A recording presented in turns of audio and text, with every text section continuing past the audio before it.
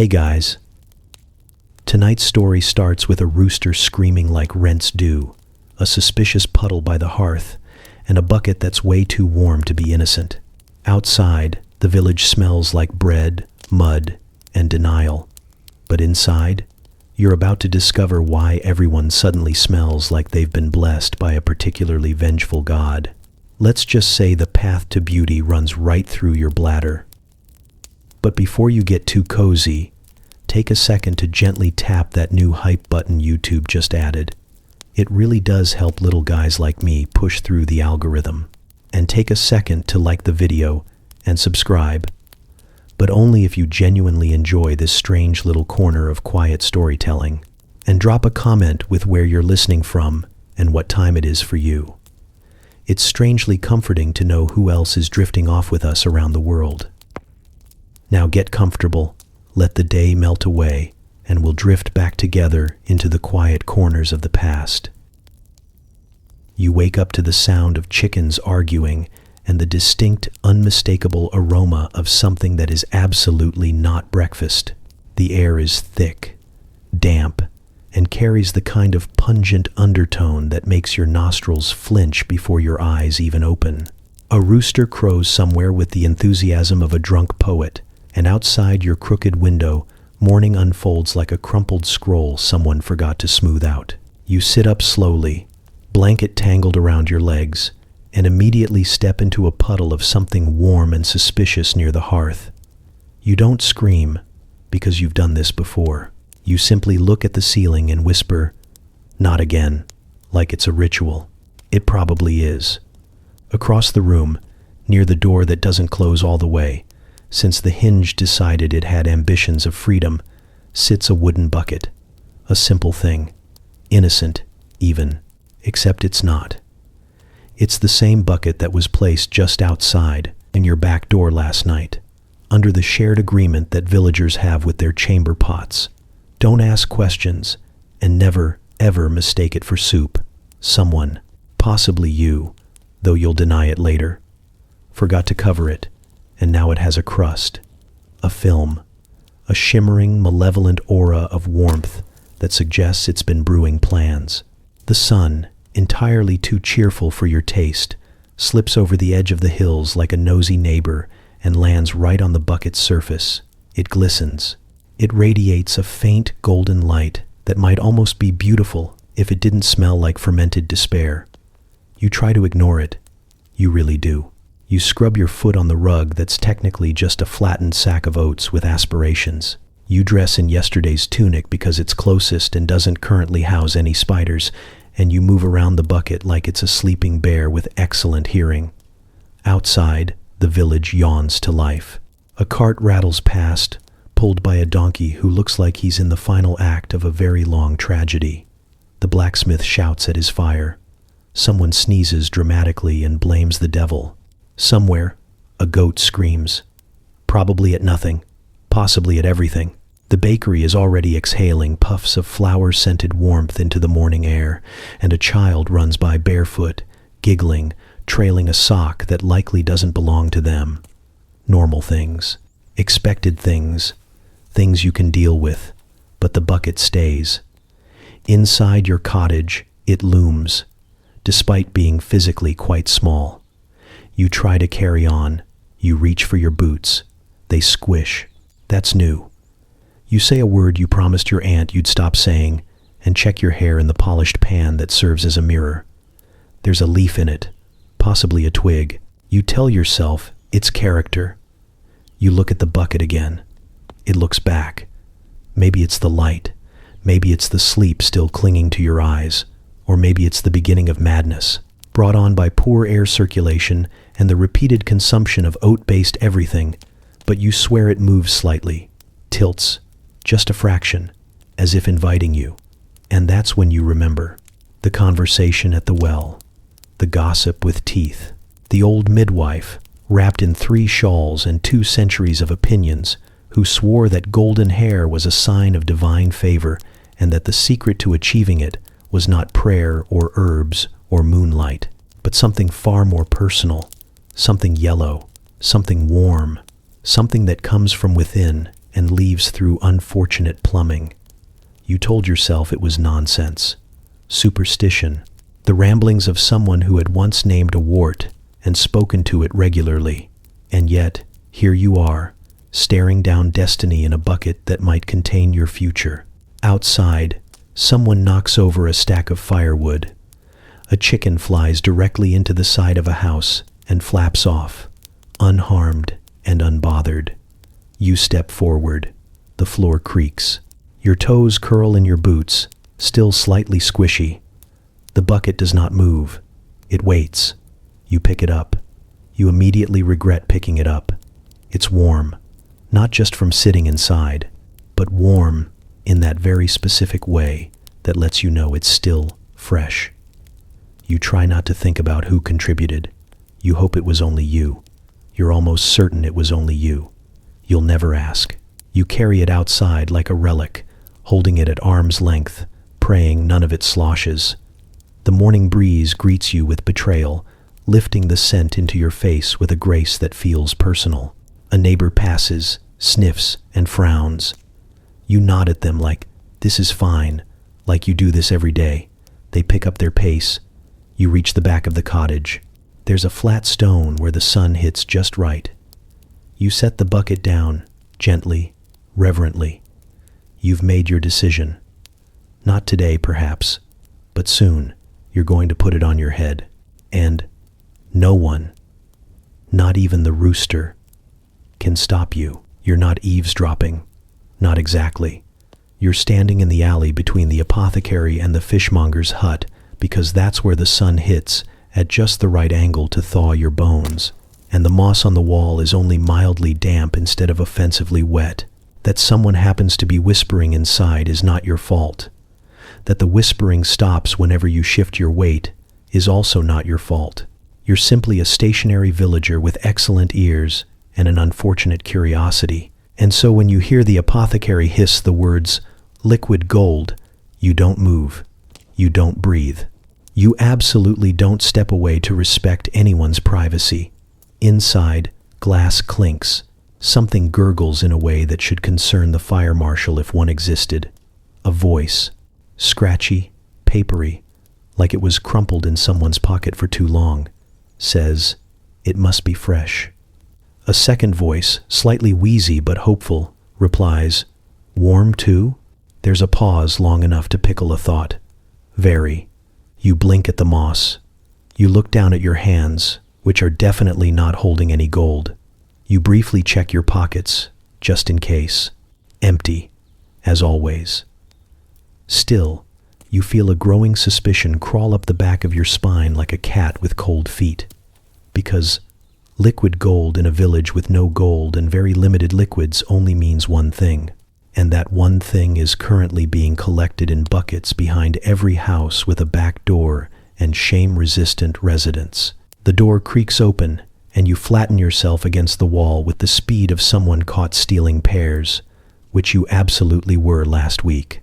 The apothecary shuffles out, robes swaying like wet laundry, cradling a jug wrapped in cloth and bad decisions. He doesn't see you, but the smell arrives early. A full second before he passes. It punches you politely in the face. You gag, quietly. He hums, loudly. It's a tune you recognize from funerals and very bad weddings. After he turns the corner, you creep inside. Not because you're brave, because you're nosy, and also because your cousin once claimed the apothecary keeps candied ginger behind the licorice root, and today feels like a day when you deserve a treat. The shop smells like mint, mildew, and betrayal. Dried herbs hang from the beams like shriveled bats. A jar near the window contains something that might be an eyeball, or a pickled grape, or both. On the counter sits an open book, written in handwriting that suggests the writer was being attacked by bees at the time. You squint. There, near the bottom of the page, in large looping letters, golden tincture. Internal source, only, heat before use. Hair shines like sun's kiss. You step back so fast your heel catches on a basket of dried nettles and sends it tumbling. The crash is thunderous. Somewhere outside, A chicken screams. The shop cat opens one eye from its perch and judges you so thoroughly your soul wilts a little. You mutter an apology to the universe and right the basket, trying not to think about the phrase internal source. You already know. Everyone knows. No one wants to say it, but it's in the book now, and therefore, it's science. Outside, the village moves like it always does. A toddler chases a duck and loses. Two men argue over who owns a shovel that neither of them can lift. An old woman sells mushrooms that may or may not be hallucinations in physical form. Life continues. But for you, something has shifted. There's a new awareness. Every bucket behind every house now feels like it's watching. You pass one and wonder how recently it was filled. You pass another and wonder if its contents are earmarked for someone's scalp. At the well, Bertha leans on her walking stick like a queen surveying lesser kingdoms. She squints at you, sniffs once, and says, "Trying the recipe, are you?" You don't answer. You can't. Your mouth has betrayed you by being dry. Agnes, sitting nearby, chuckles into her shawl. Blonde suits some people. Others just look like badgers lost a bet. You shuffle away, pretending you've suddenly remembered a chore that requires immediate attendance. The sound of laughter follows you, gentle and sharp all at once. At home, you stare at your reflection in the pan. Your hair is fine, mud-colored, slightly frizzy, framed with worry. You lift a strand. Imagine it golden, luminous, slightly damp for reasons no one will ever mention. You glance at the back door. You glance at the bucket. It glistens, not invitingly, more like it knows it's important now and doesn't have to try anymore. You think about dignity, about legacy, about how many people in this village are walking around with sunlit strands and secrets soaked in horror. You sit down at the table, put your head in your hands, and you think, very quietly, very seriously, is this what beauty costs? And if it is, are you willing to pay in pints? Gertrude does not look up when you approach.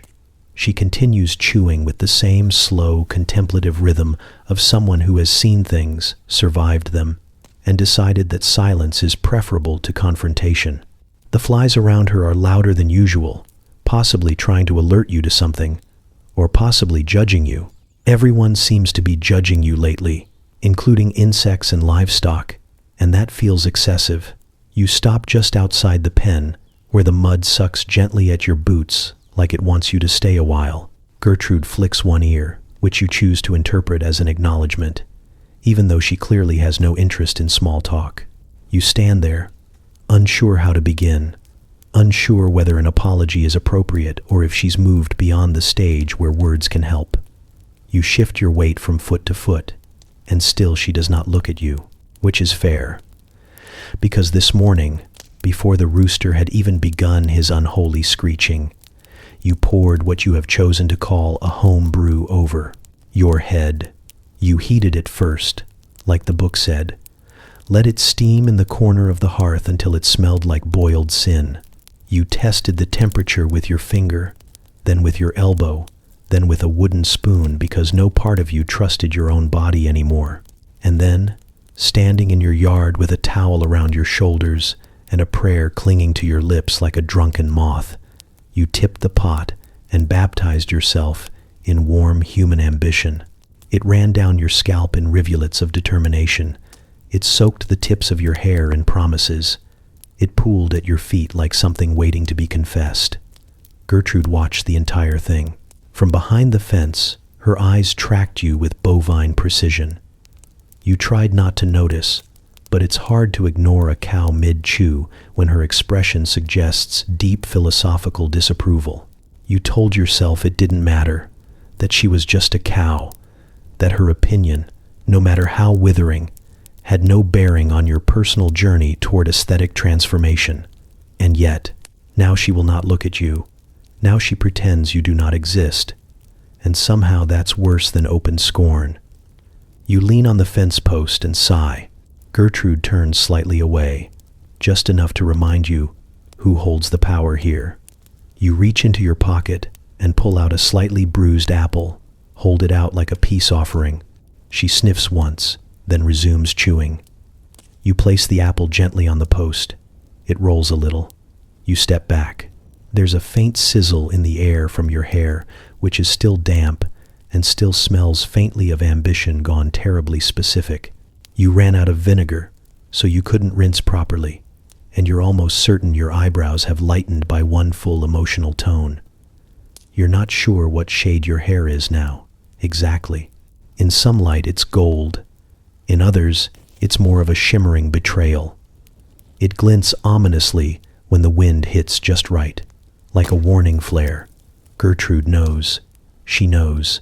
And she remembers. And she is saying nothing, which is somehow louder than words. The other animals don't care. The chickens peck at your boots as if nothing has changed, and the goats continue plotting minor rebellion behind the shed. But Gertrude is different. She's always been different. The village children call her Lady Mooington in the kind of tones usually reserved for nobility and thunder gods. She once kicked the Reeves' cousin directly into a turnip cart, and no one ever questioned her authority again. She is, by all accounts, the moral compass of this place. And she thinks you've lost your mind, which is fair.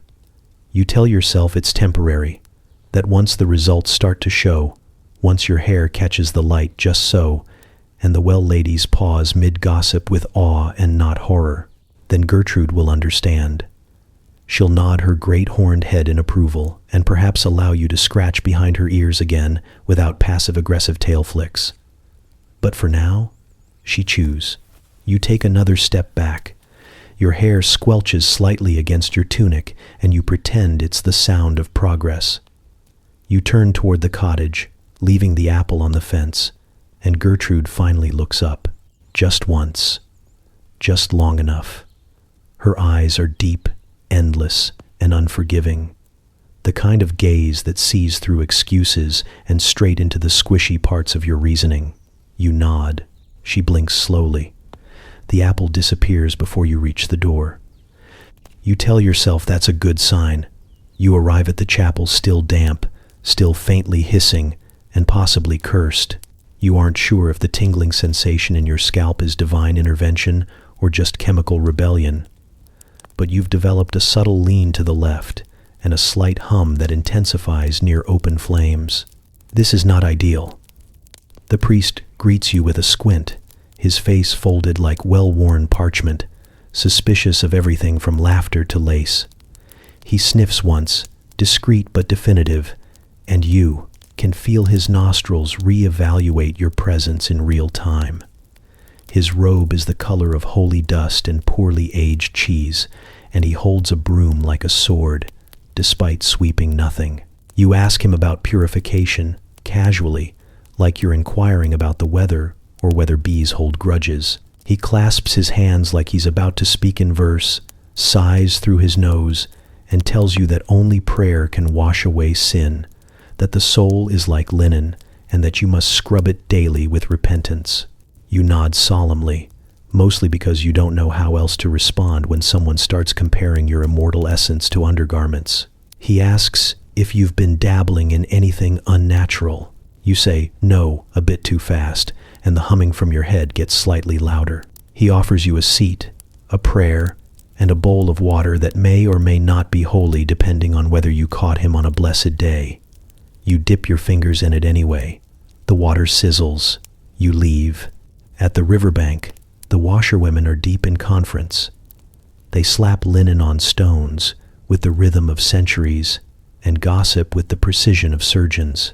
Bertha, who's washed every piece of fabric in the village at least once and possibly licked a ghost, eyes your hair with the same look she reserves for bloodstains and betrayal.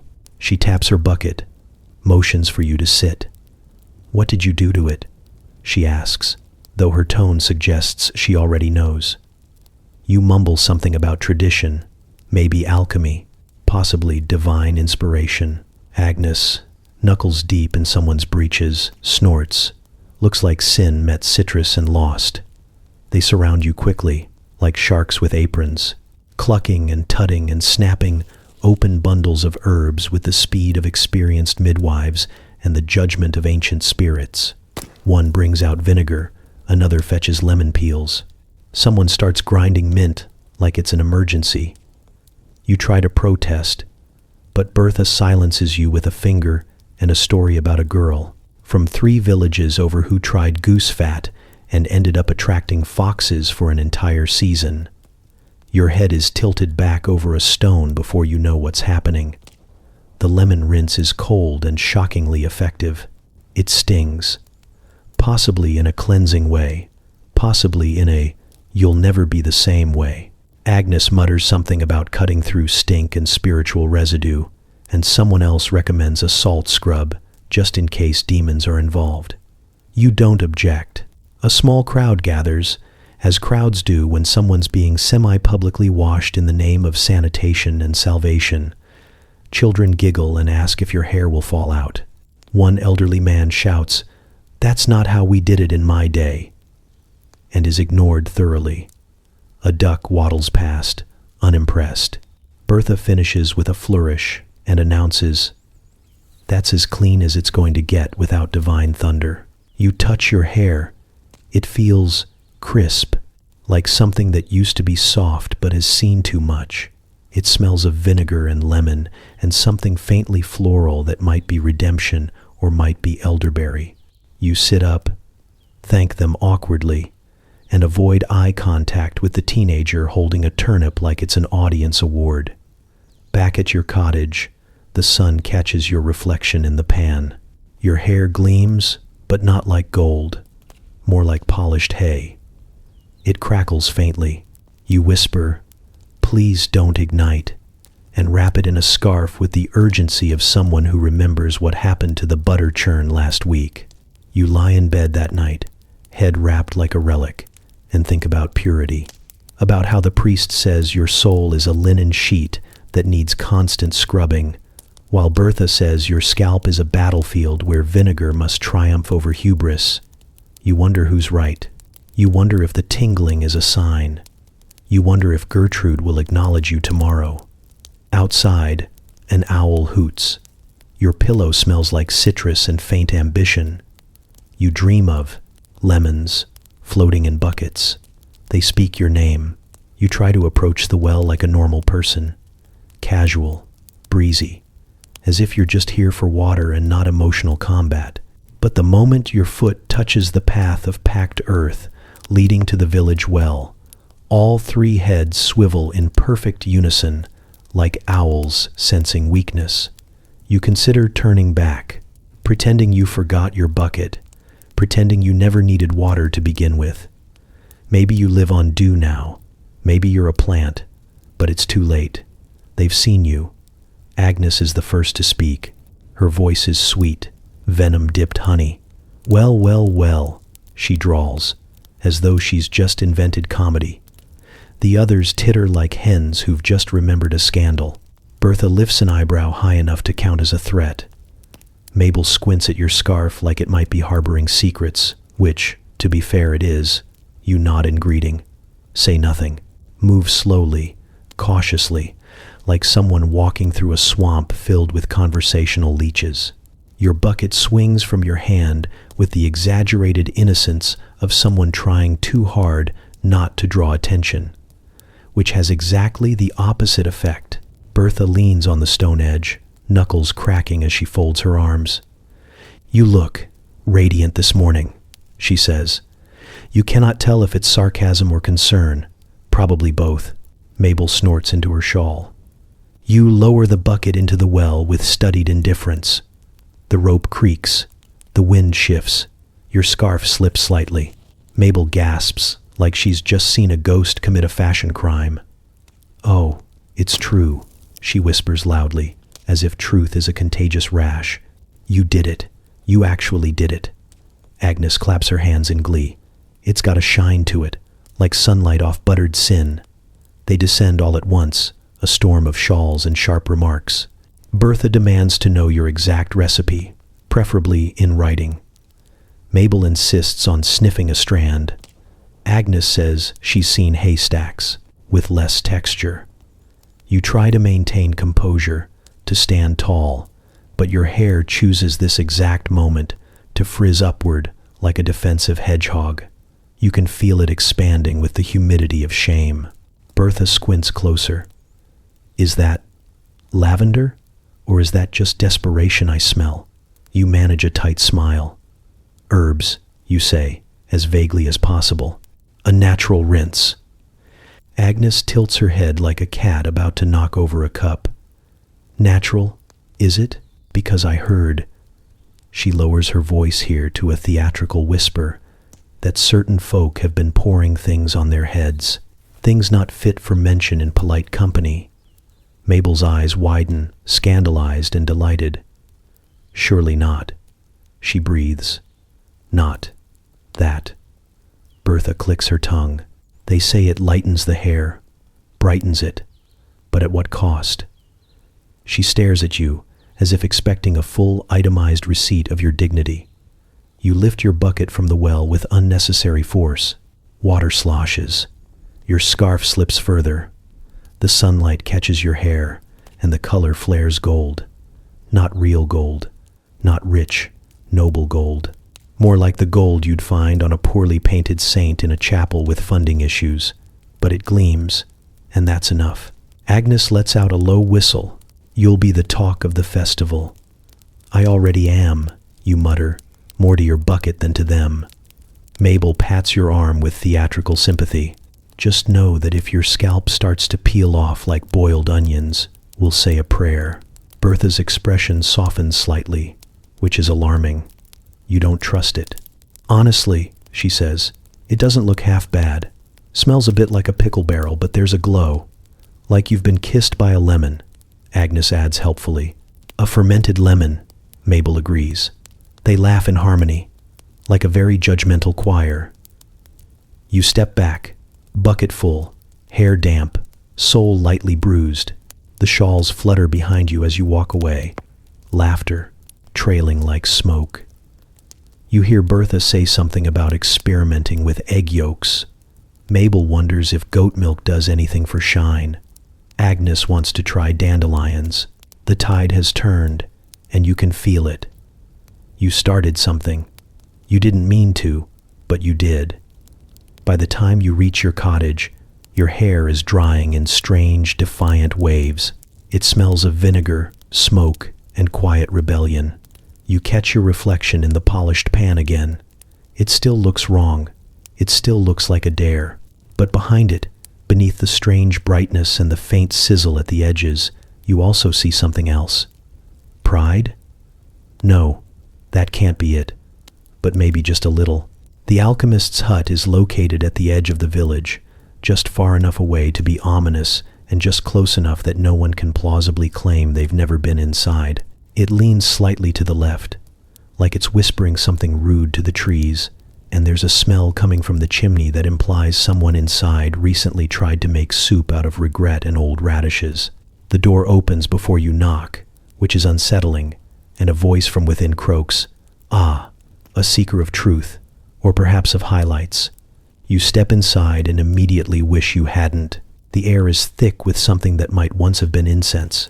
If incense had ambitions of becoming soup, jars line the walls, filled with substances that refuse to obey the laws of viscosity. Something squelches in the corner. You do not look at it directly.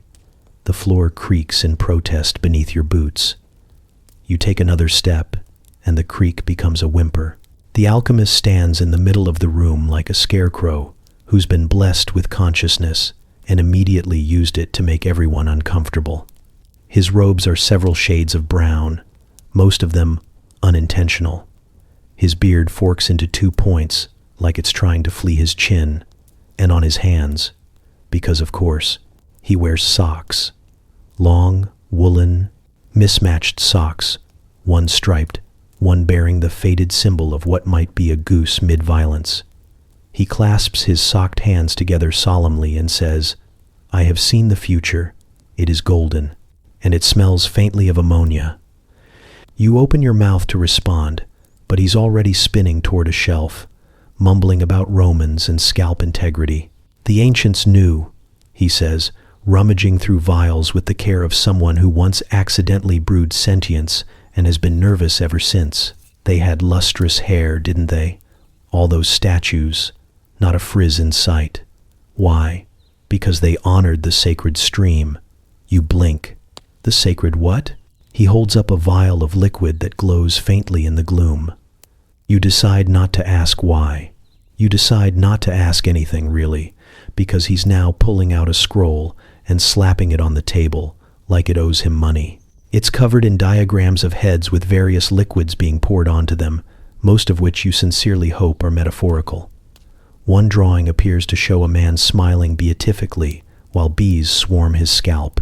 Romans, he declares, obsessed with appearance. They knew the power of the body. What it expels can also exalt. You glance at the jar, then at the scroll, then at his socks. Why? You ask carefully. Are your socks on your hands? He pauses, looks down, wiggles his fingers. For absorption, he says, as if that answers everything. The oils must not be wasted. The palms must not interfere. This is alchemy, not dishwashing. You nod. Slowly, you start backing toward the door, but he's already seized a pot and is pouring something thick and vaguely steaming into a bowl. The color is not one found in nature, or at least not in the happy parts of it. He dips a spoon in and tastes it. Nods. Too much sage, he mutters. No matter. The hair shall still gleam. You try again. I was just looking for something to stop the tingling. It's new, and not entirely reassuring.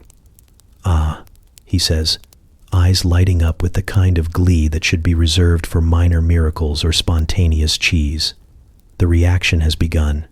Good, good. You are in the transformation phase. I was hoping for the less on fire phase. He ignores this.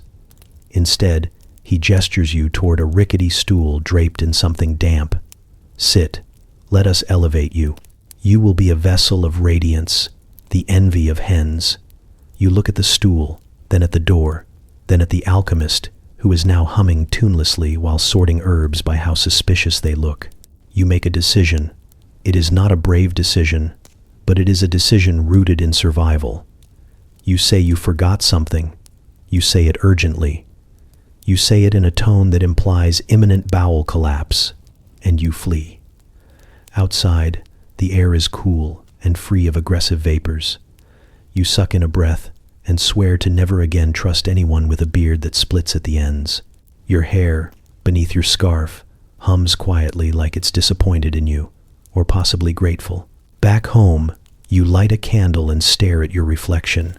There's a shine there, sure, a faint halo of chemical ambition. But there is also a warning in your eyes, a new wariness.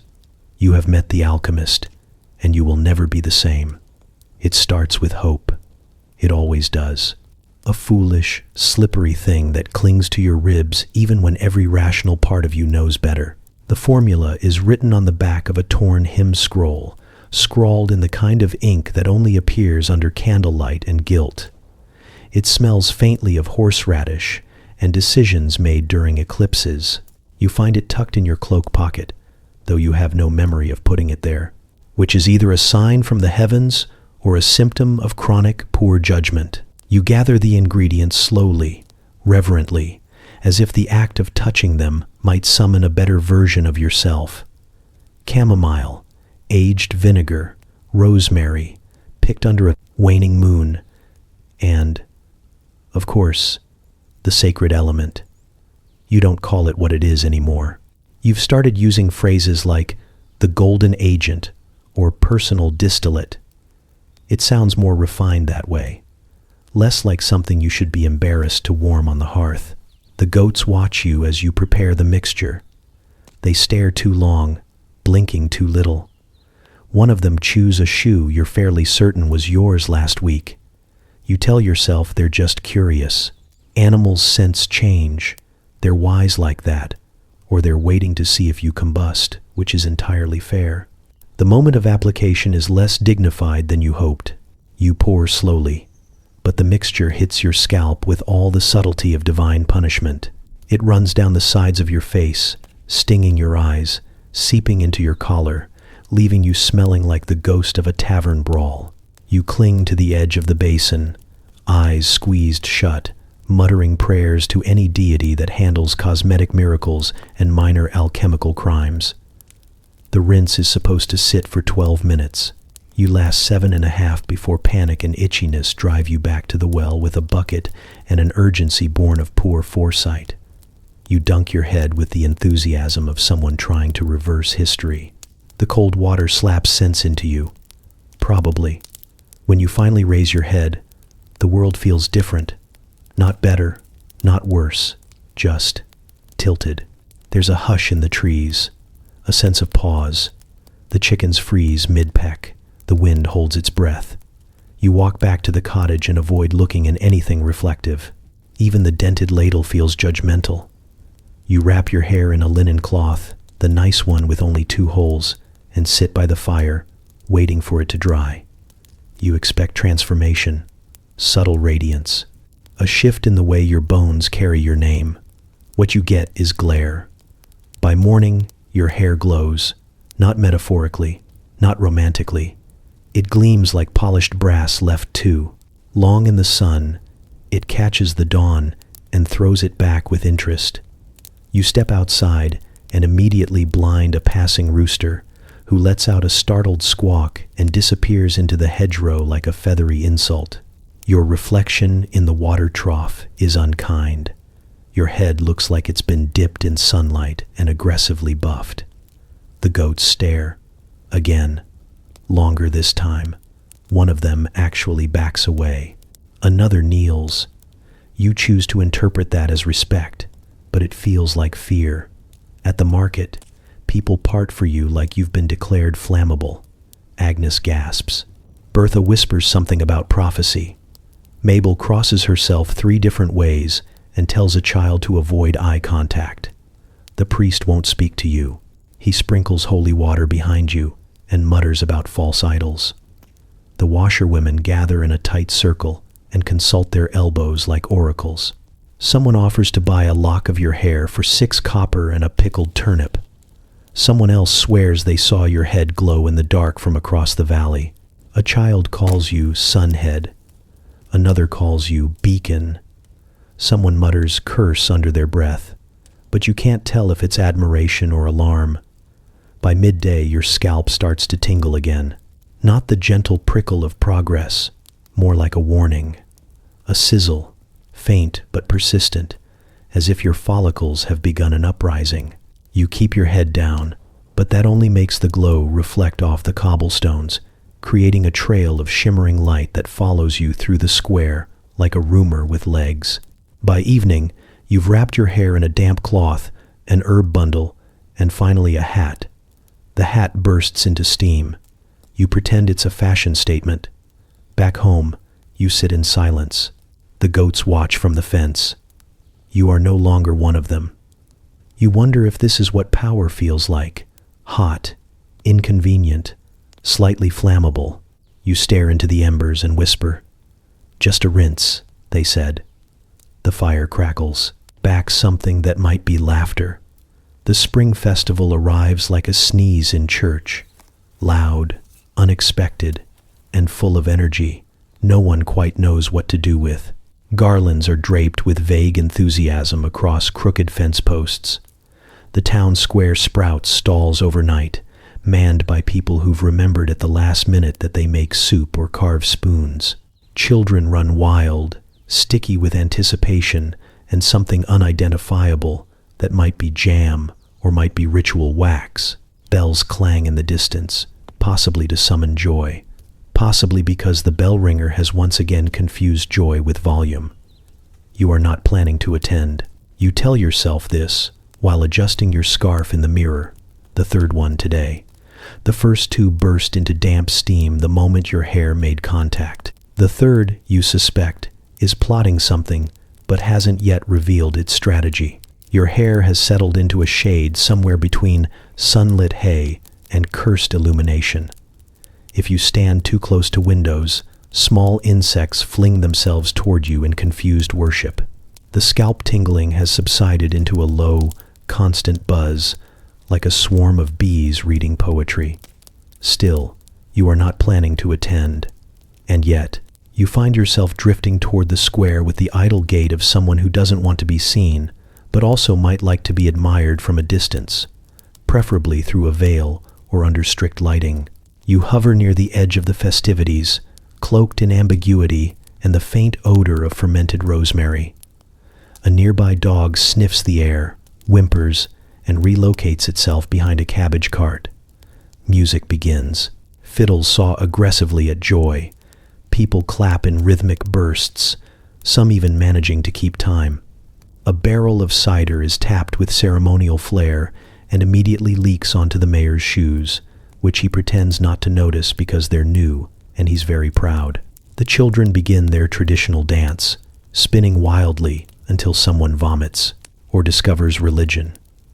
You step forward, just a bit, just enough for the sunlight to catch a tendril that's escaped your scarf and gone rogue near your temple. Someone gasps, not a subtle gasp, a full-bodied, theatrical opera in the market gasp. All heads turn. You freeze. Your scalp buzzes. Your scarf sighs in defeat and slips back, revealing the glory. The glow is worse in daylight, somehow brighter, somehow louder. Your hair catches the sun and hurls it back at the villagers like a vengeful comet. Someone ducks.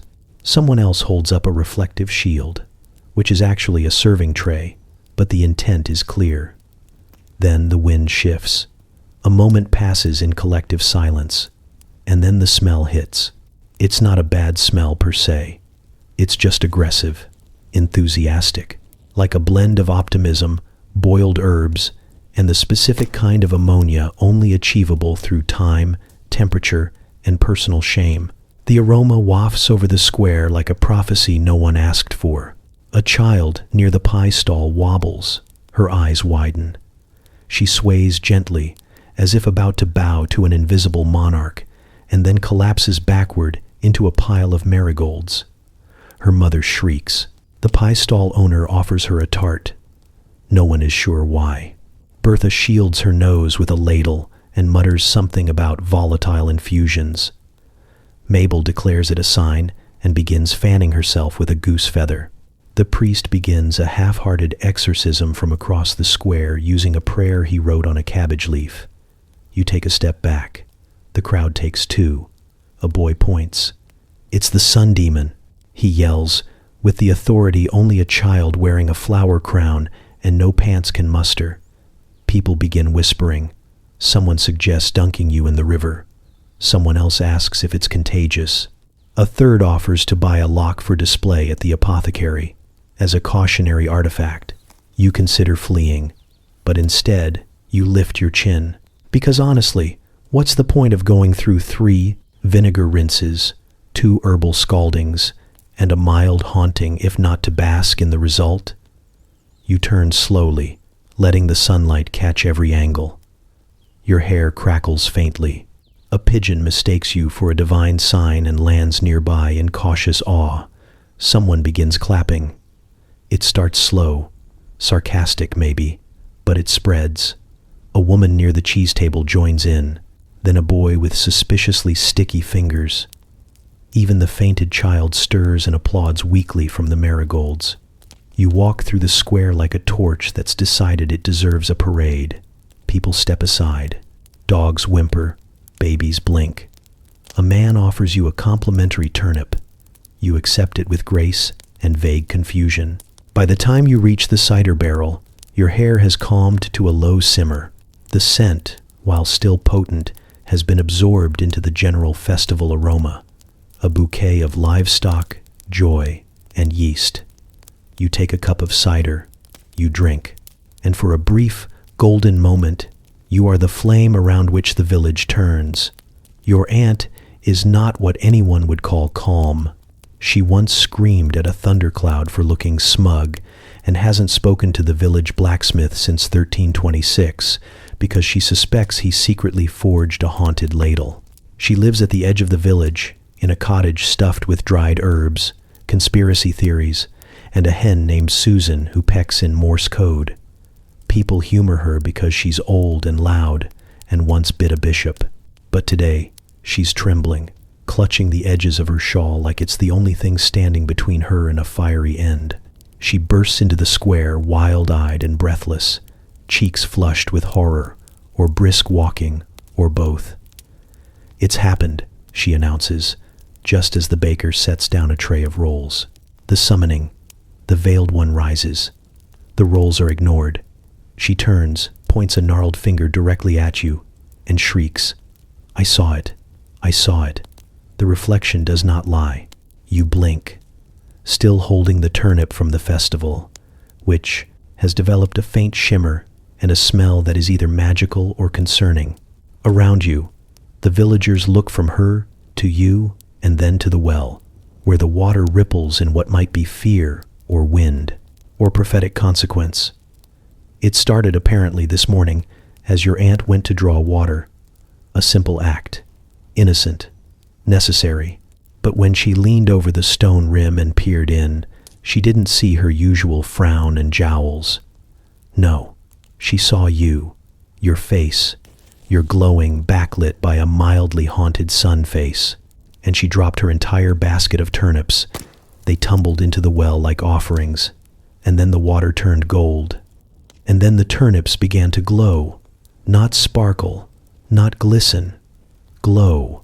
This, in her words, is a demonic portent. You try to speak, but she cuts you off with a hiss and a handful of lavender, which she throws in your direction like it might explode on contact. It doesn't. It sticks to your sleeve. A goat eats it. "I knew," she says, pacing in dramatic circles, "that this day would come. The signs were clear. The birds flew east last Tuesday. The cat refused to eat beets. The bread didn't rise. And you," she narrows her eyes at your head, "you began to change. You stopped looking normal. You want to ask what normal means when you live in a village where half the population believes sneezing during a full moon is a marriage proposal. But now is not the time," the villagers murmur. Someone retrieves a pitchfork. Not to use, just to hold. The blacksmith sharpens a spoon. Your priest approaches cautiously, muttering a hymn and gently wielding a slightly soggy prayer book. You're not sure whether to defend yourself or apologize or offer cider. Your aunt, fueled by momentum and dramatic tension, recounts her vision. She says your reflection smiled at her, but your actual face did not. That the well whispered secrets in Latin, that the turnips hummed. You don't remember learning Latin. You don't remember teaching it to turnips. She insists you are no longer you, that your hair is a conduit, that it holds messages. She demands they be translated. "Speak, spirit," she commands your scalp. "Reveal your unholy mission." You consider saying something profound. Instead, you sneeze. The sneeze echoes. Suspiciously, the wind picks up. Dramatically, a child cries. An elderly man says, "This is exactly how the plague started," and everyone shuffles a little farther away. Your hair, bathed in afternoon light, and the residue of many alchemical sins, shimmers like a halo caught in the middle of an identity crisis. Then, without warning, one of the turnips, one of the very same from the well, emits a faint ping and rolls toward the priest. He jumps. Your aunt screams again. The baker drops his rolls. The goose lady faints for the 4th time this week. You sigh. You try to explain. You talk about dying rituals and vinegar rinses and the unfortunate power of optimism. You mention the alchemist, the sacred scroll, the socks on his hands. You detail the festival, the accidental illumination, the child who fainted but applauded. They listen, sort of. Your aunt is unconvinced. She draws a protective circle in the dirt with a stick and places 3 chicken bones inside. One bone immediately disappears. Susan, the hen, clucks ominously. "I knew it," she says. "Possessed poultry." Eventually, the priest calls a village council, which is really just him, your aunt, Bertha, and Mabel, sitting on logs and nodding sagely at each other. After an hour of murmuring and dramatic sighs, they determine you are not a confirmed demon, but heavily suspicious. You are not allowed near mirrors, wells, or root vegetables for a fortnight. You go home. You wash your hair. It glows, just a little. You stare into the basin, not for prophecy, but for a moment of silence. The goats blink at you through the window. The turnip hums again. You place it gently outside, just in case. The reeve arrives just after sunrise, as if summoned by the smell. He rides in on a mule with one lazy eye and a saddle that creaks in a way that suggests both judgment and lower back pain. His name is Oswin, but no one calls him that. They call him the Reeve, as if the title lends him dignity, which it doesn't. His cloak is regulation brown, with a patch that reads, Investigator of Irregular Occurrences, stitched by his mother in thread that once said, Live, laugh, love. He dismounts with the slowness of a man who has absolutely nowhere else to be. His boots hit the mud with purpose, or at least approximation of it, and he sniffs, long and slow. A theatrical sniff that climbs through layers of meaning and olfactory trauma.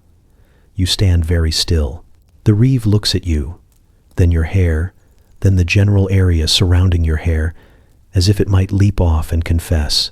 He produces a quill from inside his cloak and a scroll that already bears too many wine stains and what looks suspiciously like jam. He squints at you. Alchemy-related deviance, he murmurs, writing it down before you can speak. You try to protest. He holds up a hand. Standard designation, he says, covers all manner of glowings, hums, and unsettling aromas. He sniffs again, frowns deeper. Also effective against hauntings, fermentations, and the unnatural multiplication of vegetables. This last bit seems pointed. The villagers begin to gather, as they always do when paperwork appears. Bertha holds a basket of parsnips but doesn't pretend to shop. Mabel clutches a chair she brought from home. The priest hovers at the edge with an expression of hopeful doom. Even the goose waddles in, feathers puffed, as if prepared to testify. The Reeve circles you once, slowly, as if afraid sudden movement might cause an explosion. He taps the edge of his scroll. It is the belief of this office, he announces, that the subject, hereinafter referred to as the glowing individual, poses a credible disruption to the village's daily flow of activities and its olfactory integrity.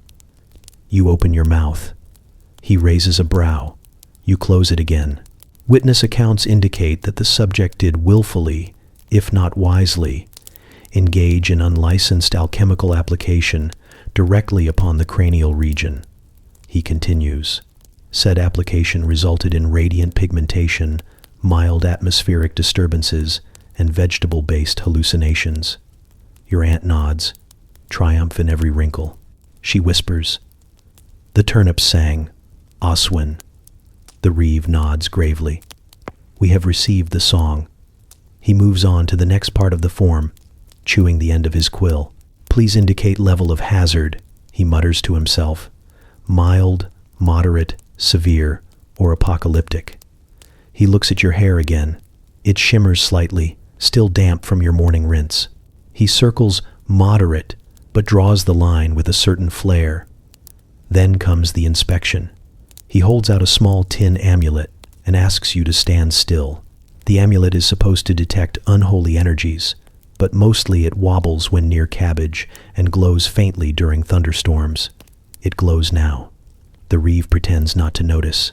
He smells your hair, professionally, he says, and jots something about vinegar and the lingering hint of destiny. You ask what happens next. He looks at you with the pity one reserves for those who've asked about taxes during a feast. Observation, he says. Containment. Preventative caution. You ask what that means. It means you get a flag. It is not a nice flag. It's red, but not a noble red, more of a tired maroon, with frayed edges and a drawing of what might be a flame or a particularly dramatic leak. The reeve plants it outside your door. It waves weakly in the breeze, as if embarrassed to be involved. This flag means, do not engage without cause. It also means no one is supposed to lend you yeast, eggs, or mirrors for at least 6 weeks. The children are told not to stare directly at your hair. The goats are herded to a new pen, farther up the hill, though one still sneaks down to observe you with judgmental chewing.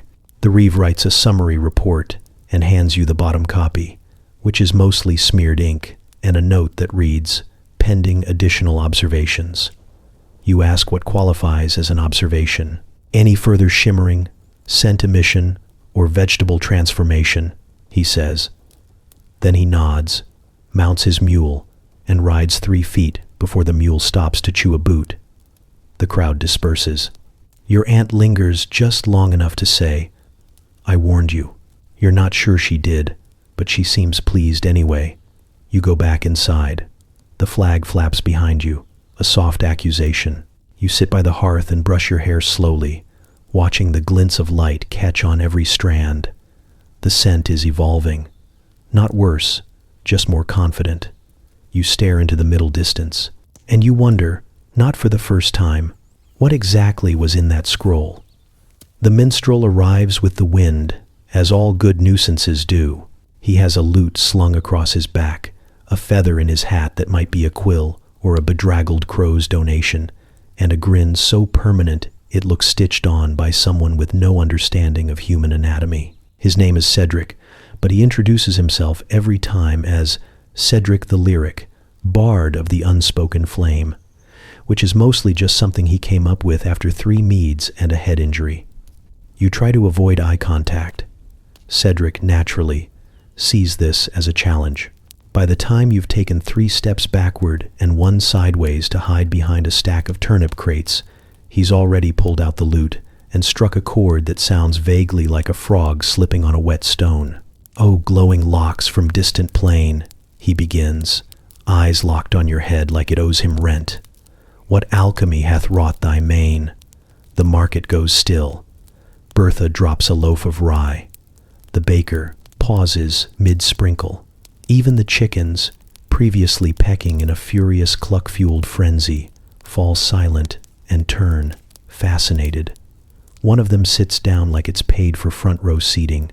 Cedric strums again, this time with more confidence, as though the first sound didn't make a toddler cry last week. His voice rises with theatrical flair and absolutely no concern for rhyme meter. They say it came from bottled spell, a tincture brewed with herbal smell, but whispers speak, and so says she. The key ingredient was your pee. There is a moment in every life when you question your past choices, your current companions, and your future prospects. This is that moment. You stand very still, as if motion will make it worse. It doesn't. He's already launched into the chorus. A golden stream, a sacred rite, a scalp ablaze with holy light, a hue so bright the goats all flee. By bladder's grace, divine decree. The goats, for the record, do not flee. They approach, slowly, staring. You mutter something about needing to be anywhere else and try to leave, but Cedric follows, his lute bobbing like a loyal duck. He weaves through the crowd, trilling lyrics that now involve your aunt, the well, and turnips touched by prophecy. You duck behind the cobbler's stall. Cedric ducks lower. By nightfall, the song has developed multiple verses, a bridge, and at least 3 audience members who can now sing along. The chickens join in with vaguely rhythmic clucking. Someone throws a coin. Cedric bows so hard he nearly collapses. The worst part is that it's catchy. You hum it to yourself while feeding the goats, stopping halfway through a line about potent roots and scandalous shine with a look of pure betrayal aimed at your own mouth. You try to bribe Cedric to stop. He thanks you for the coin and promises a second ballad by sunrise. He is true to his word. The sequel, Strands of Glory, Urine You Glad, debuts at breakfast. You're still chewing bread when the first line hits your ears. In Shadow's Land, where Where moonlight spills, she tames the storm with golden thrills.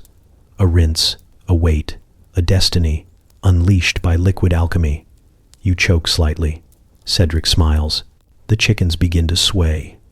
Susan the hen lays an egg mid-verse and does not apologize. By day 3, children are singing it in the fields. By day 5, a traveling merchant has purchased the rights to the lyrics, which Cedric insists were handed down by an ancestor who once sneezed near Merlin. Posters appear. One features your face, dramatically reimagined as a glowing oracle holding a flask labeled Folk Wisdom No. 5. The Reeve returns to file an addendum report. Musical escalation.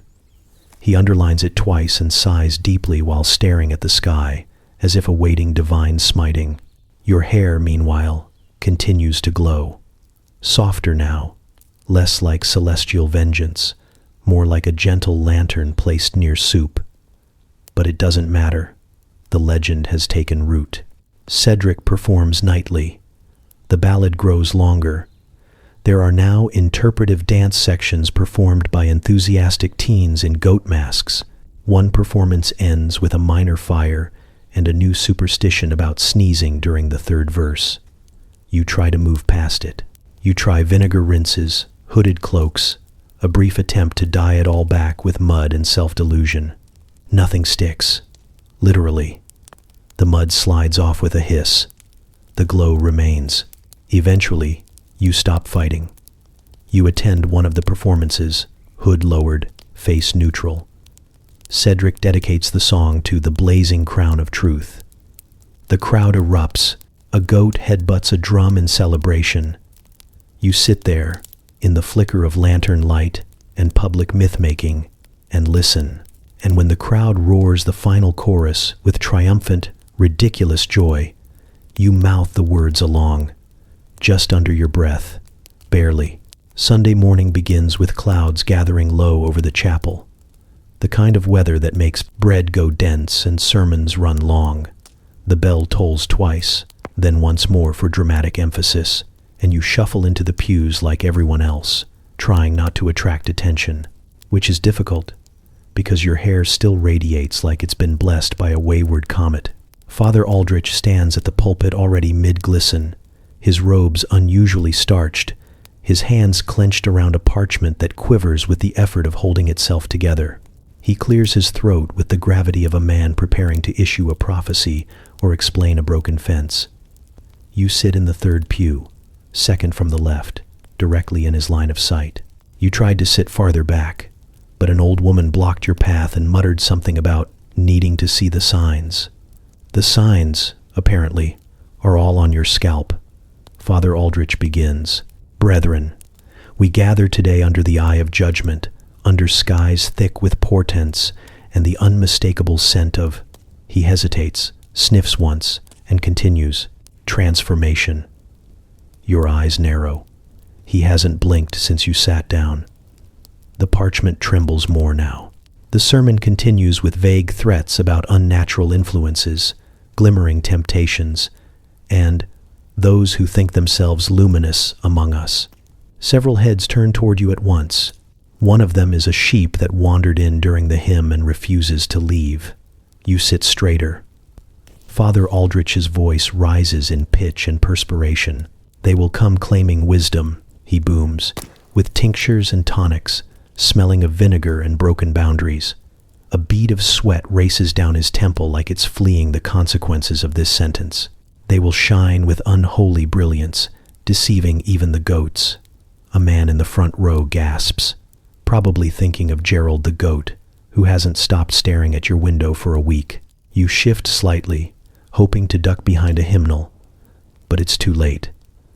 The shaft of light from the stained glass window catches your hair like it's in on the joke.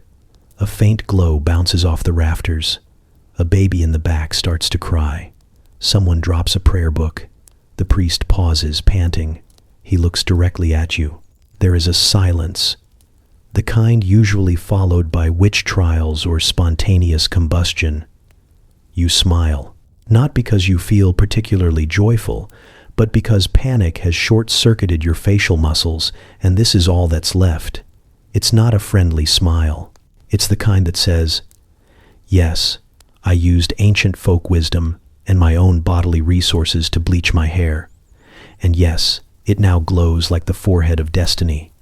And no, I will not be apologizing." Father Aldrich flinches. He tries to recover by launching into revelation, not the one from Scripture, the one he's been writing himself. It's mostly symbolic and suspiciously rhyming.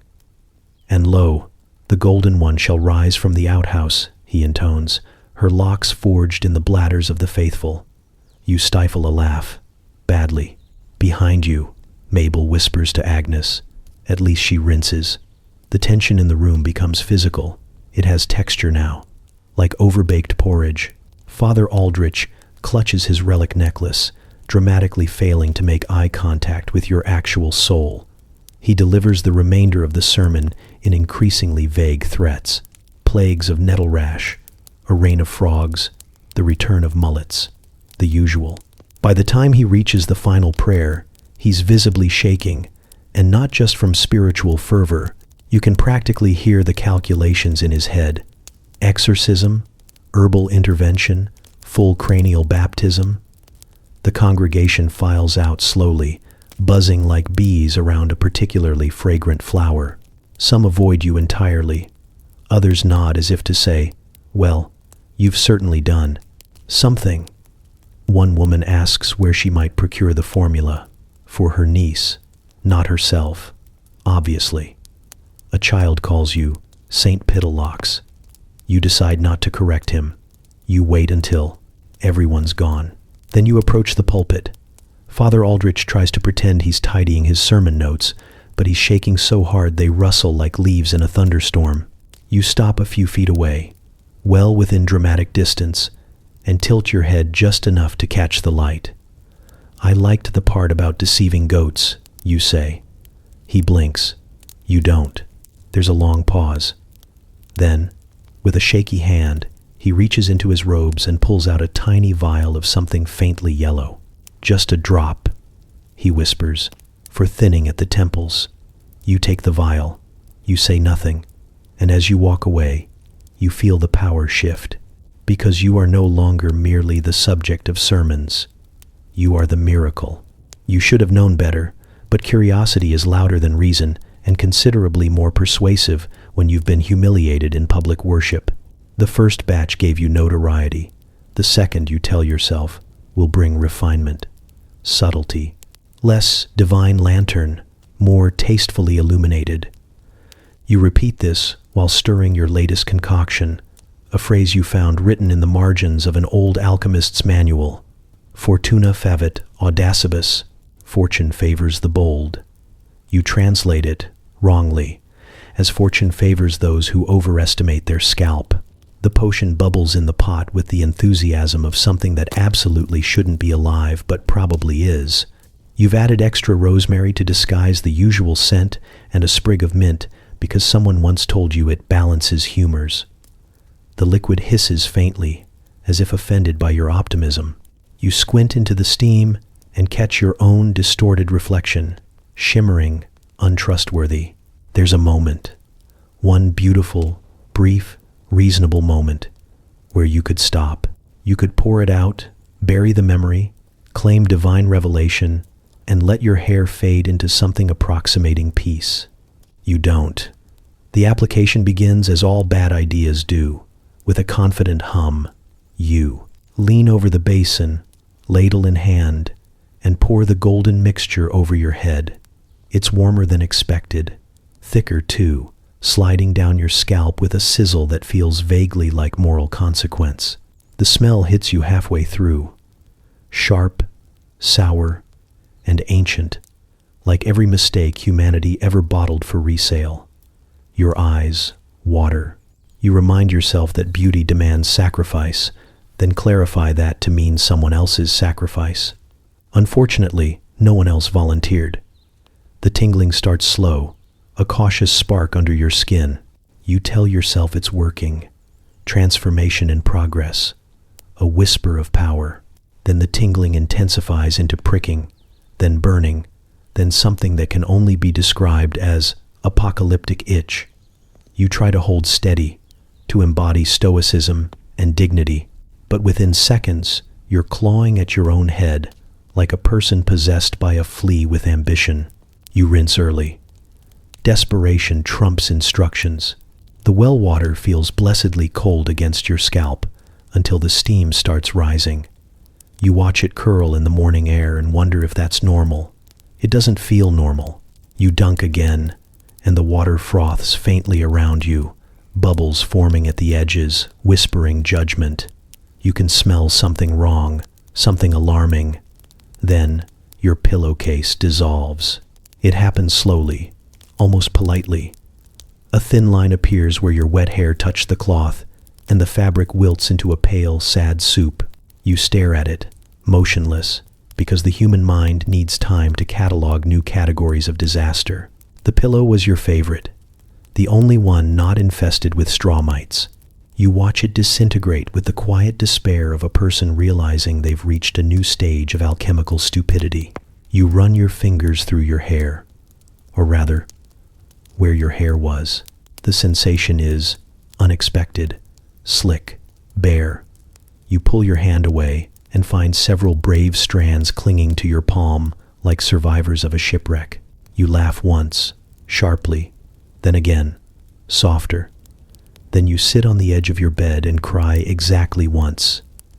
It's not even a long cry, more of a punctuation, a single tear, efficient, to acknowledge the moment before continuing with your day. When you look up, your reflection in the cracked mirror shows a glistening dome that reflects light beautifully but unnervingly. You look like a saint mid-miracle or an egg mid-boil. There's power in it, maybe, or shame. It's hard to tell which. By noon, the news has traveled. Bertha sees you first at the well and drops her bucket in shock. Mabel follows with a gasp that could curdle milk. She's shed her sins, someone whispers, or her scalp, someone else replies. The priest passes by later, gives you a long, contemplative look, and mutters, "The prophecy deepens," before tripping over his robes. The reeve reappears with his scroll and declares a new category: self-inflicted alchemical event, minor combustion risk. He hands you another flag. This one's blue, for pity. You plant it outside your door next to the maroon one, and the two flutter together like a warning to all who might think innovation is a virtue. By evening, your scalp has cooled to a tolerable temperature. The tingling subsides, replaced by a faint hum that you can't quite place. It might be residual energy. It might be the sound of your dignity leaving your body. You sit by the fire, rubbing your bare head with a cloth soaked in vinegar and hope. The chickens stare through the window, fascinated. The goose tilts its head approvingly, as if recognizing a fellow bald creature who's made choices. Later that night, under the faint silver light of the moon, you find something strange, a shimmer, a faint golden glow returning at the roots. Soft as dawn, you touch it, warm, alive, you exhale. Perhaps fortune does favor the bold, or perhaps it just enjoys watching them flail. Lionel the scribe is what happens when a quill grows legs and learns how to gossip. He lives 3 cottages over, in a room lined with scrolls that no one has ever asked him to write, but everyone has accidentally read.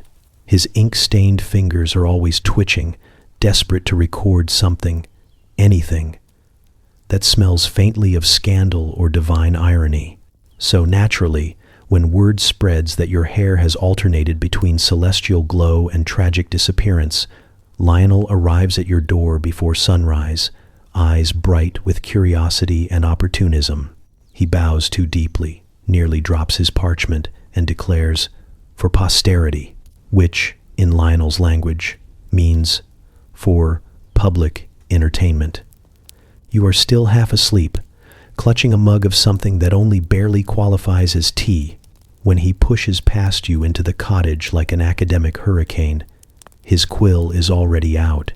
The air hums with destiny, or ink fumes. He circles you the way a hawk circles a wounded mouse. Fascinating, he mutters, squinting at your scalp. A chemical miracle, a theological quandary, possibly treason, depending on the bishop's mood. You tell him you'd prefer not to discuss your hair in terms of state crime, but he's not listening. He's sketching. His tongue sticks out slightly as his quill scratches across parchment, forming what you can only hope is not an anatomically accurate diagram of your head. When you ask what he's writing, he grins like a man unveiling blasphemy and says, "A treatise." Working title, Piss and Prejudice, an inquiry into the chromatic mysteries of the common peasant. You stare at him, cup halfway to your lips. He nods, proud.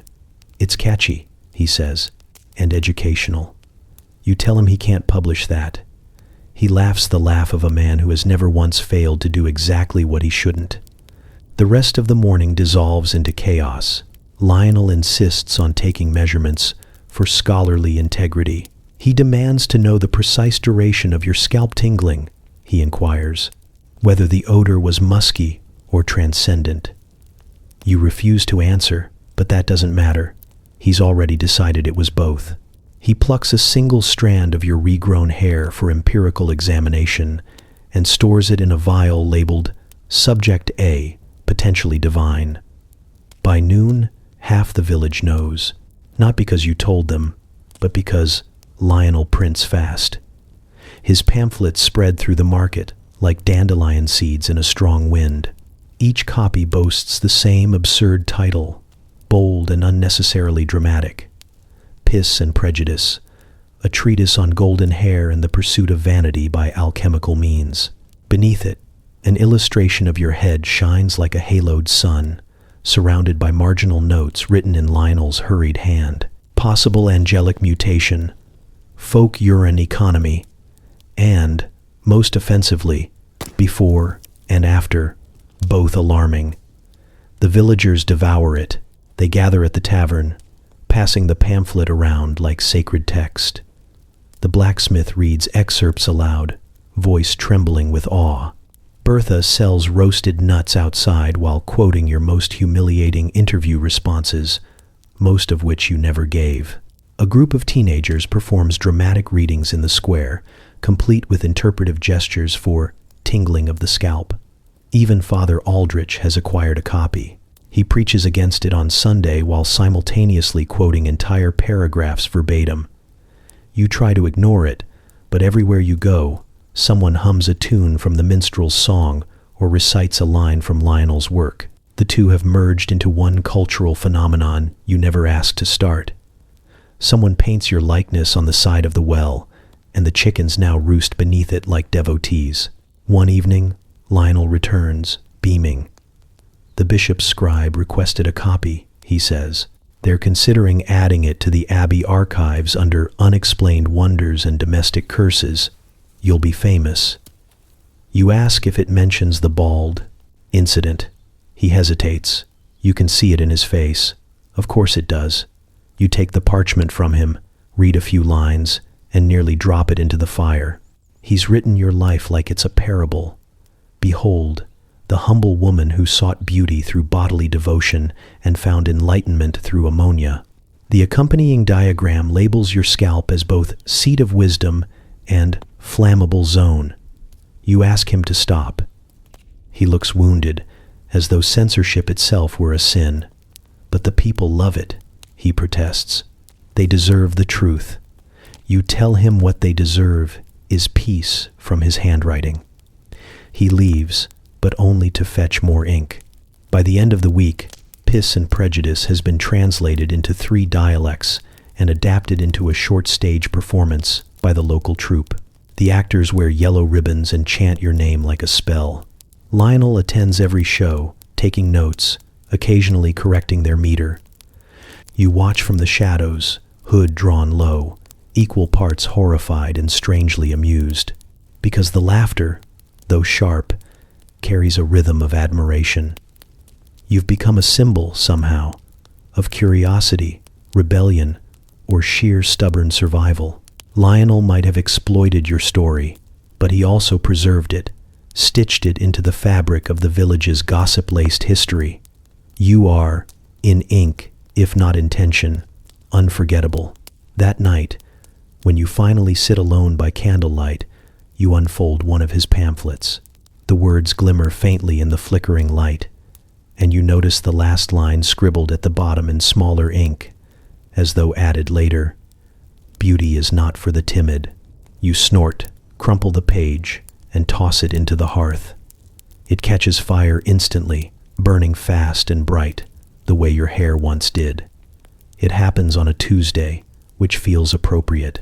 Tuesdays are for small disasters and superstitions.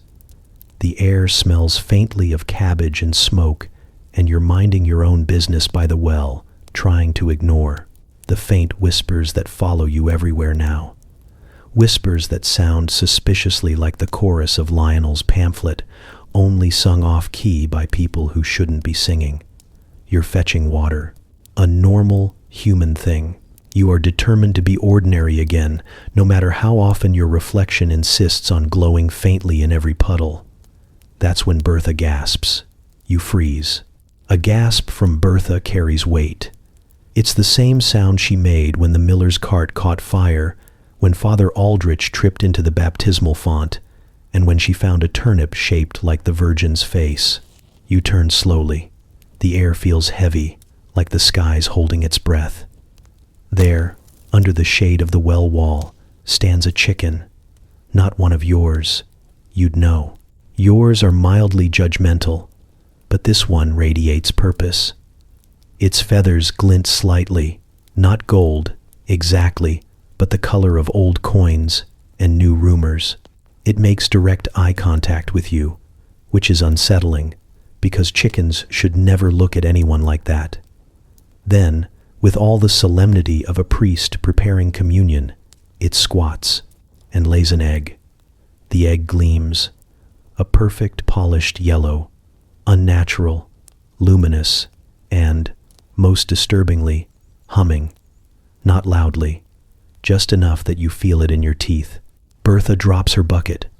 Water spills over her shoes, and she doesn't even flinch. Her lips move, forming the words everyone knows are coming but no one wants to hear. It's a sign, she breathes. An omen. You sigh, loudly. Bertha, of course, takes that as confirmation. A heavenly egg, marked by her touch, she cries, gesturing at you like she's unveiling the corpse of sainthood.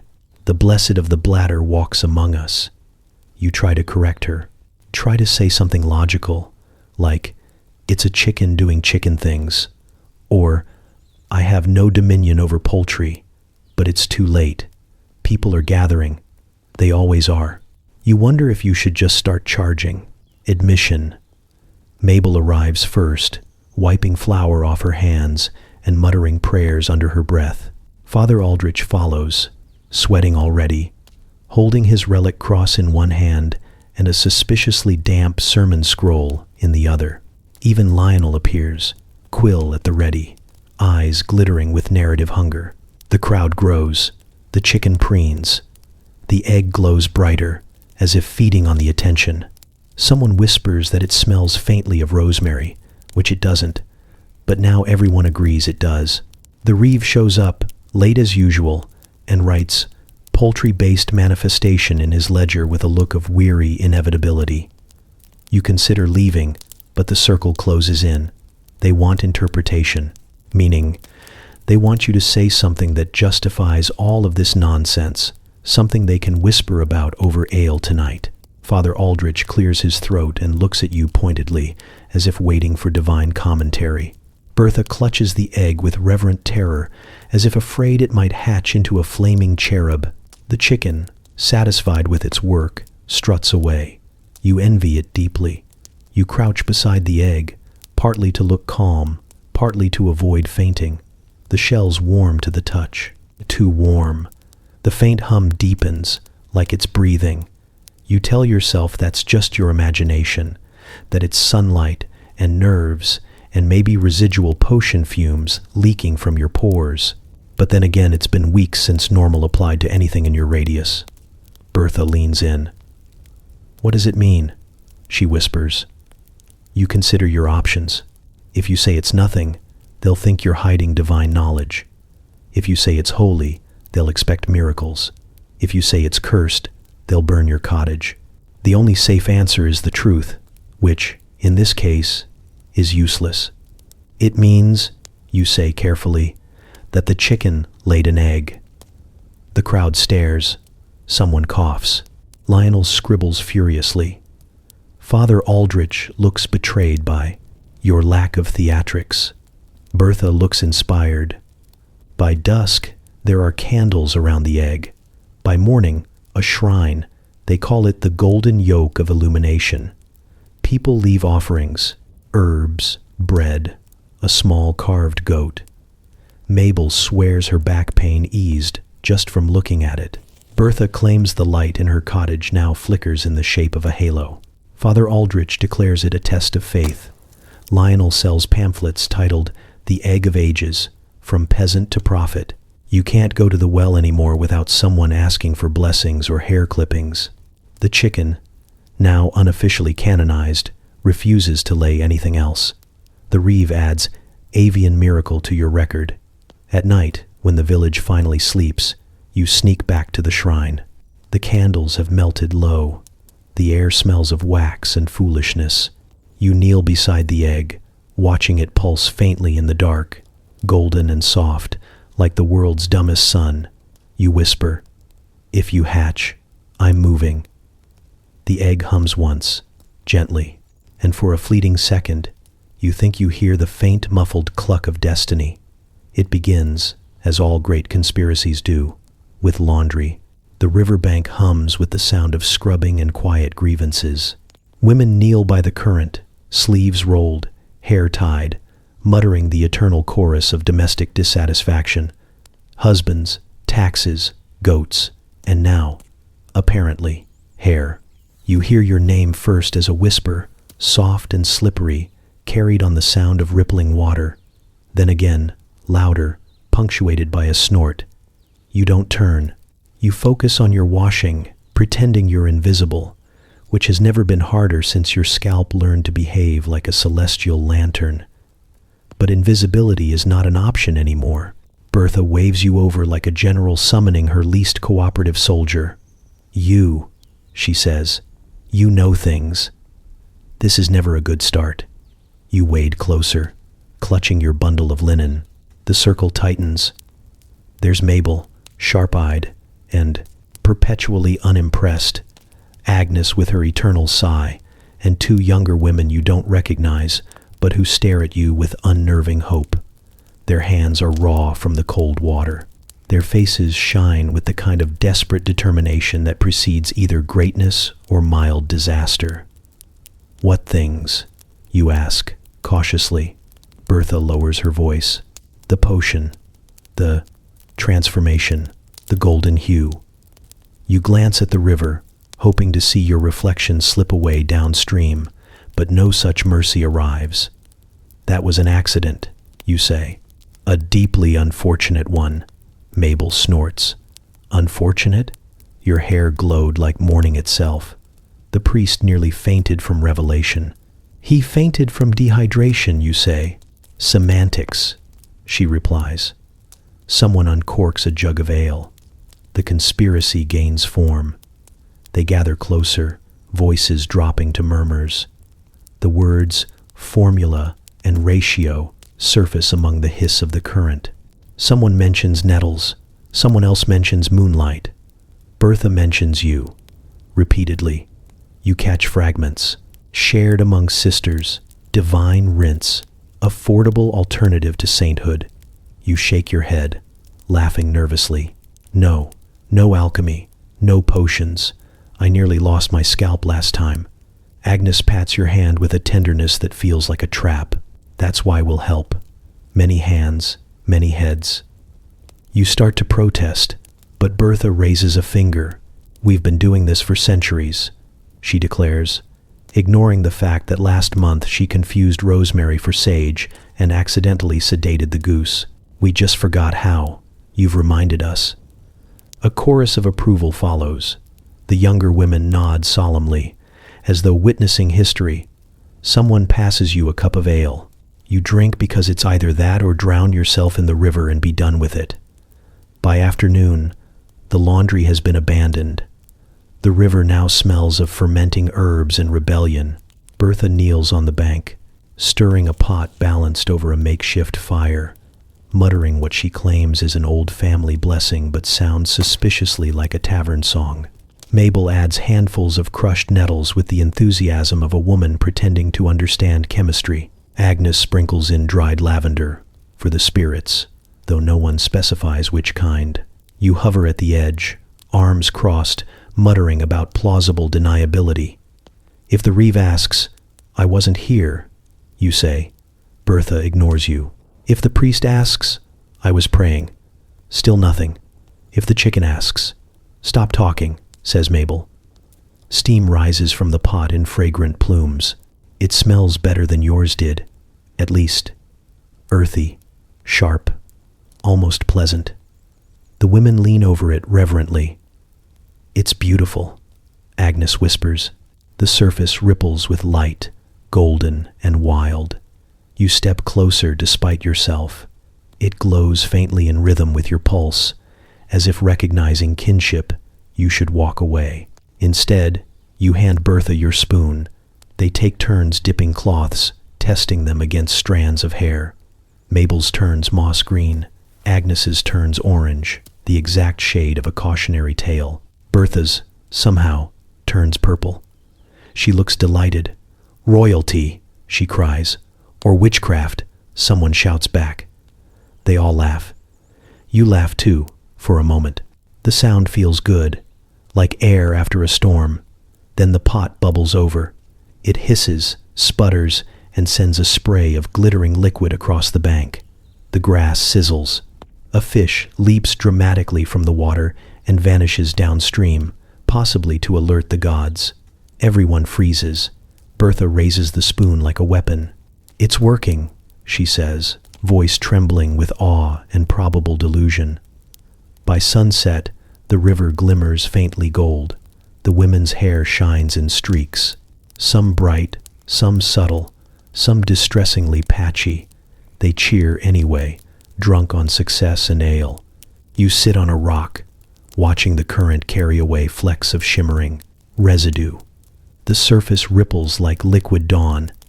It's almost beautiful, almost holy, almost horrifying. Bertha wraps an arm around your shoulders. "We've done it," she says. "We've reclaimed beauty from the monks and the merchants, hair for the people." You look at her, at the river, at the gathering of women glowing faintly under the rising moon. "I'm telling the reeve it was your idea," you say. Bertha grins. "Of course you are."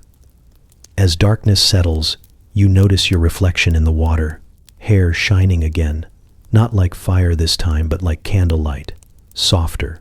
You smile despite yourself. The river women keep singing, their voices weaving through the night air like spells disguised as laughter. You wonder, not for the first time, if revolutions always start this quietly. The first time it happens, you're walking to the market with your basket of turnips and mild delusions of normalcy. The sun's out, the sky's mercifully free of omens, and for once, no one's singing about your hair. Then, from somewhere behind a cart of suspiciously wilted cabbage, a small voice pipes up, bright and certain. "Sunhead." You stop mid-step. The word hangs in the air like a pebble about to hit glass. You turn just in time to see 3 children staring at you with the rapture of those who've just spotted a unicorn or a scandal. One of them is clutching a stick. Another has what might be a frog. The third, the smallest, points at your head and whispers. It glows. You pretend not to hear. You've learned that attention only feeds them. You try to walk faster, but children are like bees. They sense fear and chase it. Within seconds, you're surrounded. "Does it get brighter when you're angry?" asks the frog holder. "Can you set things on fire?" asks the one with the stick, eyes wide with admiration and mild hope. "Can I lick it?" asks the smallest, already reaching upward. You freeze. The child stands on tiptoe, determined, face tilted toward your head like a pilgrim before a relic. "No," you say firmly. "Absolutely not." The child pauses, thinks about it, and then licks your hair anyway. There are moments in life when time stops, not for beauty or tragedy, but for pure disbelief. You watch as the child blinks, processing the taste of vinegar, herbs, and unfulfilled curiosity. Then solemnly they announce, "It tastes like coins." The others nod as though this confirms all their suspicions. "Because she's magic," the one with the stick says. "Because she drank sun juice."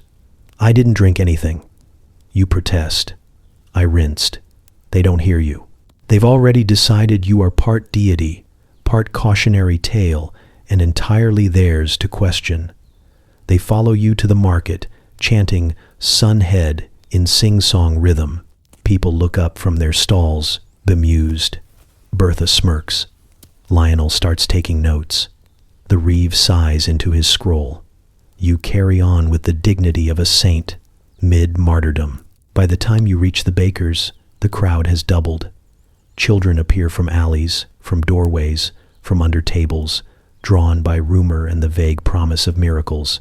Someone hands you a daisy crown, slightly crushed but offered with reverence. "For the Sun Lady," they say. You try to decline, but the baker insists it suits you. The daisies smell faintly of mud and sincerity. You wear them anyway. The chanting turns into a parade. A very small, very chaotic parade. They march behind you, waving sticks like banners, tripping over each other, declaring your blessings upon random objects. A goat receives divine forgiveness.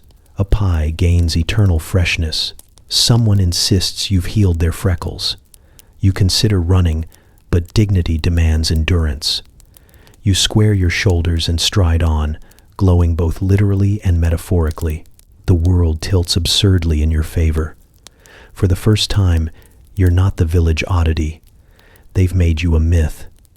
And myths, for all their inconveniences, don't have to explain themselves. It lasts until the smallest child trips, sending a basket of apples tumbling into your legs. The crown slides down your forehead.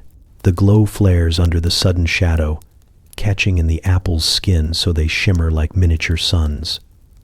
The crowd gasps. Someone shouts that it's a blessing. Someone else shouts that it's sorcery. The distinction you've learned is mostly volume. The Reeve approaches, torn between duty and exhaustion. "Containment," he mutters, scribbling something down. "Public enthusiasm level. Escalating." You tell him to go, write that on a different scroll. He sighs. "Sunhead," he says quietly, almost kindly, "you're not helping." By dusk, the children have named every animal in the square after you. There's now a goat called Little Sunhead and a duck called Sunhead Jr. They insist these creatures too will soon glow. You tell them they won't. They insist they will. You let them win. Children are relentless and mostly waterproof. Later, when the crowd thins and the air cools, you find yourself alone near the well. The daisy crown slips down your neck. You take it off and set it beside you. The reflection in the water catches the last light of day, your hair shining softly in it. Less spectacle, more secret. You think about the children's laughter, about how easily they turned chaos into worship, fear into play. Maybe they see something you can't, that absurdity and wonder are cousins, and you've just been adopted by both. A soft cluck breaks the silence. The chicken, that chicken, emerges from the shadows and hops up beside you. It blinks once, unimpressed, and lays another egg. You sigh, pick up the daisy crown, and place it gently on the bird's head. "Your turn," you whisper. The shoemaker's shop smells of leather, glue, and disapproval. You're not sure why you thought coming here would solve anything, but after the incident with the daisies, the glowing eggs, and the river women's uprising, the village has begun treating you like both miracle and menace. You thought perhaps a craftsman might bring a practical perspective, someone grounded, someone uninterested in mysticism. Instead, you find Lionel's pamphlet framed on the wall, right next to a sign that reads, "All souls blessed against curses. Extra charge for divine interference." The shoemaker looks up as you enter, squinting through spectacles smudged with soot. His name is Randall, a man shaped like a barrel that forgot its purpose. He greets you with the cautious politeness usually reserved for wolves or tax collectors. "Ah," he says slowly, "the shining one." You correct him, again, with your actual name, but he waves a hand. Names don't matter when there's haunting involved.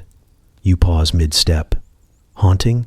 He nods gravely, pulling up a stool and gesturing for you to sit. "Hair like that," he says, "don't come from nature, comes from spirits, maybe saints, maybe sinners. Hard to tell the difference these days." He leans closer, sniffing the air. "Smells blessed or cursed, one of the two." You try to explain that your hair is the result of an ill-advised chemical experiment involving bodily fluids and rosemary, but his face lights up with the zeal of misunderstanding. "Ah," he says, nodding furiously.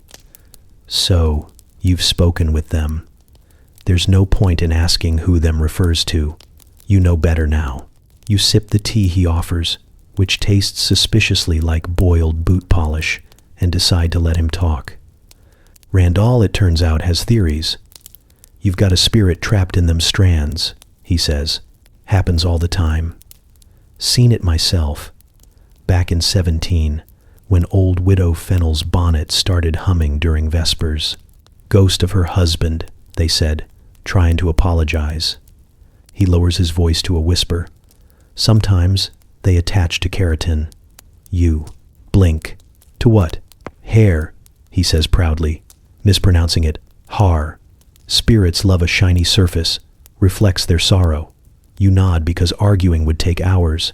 He rummages through a chest and pulls out a small leather pouch tied with twine. "Protection charm," he says. "Wards off possession, mildew, and," he squints at you, "romantic entanglements with the undead." You tell him you're not interested in any of those, but he insists you take it. "Put it under your pillow," he says, "and your dreams'll stay your own." He pauses, then adds, "Mostly." Before you can leave, he leans back, stroking his beard with the confidence of a man about to propose something catastrophic. "What you need," he says, "is grounding." He gestures at the pile of half-finished boots stacked behind him. "See, leather remembers where it's been. It's walked the world. It's seen mud, rain, truth. If I make you a pair o' shoes with enough memory in 'em, maybe they'll pull that celestial nonsense right out of your head." You stare at him. "You think footwear will fix my hair?" He beams. "Shoes have power." You try to leave, but he's already pulling out measuring tape. Within minutes, he's tracing your foot on parchment, muttering equations that sound suspiciously like gossip. He sprinkles something over the outline. Salt, perhaps, or ground-up superstition, and then announces the process will take 3 days. You don't ask what happens if it works. You don't ask what happens if it doesn't. You just leave the shop, clutching your charm pouch and wondering how many stages of public absurdity remain in your life. 3 days later, he sends a boy to fetch you. You return, bracing for disaster. The boots sit on his work table, polished to a dark, glossy sheen. "Waterproof," he says proudly, "and ghost-proof. Tested both. Nearly drowned my apprentice, but it's fine now." He insists you try them. Hang on. They fit perfectly. Too perfectly. The soles grip the ground as though conspiring with gravity itself. The leather creaks, warm and alive beneath your feet. For a moment, you actually feel stable, normal. You stand taller, less burdened by your ridiculous legend. Then your hair begins to spark. Not glow, spark. Tiny flecks of golden light flicker at the ends, crackling softly like kindling. Randall's face shifts from pride to awe to mild terror. "By the saints," he whispers. "They're talking through you." They're not. You start, but he's already fallen to his knees, muttering prayers of invention. The air fills with the smell of singed keratin and misplaced faith. You kick off the boots, which immediately start smoking.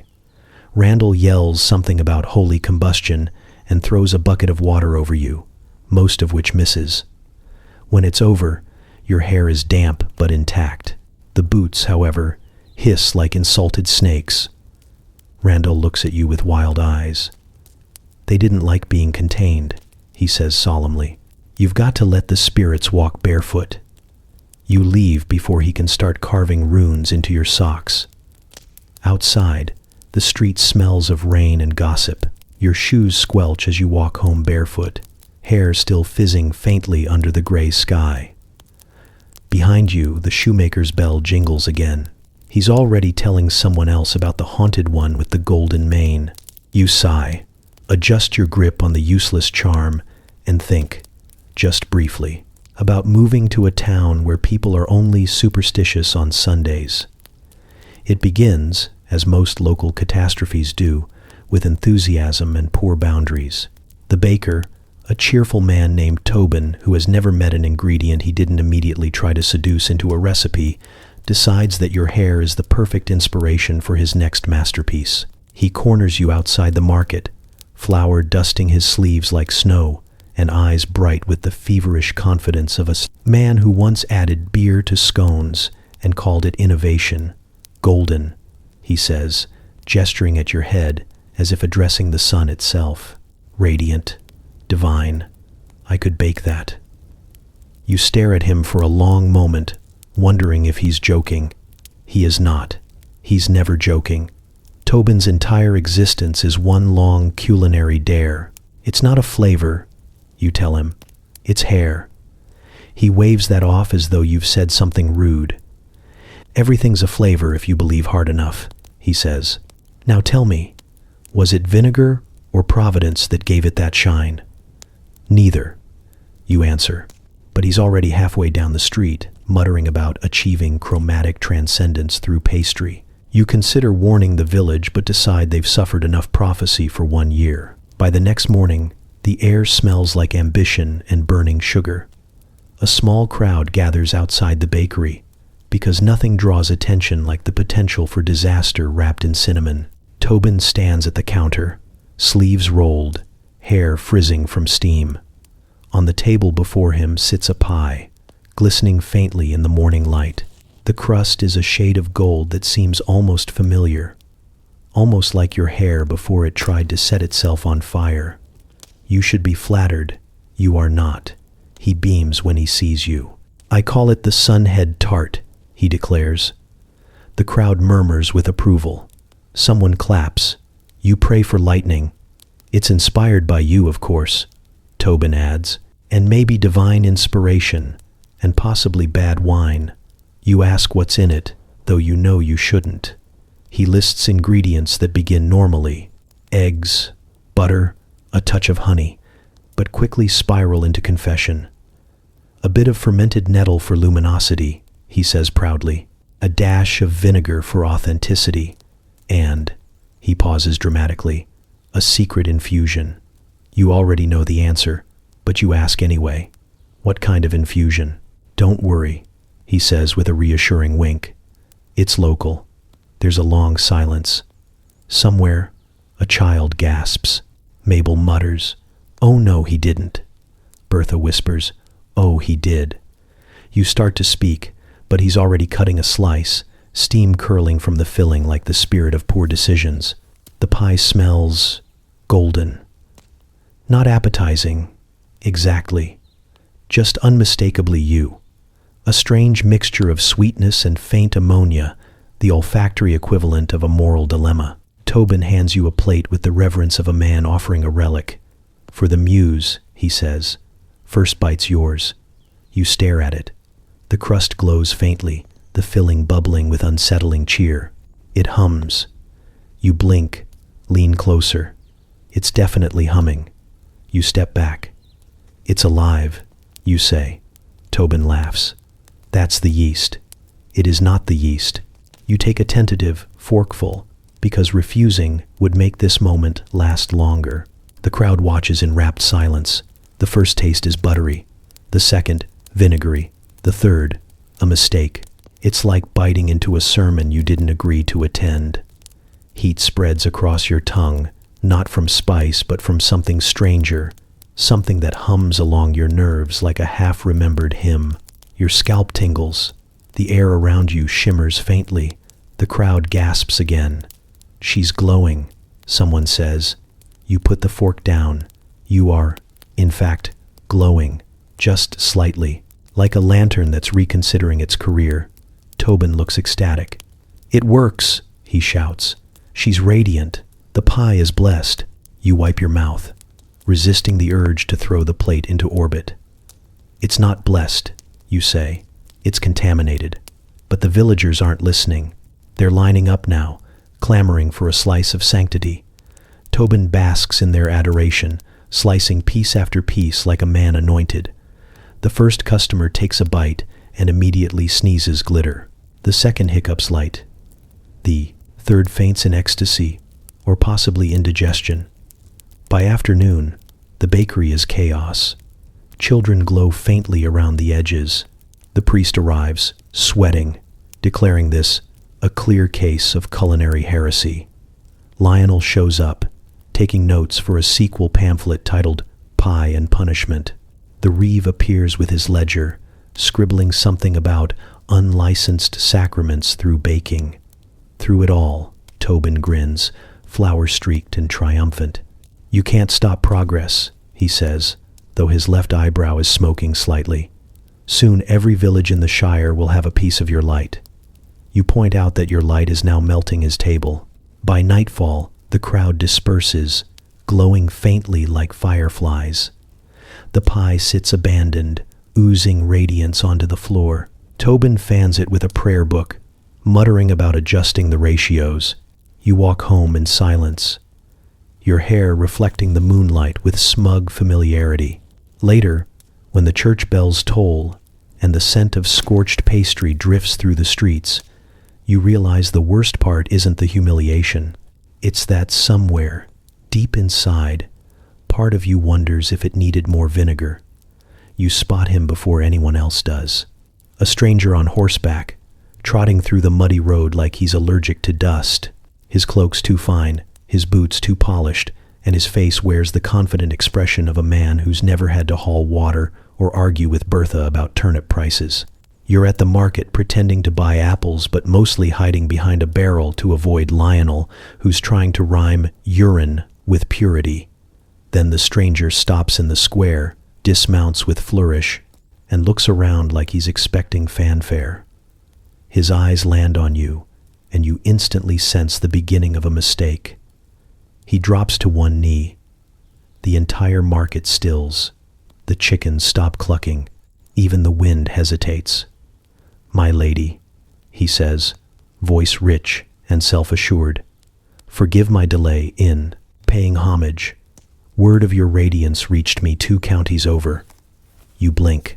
Somewhere behind you, Mabel mutters, "Oh no." You look over your shoulder, half hoping he's addressing someone else. He isn't. He's staring straight at you, reverent and utterly convinced. "Your radiance," he repeats. "Your hair is celestial." You could correct him. You should correct him. Instead, you find yourself nodding politely, because it's been a long month, and you're hungry. And this man's saddlebag looks like it contains at least 3 forms of cheese.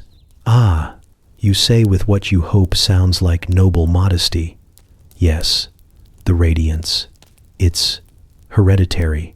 He beams, clearly delighted to be in the presence of what he thinks is divine bloodline. "I am Sir Rowan of Dunmere," he declares, sent to deliver tribute to the blessed monarch whose hair gleams with the favor of heaven. There's a pause. Then Bertha, never one to waste a moment, curtsies dramatically. "Our queen," she says loudly, at last recognized. The crowd, sensing a performance, joins in. Within seconds, you are surrounded by villagers bowing, whispering, and generally pretending this isn't the most absurd thing they've done all week. Sir Rowan seems deeply moved by their enthusiasm. You go along with it.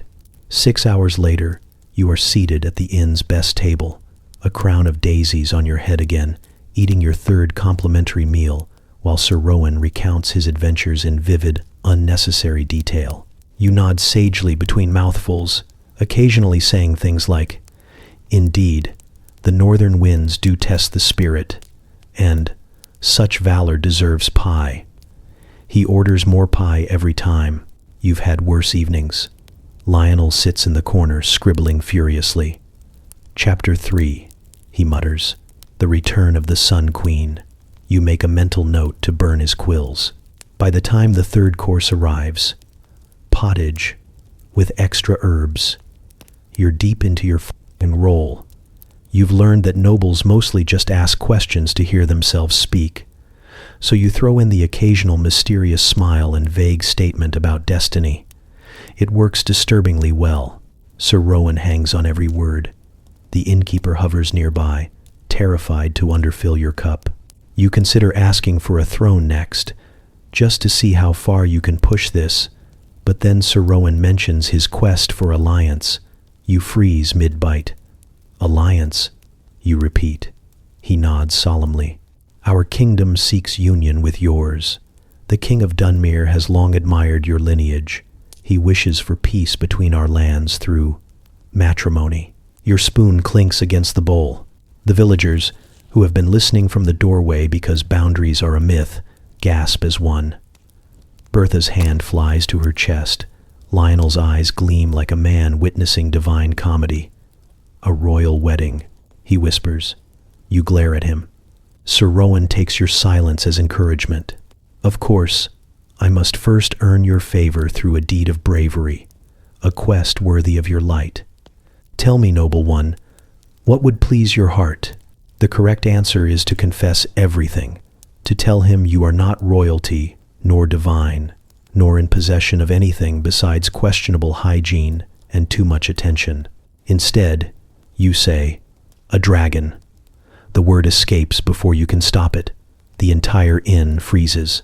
Sir Rowan straightens, face alight with purpose. "A dragon," he repeats reverently. "Yes, I shall slay one for you." You try to backtrack, waving your hands. "No, I mean a metaphorical dragon, the kind one slays through introspection." He doesn't hear you. He's already out the door, calling for his horse. The villagers cheer as he mounts up, declaring his noble quest in your name. Within minutes, he's gone, galloping toward whatever distant hill looks most like destiny. You sit back down slowly. Bertha pats your shoulder, beaming. "You're getting married," she says. Lionel doesn't even look up. "To a hero," he adds, with excellent diction. You finish your meal in silence, aware that you've just doomed a perfectly polite stranger to possible combustion. Outside, the last rays of sunlight catch in your hair, throwing faint sparks onto the table. The innkeeper crosses himself. You sigh and push away your empty bowl. Tomorrow, someone will probably start building a shrine again. Tonight, you just want dessert. It starts with whispers, soft, reverent ones, the kind that travel faster than sense. You hear them first at dawn, drifting from the chapel yard while you're pretending to gather herbs instead of avoiding Father Aldrich's eye contact. Words like sacred, divine, and follicular miracle reach you on the breeze. You tell yourself you're imagining things. Then you see the monks, 3 of them, robed, barefoot, and hunched over something at the base of the wall. They look guilty, which is unusual for monks because guilt is their natural resting state. One of them straightens abruptly, hiding something behind his back. You lock eyes. He smiles nervously, a man caught mid-sin but hoping holiness will cover it. You approach. They freeze. It's like cornering rabbits, if rabbits were armed with theology and poor social skills. "Morning," you say. "Lovely day for..." You glance down. The object they're standing over is a small wooden box, lined with cloth and gleaming faintly inside. A single strand of your hair rests within it, glowing like it just received confession. You blink. "Is that..." Brother Odo cuts you off with a too bright smile.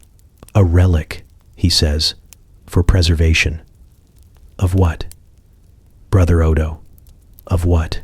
Faith, he says, with the confidence of a man who knows you'll never get a straight answer, and possibly scalp-based sanctity. You stare at them, at the box, at your own hair. Where did you get that? You ask. They exchange glances. Brother Peter, the youngest, looks like he might confess to murder if prompted gently enough. The comb, he blurts, behind your cottage. The wind carried it. Divine will. The wind, you repeat. Brother Odo nods solemnly. Yes, it led us to your shed blessings. You tell them that's not what blessings are, but they're not listening. They've already wrapped the hair in silk, sealing it as though it might escape. Brother Odo mutters a prayer over it. Brother Peter looks faintly ill. The third one, a silent monk whose name you don't know, bows deeply and calls you Radiant One. You take an instinctive step back. Now hold on, you begin, but Brother Odo lifts a hand. Please, he says, do not deny us this sacred honor. The abbey has seen visions. Your light will guide the faithful. Guide them where? You demand. To enlightenment, he says, though from his expression it might also mean to financial solvency. You've seen that look before. Father Aldrich wore it the day he introduced admission fees for confession. By midday, the collection expands. The monks follow you discreetly, gathering every stray strand you lose to the breeze. It becomes a kind of grotesque scavenger hunt. You walk faster. They match your pace. You duck behind the bakery. They appear 10 seconds later, armed with tongs. You start considering a hat. When you confront them again, Brother Odo insists it's for posterity. In times of plague, he explains, relics restore faith. Yours glows. Think of the morale. You mutter something about morale, not paying rent. He nods sympathetically, clearly not listening. Already we've requests from 2 villages for fragments of the radiant thread. A blessing on hearths, on harvests, on the occasional livestock. They're selling it, you say flatly. He flinches. Donations, he corrects. Holy ones. By the end of the week, there's a line outside the abbey, pilgrims clutching coins, candles, and faintly hopeful goats wait for their turn to witness what's being called the miracle of the golden strand. You peek inside once and nearly faint. The walls glitter with glass jars, each holding what looks suspiciously like your hair.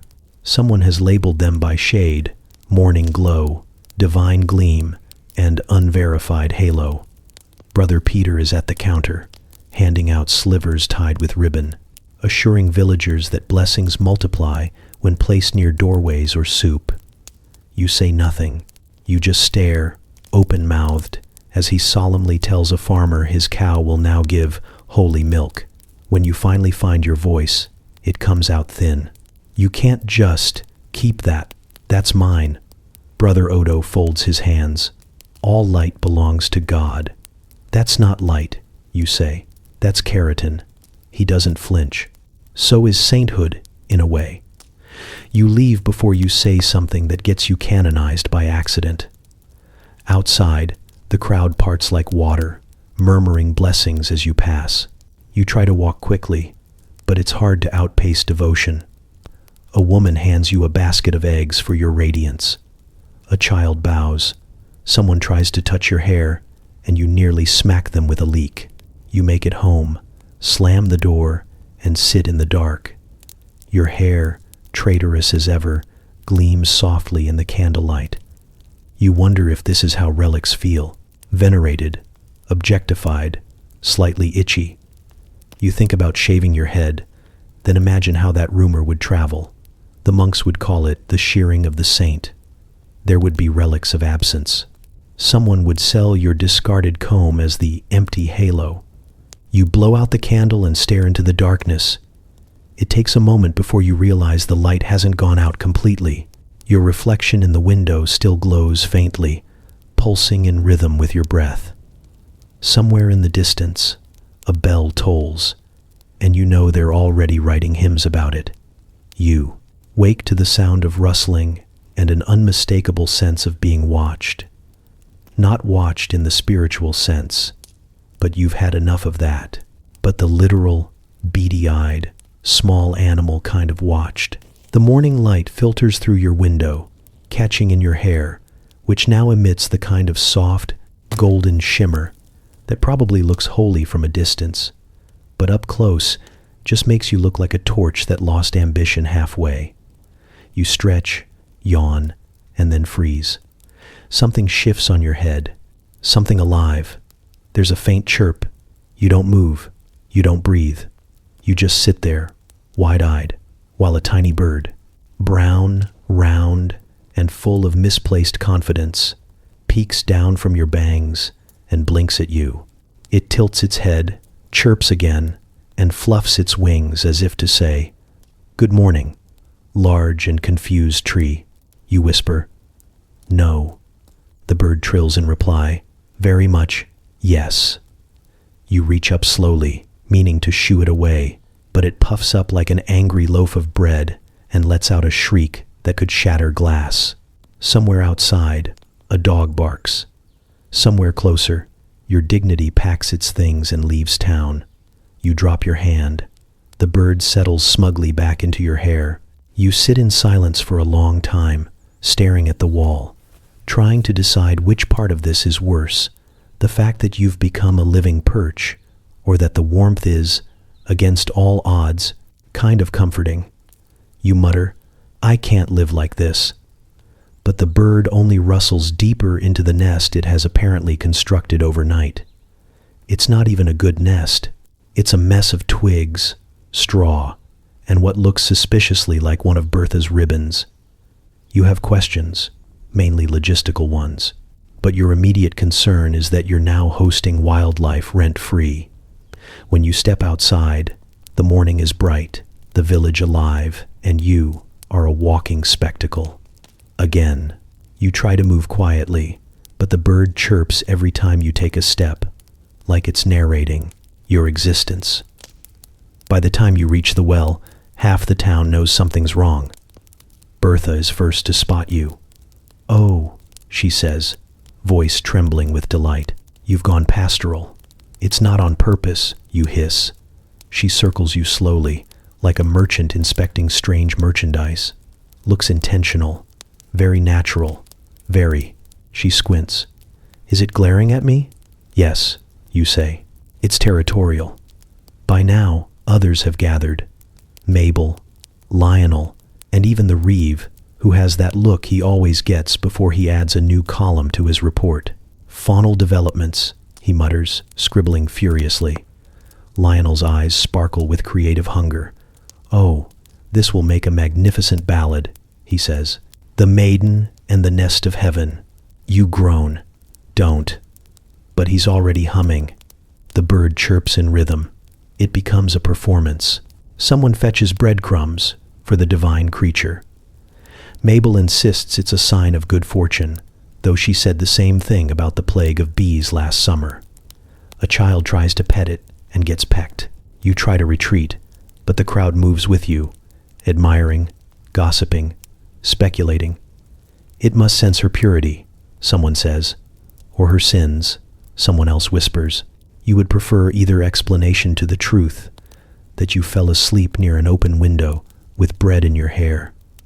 By noon, you've had enough. You march to the river, determined to reclaim your scalp. The bird, sensing mutiny, clings tighter. You can feel its tiny claws gripping your patience. "Listen," you tell it. "This is not sustainable." It chirps once, insolent. You plunge your head into the water. For 3 glorious seconds, the world is quiet, cold, clear, and bird-free. You rise, triumphant, and sputter when you realize the bird is still there, soaked but undefeated, clinging like a wet fury. It shakes itself out, showering you in droplets and contempt. Then, with the confidence of an Ong deity, it resumes nesting. You consider dunking again, but suspect it would only strengthen its resolve. So you trudge home, dripping and defeated, trailed by the faint sound of chirping triumph. The villagers watch as you pass, whispering, bowing slightly, as though this, too, is part of your ever-growing legend. By evening, the bird has laid 2 small eggs. You stare at them in disbelief. You can feel your sanity quietly packing up beside your dignity. "We'll talk about rent tomorrow," you tell it. The bird blinks at you with saintly indifference. When you lie down that night, careful not to crush your new tenants, you stare at the ceiling and consider the absurd trajectory of your life. There was a time, not long ago, when your biggest concern was whether the bread would rise. Now you're one bad breeze away from being a folk miracle. Outside, crickets sing. Inside, the bird hums softly in its sleep. You close your eyes and think, with weary resignation, that at least it's warm. And maybe, just maybe, a little part of you hopes the eggs hatch somewhere quiet. It begins, as many of your worst ideas do, with righteous indignation and a quill. You are tired. Tired of the jokes, tired of the pamphlets, tired of people collecting your hair as if it were both souvenir and sacrament. Mostly, though, you're tired of everyone else profiting from your accident. The monks have relics. The baker has his glowing pies. Even Lionel, who rhymed urine with serene, now gets free drinks at the tavern. Meanwhile, you're still patching the thatch on your roof and pretending your scalp doesn't buzz at night. Enough is enough. You decide to take matters into your own slightly trembling hands. The idea hits you one morning while listening to Bertha complain about the price of vinegar. "If people can charge for sour wine," you mutter, "why can't I charge for liquid alchemy?" She stares at you, the look of a woman who knows she's about to become an accomplice to something terrible. "You're not thinking of," she begins, "but you are. Oh, you are. By noon, you have drafted what you believe to be the first patent application in village history. It is written on slightly damp parchment, sealed with a thumbprint, and titled, with great self-importance, "An exclusive right to the purification and utilization of bodily golden essence for the enhancement of hair, mood, and possibly faith." You even underline the title. Twice, Bertha peers over your shoulder. "You're patenting P." "I'm patenting innovation," you say. "You're patenting bodily fluids, intellectual property." You correct her, though you suspect even the word intellectual sounds nervous in this context. You march straight to the Reeves house, scroll in hand, head high, hair glowing faintly in the afternoon light like a halo designed by someone with questionable taste. The Reeve answers the door with his usual expression of bureaucratic exhaustion. "What now?" he says, not as a question but as a premonition. You hand him the scroll with all the gravity of a royal decree. "I'm claiming ownership," you say. He unrolls it. His eyes move slowly down the page, pausing now and then in visible disbelief. "This," he says finally, "is a request to, let me be sure I've understood, to monopolize urine." "Not all urine," you clarify, "just transformative urine, the kind with purpose." He stares at you for a long, silent moment. Somewhere in that silence, you watch the last trace of his will to live drain away. Then, without a word, he says, "We'll bring it to council." You hadn't expected that. You thought he'd throw you out or at least confiscate your quill for public safety. But no, he schedules you for the evening session. He even adds you to the docket, right between flood control and goat theft. At supper, the hall fills with villagers and a handful of visiting nobles, their silks rustling and their expressions carefully disinterested. The Reeve clears his throat and reads your scroll aloud, voice echoing off the timbered ceiling like the herald of your own downfall. He reads every word, every underline, every unwise flourish. The audience listens in silence until he reaches bodily golden essence. That's when the first laugh breaks. It starts small, a choked snort from one of the younger nobles. Then another joins in, a sputtering wheeze that spreads like wildfire. Within seconds, the entire table of them is laughing, proper courtly composure disintegrating into hiccups and tears. One nearly falls off his bench. The steward, trying to remain dignified, covers his mouth and emits a sound that could only be described as wheezing hysteria. You stand there, clutching your own document, face burning so brightly it could probably power the mill. The reeve clears his throat again, but he's fighting a smile now. The petitioner, he says, claims exclusive right to collect, store, and distribute, golden substances for cosmetic and spiritual use. Bertha's in the back, pretending to be deeply fascinated by the ceiling beams. Lionel, naturally, is scribbling every word. You can practically hear him composing the next pamphlet already. P and Prejudice, the Golden Rights Manifesto. The nobles recover just enough to start asking questions through their laughter. "Tell us," one says, wiping his eyes, "how exactly do you intend to enforce ownership?" Another chimes in, "Will there be inspectors?" A third leans forward, grinning. "Do we pay by the bucket?" You mutter something about fair compensation and moral responsibility, but your voice is drowned by renewed laughter. The reeve finally waves for order, though he's red-faced himself. "All in favor of denying this proposal?" he asks. Every hand goes up instantly. All opposed? You raise your own hand. Alone. The reeve sighs. Motion denied. As you leave the hall, you hear one of the nobles whisper, "At least she's consistent." Another replies, "At least she's branded." You pretend not to hear them, but the words stick. Branded. You never meant to be one, but here you are, the accidental inventor of the Middle Ages' strangest economy. Outside, the moonlight catches in your hair, throwing soft ripples of gold against the cobblestones. You stare up at the night sky, the chill air biting your skin. You think, not for the first time, that history will misunderstand you. But then again, it already has. You wake before dawn, driven by the kind of determination that only humiliation can breed. The failure of your exclusive patent rights still clings to you like smoke. You've been laughed out of the hall, mocked by nobles who think bodily golden essence is the height of comedy, and serenaded by Lionel, who now performs a ballad titled "The Alchemist of the Outhouse."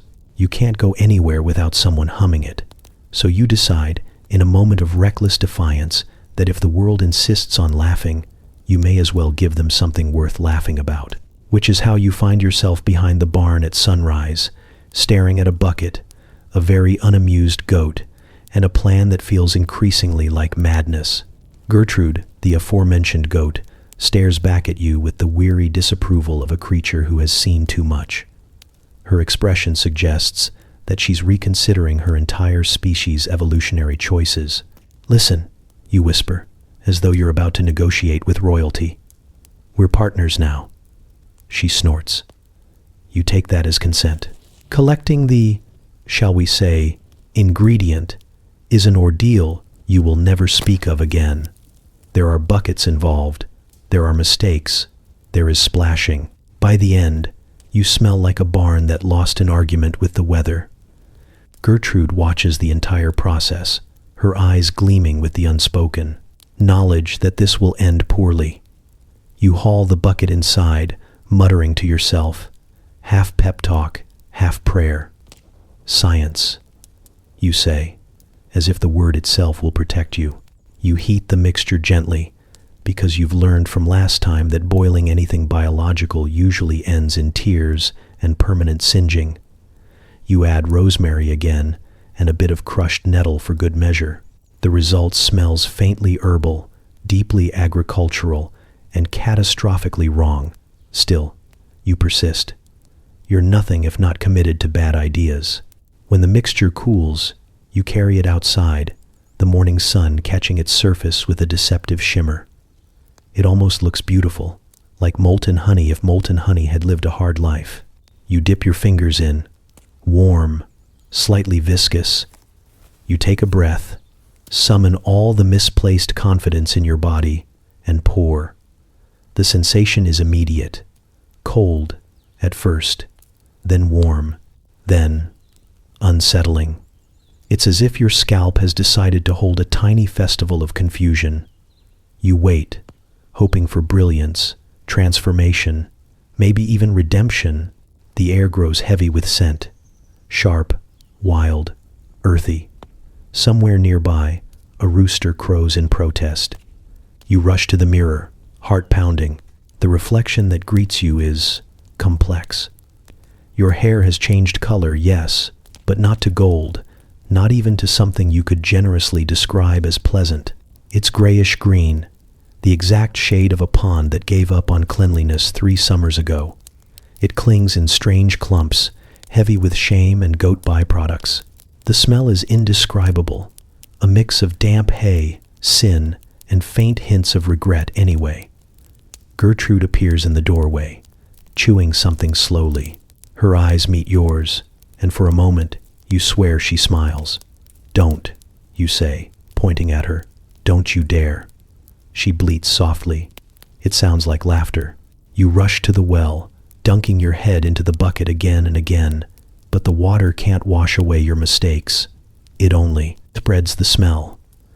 Soon the entire courtyard carries the evidence of your hubris. By mid-morning, the neighbors have noticed. Mabel arrives first, clutching her apron to her nose. "What in heaven's name did you do?" she asks. You try to explain. About innovation, about alternative ingredients, about the need to expand your brand. But she's already backing away, muttering something about divine punishment. Then comes Bertha, followed by half the village. They gather around like spectators at an execution. "It's bold," someone says. "It's organic," says another. Lionel appears, notebook in hand, eyes sparkling with cruel delight. "Chapter 14, he murmurs. "The verdant alchemist."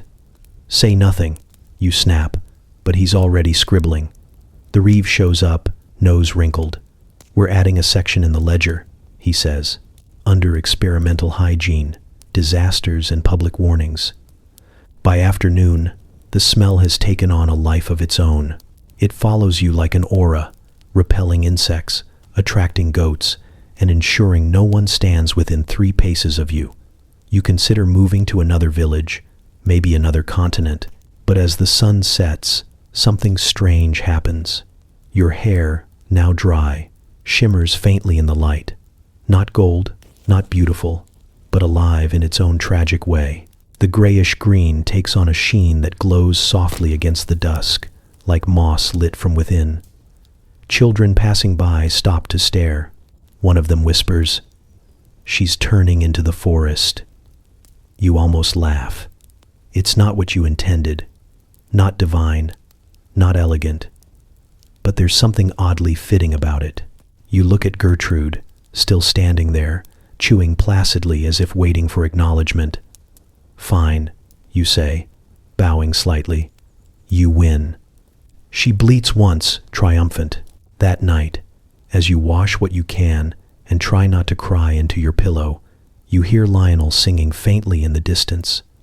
His new song drifts through the air, sweet and cruel, the woman who glowed like the meadow. And though you'd never admit it, part of you hums along. You're in the middle of hanging laundry when the summons arrives. The messenger, a boy far too small for the enormous velvet tabard he's wearing, reads from a scroll with more drama than accuracy. "By order of Lord Redgrave, Baron of the Eastern Fields, Keeper of the Millstream, and," he squints at the parchment, "patron of distinctive follicular aesthetics, you are commanded to appear at once." He bows, nearly toppling under the weight of his own importance, and scurries off before you can ask what on earth a follicular aesthetic is. The laundry flaps in the breeze, unconcerned. Bertha appears from nowhere, as she always does when trouble calls. "The Lord's noticed your hair," she says, tone grim, as if announcing a death in the family. You laugh, a brittle sound. "It's just hair." She shakes her head. No one in a 3-mile radius believes that anymore.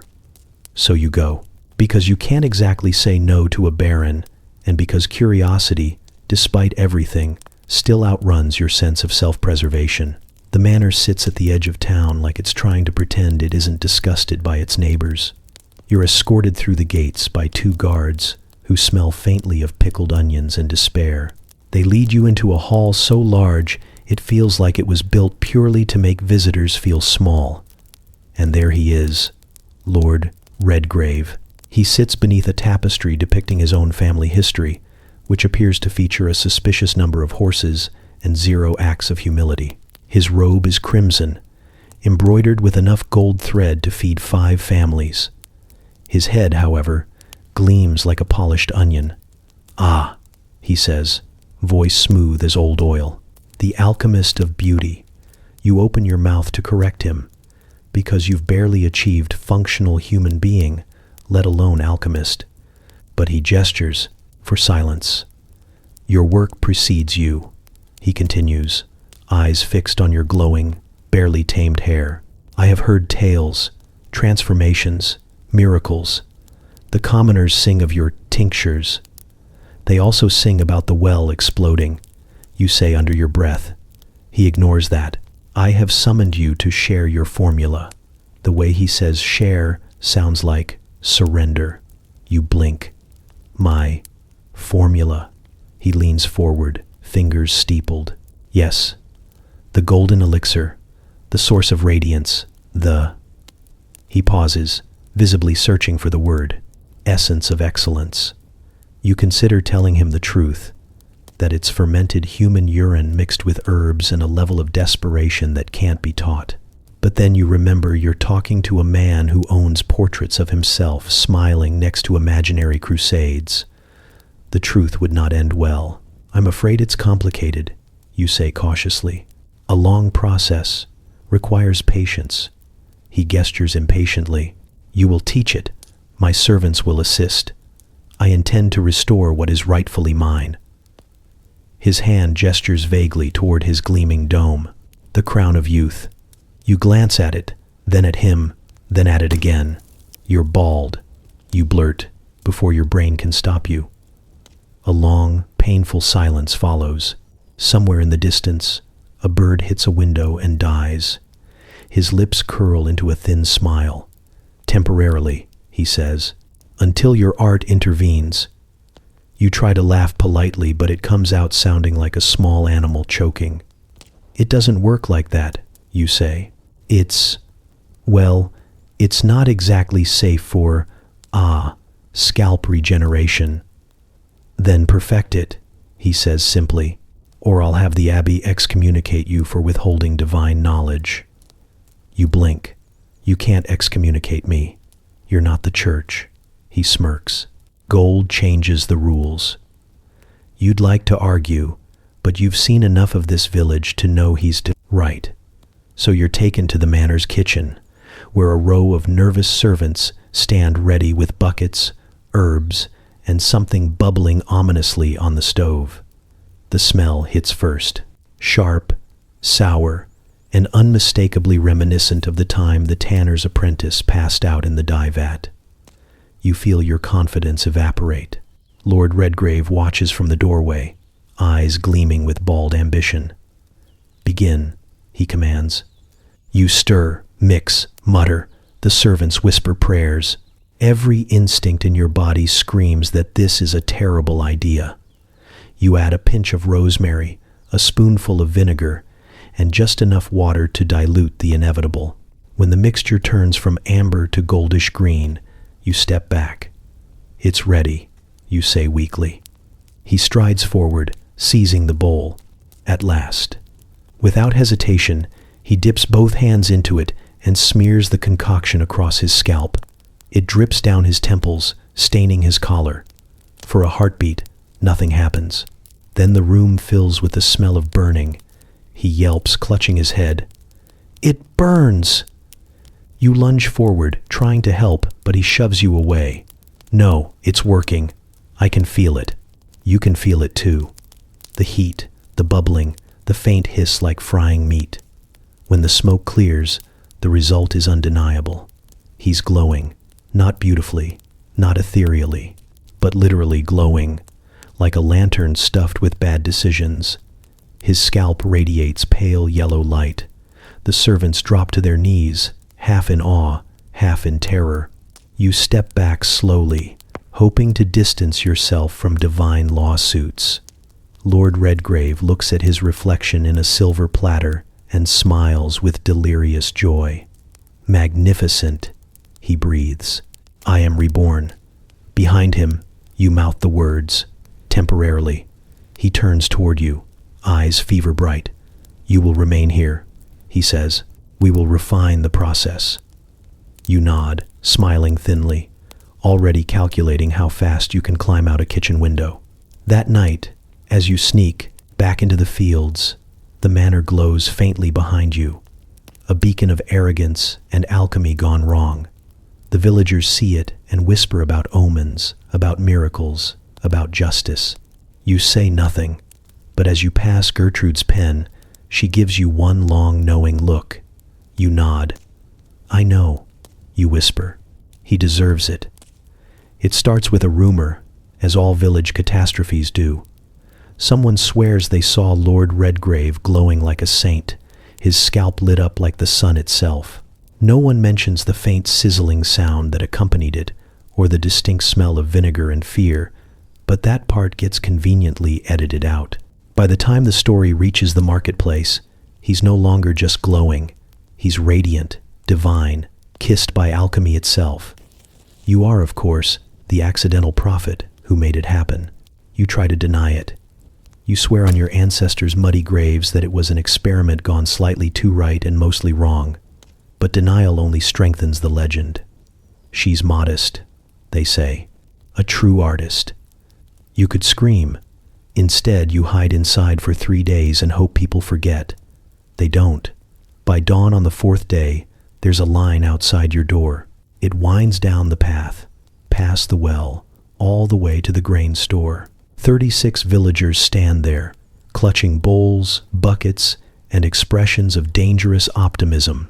Bertha's at the front, holding her own chamber pot like a holy relic. "We're ready," she says.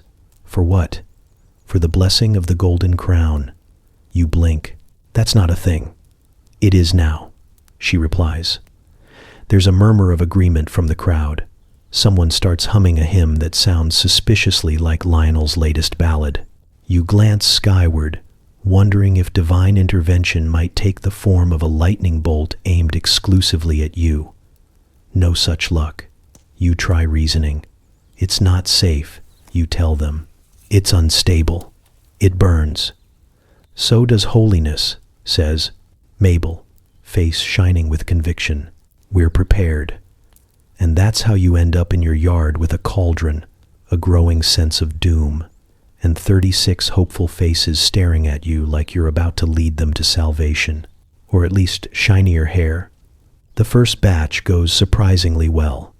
You follow the original recipe. Urine, vinegar, rosemary, patience. The mixture bubbles pleasantly, the smell unpleasantly. You dip a strand of your own hair in it as demonstration, pretending confidence you don't feel. "See," you say, "it works." They cheer. Then they start handing you buckets. So many buckets. So many colors. You stop asking questions when you realize some of them have been aged for days, perhaps weeks. Someone's goat contributes without permission. You stir anyway. The village turns into a laboratory of questionable science. Steam rises in golden clouds. Children run around chanting, "Blessed be the bucket." The reeve shows up, clipboard in hand, pretending this is all part of an official agricultural inspection. You assign stations out of sheer necessity. Bertha measures vinegar. Mabel stirs. Lionel documents everything for what he calls future generations. You suspect that means a pamphlet titled "The Day We All Smelled Like Redemption." The first volunteer is old Thomas, who insists his hair hasn't changed color since the last comet. You pour the mixture over his head. There's a hiss, a puff of steam, and a collective gasp. When it clears, his hair shines gold. Not radiant gold, but acceptable barley yellow. The crowd erupts into cheers. You almost feel proud. Almost. Then the second volunteer steps up, and the third, and by the fifth, something starts to go wrong. The colors begin to vary. Some heads turn gold, some orange, one a very concerning shade of green. By the 10th participant, Mabel's hair looks like the top of a rusted kettle. Someone claims they smell divine revelation. Someone else faints from fumes. By midday, the yard looks like a battlefield of beauty. Half the villagers shimmer faintly in the sunlight.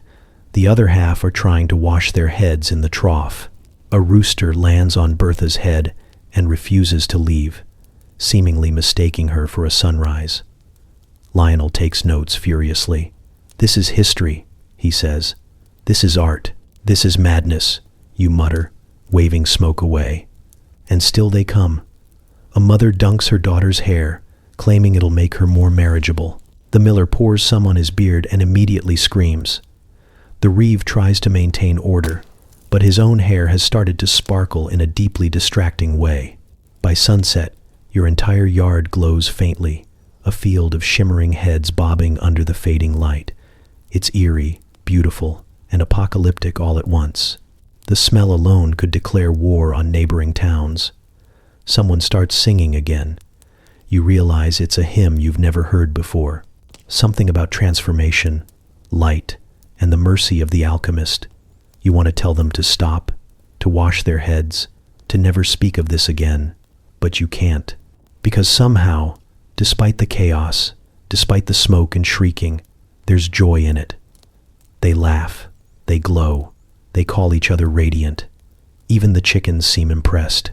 And for one brief moment, as the last rays of sun catch the golden haze, you almost believe it's worth it. Almost. Then Bertha's hair catches fire.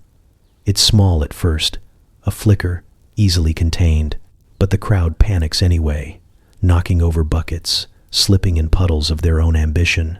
Someone throws ale on her head. It doesn't help. Lionel starts shouting for parchment, insisting he must capture the moment for the record. The reeve faints. You grab a blanket, smother the flames, and look up at 35 terrified, gleaming faces. "No more," you shout. The experiment is over. Silence. Then, softly, Bertha says, "Does this mean we're saints?" You close your eyes. "Yes," you say. "Exactly that." They cheer again, their glowing heads like lanterns in the dark. The air smells of smoke, vinegar, and triumph. And somewhere in the distance, Lord Redgrave's manor still glows faintly too. Your twin disasters shining side by side across the countryside. It begins with the bell, a deep, urgent clang that echoes across the rooftops, startling chickens, babies, and one particularly nervous goat. You freeze mid-step, hands still sticky from trying to scrub Bertha's scorched hair off your apron. The sound is unfamiliar, louder than the church bell, sharper than the blacksmith's hammer. Then a voice calls out. Mabel's, breathless, triumphant, slightly terrified. The council convenes. You look up from your bucket of cooling chaos and mutter, "What council?" Turns out you don't get to ask questions anymore. By the time you wipe your hands, half the village is already filing toward the green. The other half is still glowing faintly in the evening light, which makes the whole procession look less like a civic meeting and more like a parade of cursed fireflies. You follow, because what else is there to do, and because the sound of the bell has taken on a rhythm that demands obedience.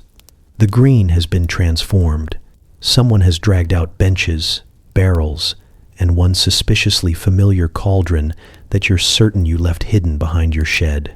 The reeve stands at the center, his clipboard tucked under one arm, hair still shimmering faintly like a halo made of bad decisions. Around him are the so-called officials, Bertha with a bandaged head and a look of grim pride, Lionel clutching a stack of parchments, and Father Aldrich, who appears to be sprinkling holy water on everything that doesn't move fast enough. The Emergency Hair Council is now in session, the reeve declares, voice trembling under the weight of history and fumes. There's a collective murmur of awe and confusion. Someone claps. Someone else coughs. A child points at Bertha's singed fringe and whispers, "She looks brave." The reeve clears his throat. "We gather today to address the unprecedented crisis brought upon this community by..." He squints at his notes. "The widespread application of transformative scalp mixtures." Everyone turns to look at you. You offer a weak smile and a shrug that's meant to say, "I'm sorry," but probably reads more like, "I'd do it again." Father Aldrich steps forward, swinging his censer with alarming enthusiasm. "This village," he says, "has been touched by forces we do not understand. The Lord gives hair, and the Lord takes it away. To interfere with such divine balance is..." Lionel interrupts, because Lionel has never met a silence he didn't want to fill. "Artistic innovation," he declares. "This is the dawn of a new aesthetic age. We are radiant. We are bold. We are..."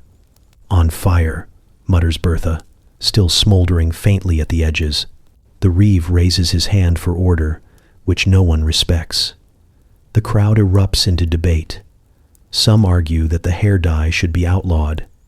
Others claim it's their right as free people to smell like enlightenment. A small faction insists the glowing heads keep wolves away and should therefore be encouraged. One man starts a petition to patent the formula, though he spells it formula.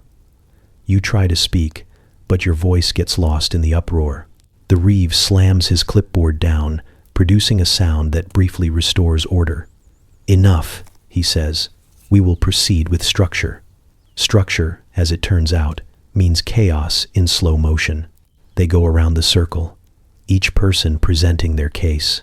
Bertha insists that while she did lose a few eyebrows, she also gained what she calls holy visibility. Mabel argues that her hair now glows bright enough to read by, which has improved her productivity. The miller, whose beard, turned purple for reasons unknown, demands compensation for psychological distress. When it's your turn, all eyes turn toward you with a mix of reverence and suspicion. You take a breath and say, "I didn't invent this to start a movement. I just wanted clean hair." There's a long pause, then someone in the back mutters, "So did Adam and Eve." The crowd laughs. You rub your temples. "Look, maybe we stop putting anything biological on our heads for a while." Lionel gasps. "You would halt progress?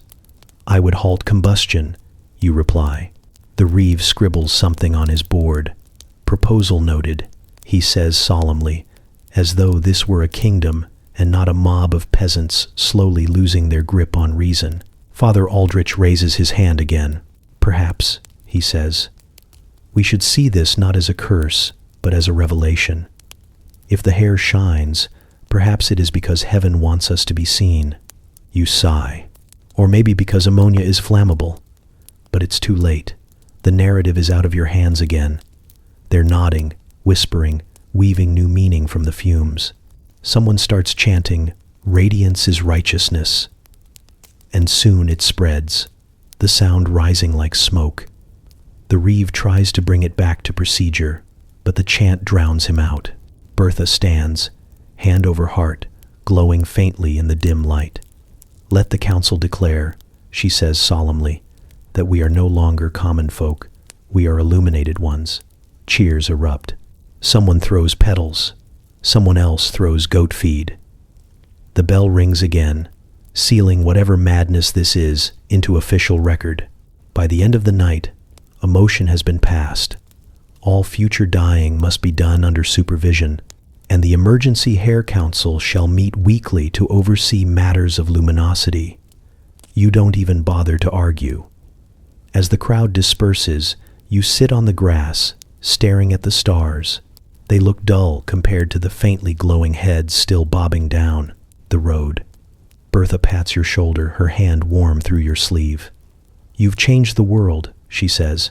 You don't answer, because maybe she's right, or maybe the world's just gone mad, and you're the only one who can smell it. It's Sunday evening, and for once you almost believe the village might have learned restraint. The bells ring softly, calling everyone to vespers, and the setting sun paints the fields gold in a way that doesn't require buckets or vinegar.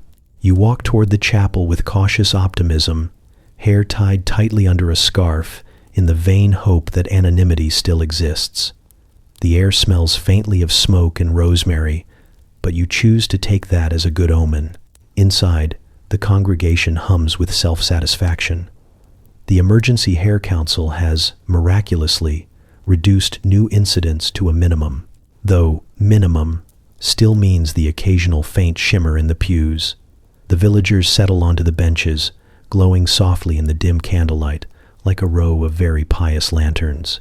Father Aldrich stands at the altar, already sweating, his voice echoing as he prays for humility. You bite your tongue to keep from laughing. Then you see him, Hugh the blacksmith, proud, bearded, broad-shouldered Hugh, sitting front and center as if daring the heavens to test him. His beard gleams oddly, waxy and luminous. You recognize that sheen instantly. It's honey. Thick, sticky, self-assured honey. He catches you looking and nods, whispering, fixative. He grins, tugging at his beard as if showing off a prized relic, holds the shine longer. You want to respond, to warn him, but Father Aldrich raises his arms, voice booming over the crowd. Tonight, he intones, we gather in thanksgiving for the blessings bestowed upon our humble heads. A ripple of reverent murmuring follows. The phrase, blessings bestowed, has never sounded more dangerous. You glance again at Hugh, whose beard now glows faintly in rhythm with the candles. A drop of melted wax from the altar candle hits the floor. A second follows. The air thickens with heat and incense. You feel it coming before it happens. The convergence of arrogance, flammability, and poor ventilation. The first spark leaps when Hugh crosses himself. His fingers brush the edge of his beard, catching a flicker from a nearby taper. It's almost beautiful for half a second, the way the flame traces through the honey, golden threads igniting in perfect harmony. Then comes the screaming, "Sweet Mother of Mercy! Hugh's on fire!" The end times. Father Aldrich's voice shatters into panic as he brandishes the crucifix like a weapon. The choir scatters, robes flapping like startled birds. Bertha grabs a hymnal and starts smacking Hugh with it. Mabel throws her shawl over his face, but the shawl is wool, and the wool catches too. The pews erupt into chaos. You stand frozen, because part of you can't look away. There's something disturbingly majestic about it. The glowing beard, the smoke curling upward like incense, the desperate chanting that sounds suspiciously like, "O Lord, deliver us from our own stupidity." Then instinct kicks in. You grab the nearest bucket of holy water and fling it. It hits Hugh square in the face, extinguishing the flames but leaving him soaked, steaming, and swearing creatively for a man inside a church. For a long, trembling moment, no one speaks. Smoke drifts lazily toward the rafters. Father Aldrich coughs into his sleeve, eyes wide. "A sign," he wheezes. "The Lord warns us. You're about to correct him, because clearly it's not divine wrath but combustion." But the crowd's already muttering. A sign, yes. A warning. A miracle. You can see the narrative forming like mold on damp bread. Lionel bursts in from the doorway, pen in hand, because of course he does. "What happened?" he asks, eyes gleaming with journalistic hunger. Hugh's beard ignited, you say, flatly. He scribbles furiously. "Title," he murmurs, "The Fire of the Faithful." Father Aldrich looks heavenward. "We have grown proud," he declares. "We have tampered with creation, and the Lord has shown his displeasure." He points directly at you. "Repent, alchemist. Lead us back to purity." You blink. "I just threw the water." He doesn't hear you. No one does.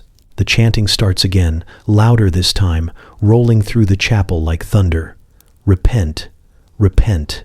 Even Bertha joins in, though you're fairly certain she just enjoys shouting in public. Hugh, still dripping, mutters something about property damage and dignity. His beard, half burned and half crystallized, looks like a monument to bad decisions. It's sticky, he grumbles, shaking his head. Smells like dessert. The service dissolves entirely. Father Aldrich, convinced the apocalypse has officially begun, starts sprinkling holy water on anyone within reach. Children cry. Someone faints. Someone else steals the half-burned candle as a souvenir. You slip out quietly into the night, the sounds of chaos fading behind you.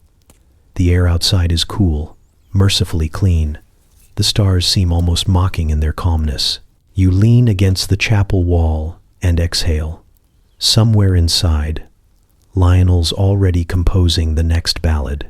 You can almost hear the lyrics, his beard burned bright, his faith alight, a warning to the vain. You close your eyes, but laughter bubbles up anyway. It's the kind of laugh that lives somewhere between despair and disbelief. The church door bursts open again and Bertha stumbles out, hair smoking faintly. "He's fine," she says. "Mostly. They're calling it divine intervention." You nod slowly. "Of course they are." She squints at you, then at your scarf. "You're next, you know. The council will want purification." You glance at the chapel, still glowing faintly through its smoke-stained windows. "Let them try," you say. For the first time all week, the night feels peaceful, quiet, except for the faint crackle of cooling honey and the distant hymn of a man who just discovered that faith, like hair, can be dangerously flammable. You find him kneeling in the hay, eyes wide and trembling, mouth slightly open as if he's still catching the last echoes of something divine. The stable smells of smoke, sweat, and the faint ammonia tang that has come to define your existence. Horses shuffle nervously, their nostrils flaring, sensing that something holy, or profoundly stupid, has transpired. At first, you think he's hurt. You rush toward him, half expecting another small explosion, but he only blinks, staring past you, through you, toward a point somewhere between the rafters and eternity. "I saw him," he whispers, bright as the morning sun, smelled of vinegar. You stop. That last detail feels personal. "What exactly did you see?" you ask carefully, glancing at the overturned bucket beside him, the telltale golden stain spreading across the straw. He touches his temple reverently. "It burned," he says, smiling faintly, but in a kind way. You sigh, already knowing where this is going. The boy, Thomas, maybe, or Edmund? It's impossible to keep track of who's apprenticed where. He was supposed to be cleaning the yard. Instead, he's baptized himself in your legacy. You crouch beside him, ignoring the horse that's chewing on your sleeve. You got dye in your eye. His gaze sharpens, though the pupils swim with milky flecks of light. "Not dye," he says solemnly. "Revelation." Before you can argue, Bertha appears at the doorway, clutching her ever-present shawl and wearing that look. Half concern, half readiness for gossip. "He's been at it for an hour," she whispers. "Keeps talking about angels with buckets." You rub your face. "Of course he does." Word spreads fast. By midday, half the village has gathered, outside the stable, whispering, crossing themselves, and occasionally peeking in as though expecting to see celestial fire descend. Father Aldrich arrives last, still smelling faintly of honey and holy water, his expression equal parts suspicion and glee. He kneels beside the boy, muttering a prayer, then gestures dramatically toward you. "Explain this," he demands. "Explain the miracle of sight bestowed through sin." You consider explaining the chemistry, the unfortunate pH levels, the hazards of open buckets, but his tone suggests this isn't a chemistry crowd. "It's not a miracle," you say instead. "It's urine." The gasp that follows could power a small windmill. Even the horses stop chewing. Father Aldrich stares at you like you've confessed to sorcery. "Blasphemy," he hisses. The boy speaks of light and cleansing. He says he saw a figure, radiant, crowned in gold, calling him to righteousness. "Probably Lord Redgrave," you mutter. He's still glowing, but the priest isn't listening. He's already anointing the boy's forehead with trembling fingers. The crowd leans in, hungry for spectacle. "A prophet," someone whispers, "chosen by the glow." You stand back, arms crossed, watching your accidental cult expand by the minute. Thomas, or Edmund, or whatever his name is, starts to shake, eyes rolling toward the ceiling. "He told me," he murmurs, "that the gold is within us all." Lionel, naturally, is already scribbling. "This is magnificent," he says. Chapter 17, The Saint of the Stable. You pinch the bridge of your nose. Don't encourage him. Too late. Father Aldrich stands, face flushed with revelation. "The Lord has spoken through this humble boy," he declares. "We must purify ourselves to seek the gold within." The crowd erupts into cheers, hallelujahs, and the unmistakable sound of someone fetching another bucket. You try to intervene, to remind them that divine light shouldn't sting or stain, but your words drown beneath the noise. They're pouring water, gathering herbs, asking for your blessing as though you've ever been qualified to give one. By sunset, the stable has become a shrine. Candles flicker in the rafters, illuminating the boy, who now sits serenely on a pile of hay, eyes unfocused, murmuring about shimmering fields and a radiant cow that speaks in riddles. Gertrude, standing nearby, seems to take offense. Father Aldrich declares a feast. Bertha brings bread, Mabel brings ale, and someone strings up garlands made of dried rosemary and desperation. The boy occasionally blinks and mutters cryptic nonsense that the crowd eagerly interprets as prophecy.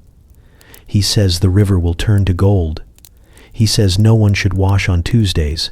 He says the alchemist will lead us to salvation. You try to slip away, but Lionel corners you. You realize, he says gleefully, you've started a movement. "I started laundry day," you reply. He grins. History will disagree.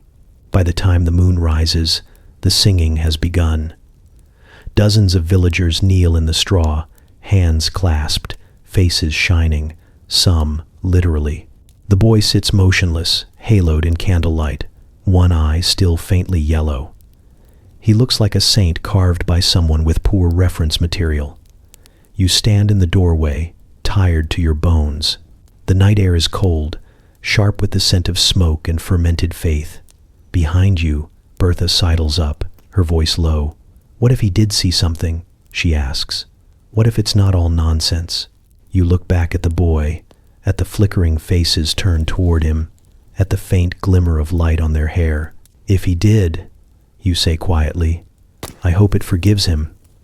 She shivers, pulling her shawl tighter. The singing swells again, tuneless, earnest, unstoppable. You step out into the dark, the stable glowing behind you like a lantern built entirely from madness.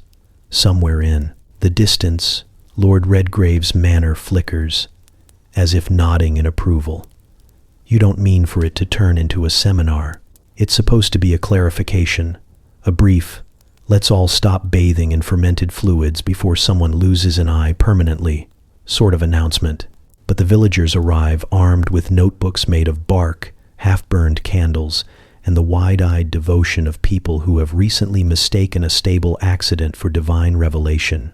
Somewhere along the way, someone sent word to the next town over, and now strangers with suspiciously shiny hair are filing into your yard. The world, it seems, is hungry for enlightenment, or at least entertainment. The alchemist himself, if you can still call him that, arrives fashionably late, trailed by 3 apprentices who look like they were bribed with old socks. His robe is covered in stains of mysterious origin, his beard braided with herbs, and his expression that of a man who has long since made peace with insanity. You've seen him lecture before, once, on the medicinal use of soot, and it ended with him falling into a barrel. So, naturally, you expect disaster. He greets the crowd with a sweeping bow that narrowly misses knocking over a lantern. "Welcome, seekers of brilliance," he cries, voice echoing across the fields. "Today we explore illumination, inner, outer, and scapular. You exchange a look with Bertha, who mouths, "Scapular." The alchemist claps his hands. "We shall not merely discuss the process of transmutation, we shall embody it." He gestures to a large, poorly labeled jug on the table beside him. "Observe the essence of transformation. You know that jug. You know that smell." The crowd gasps reverently, but you step back 3 paces out of self-preservation. He dips his fingers into the liquid and waves them like a conductor. "What is alchemy but the desire to improve upon nature?" he says. "And what is hair but the ladder upon which the air-peat soul climbs toward the heavens?" Someone in the back murmurs, "That's deep." Someone else whispers, "That's stupid." The alchemist continues, undeterred.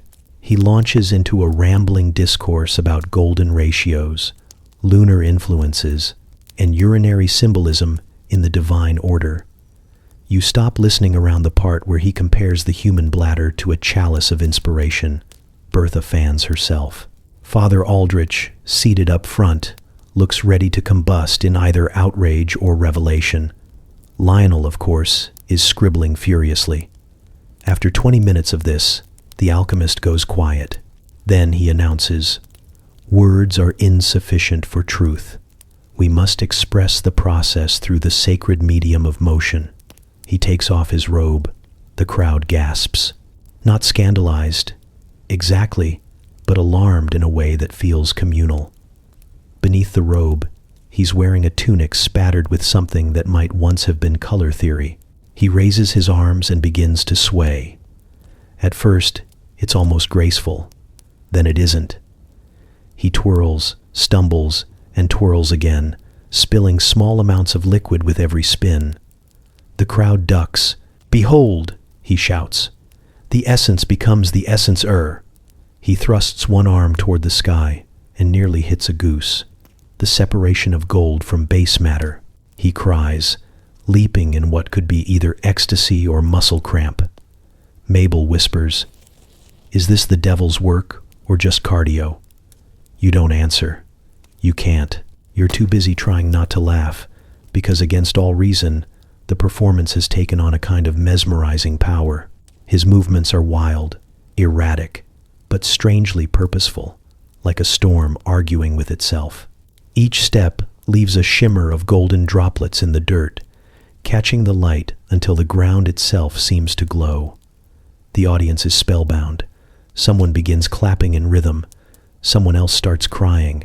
The alchemist freezes mid-spin, chest heaving, eyes wide. "Do you see it?" he gasps. "Do you feel it?" Silence falls.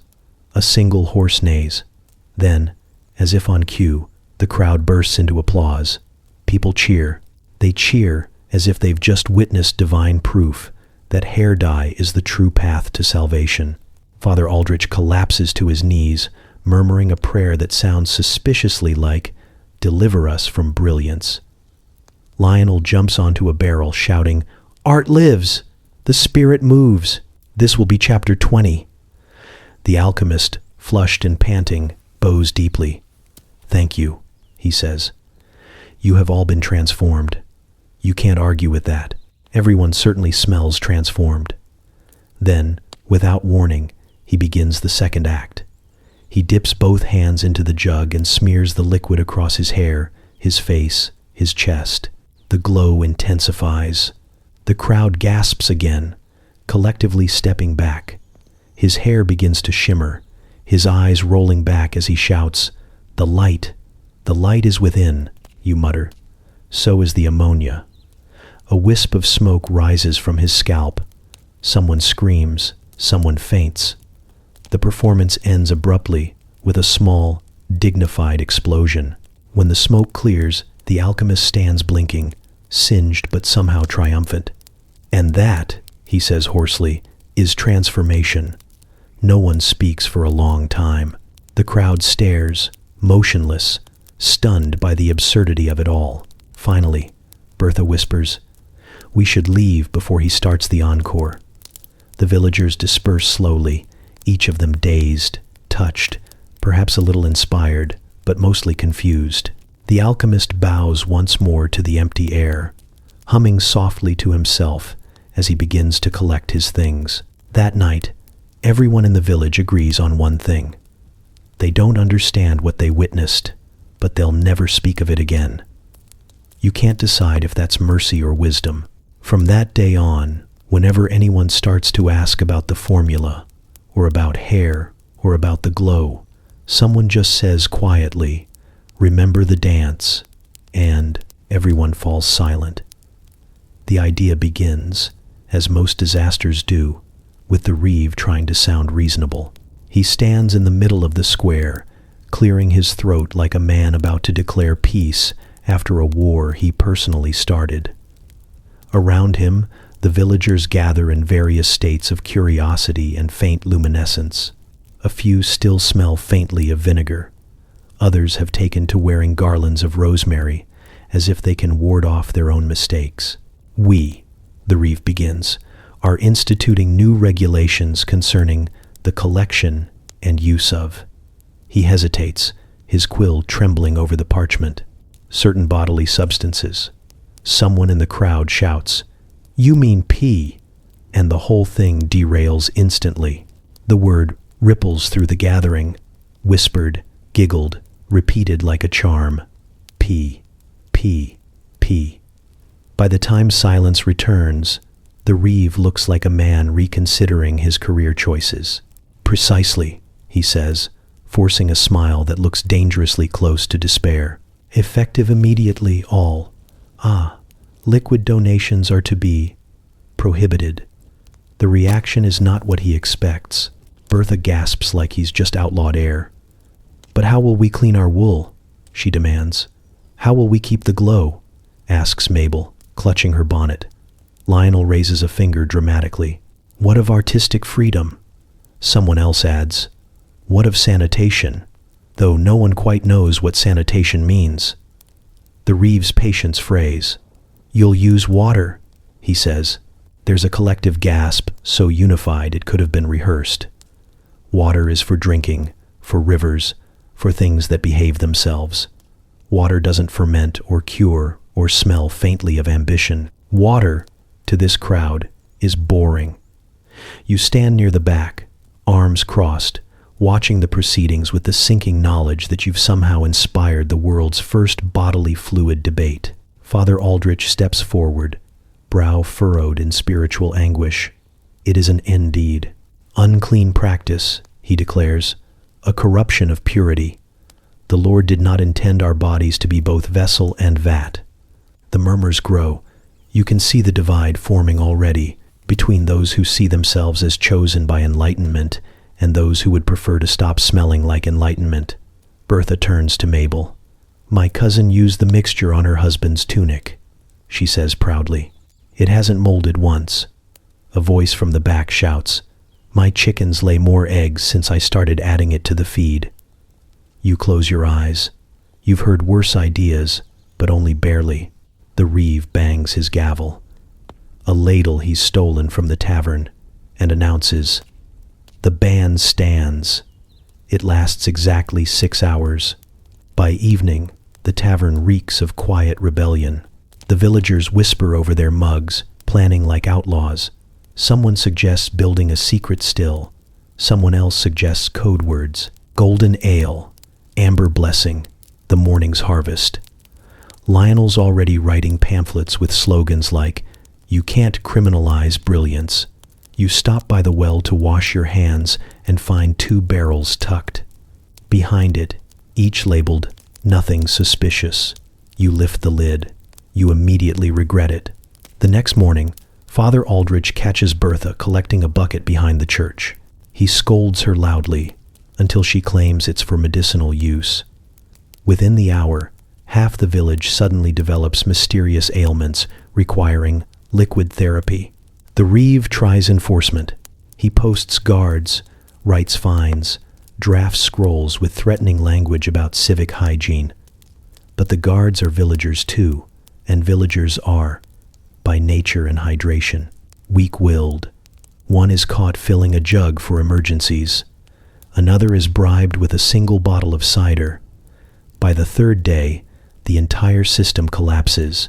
Lionel, undeterred, declares the ban a cultural tragedy.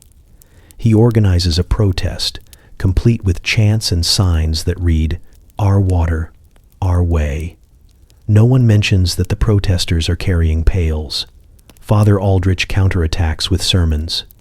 "You shall not tinker with the Lord's design." He roars, waving his arms as though trying to part the congregation. But halfway through, someone faints from dehydration. An ironic martyrdom. No one misses. You try staying neutral, but that's impossible. The Reeve corners you at the market, demanding you support the ban. "You started this," he says. "They listen to you." "They also once thought the river was haunted," you remind him. "I don't think listening is their strong suit." He groans. "Do something." So you do. That evening, you gather the villagers and give the speech of your life, or at least of your week.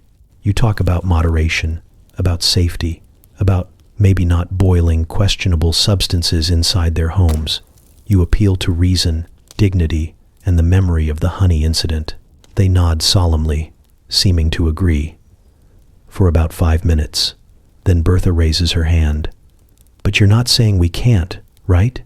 Just that we shouldn't?" The crowd murmurs approvingly. You sigh. "Exactly." Which is how, within a day, the phrase, "we probably shouldn't," becomes the unofficial slogan of an underground movement. The barrels multiply again. The smell returns. The ban dissolves into legend. When the Reeve finally tears down the proclamation from the church door, it's covered in doodles.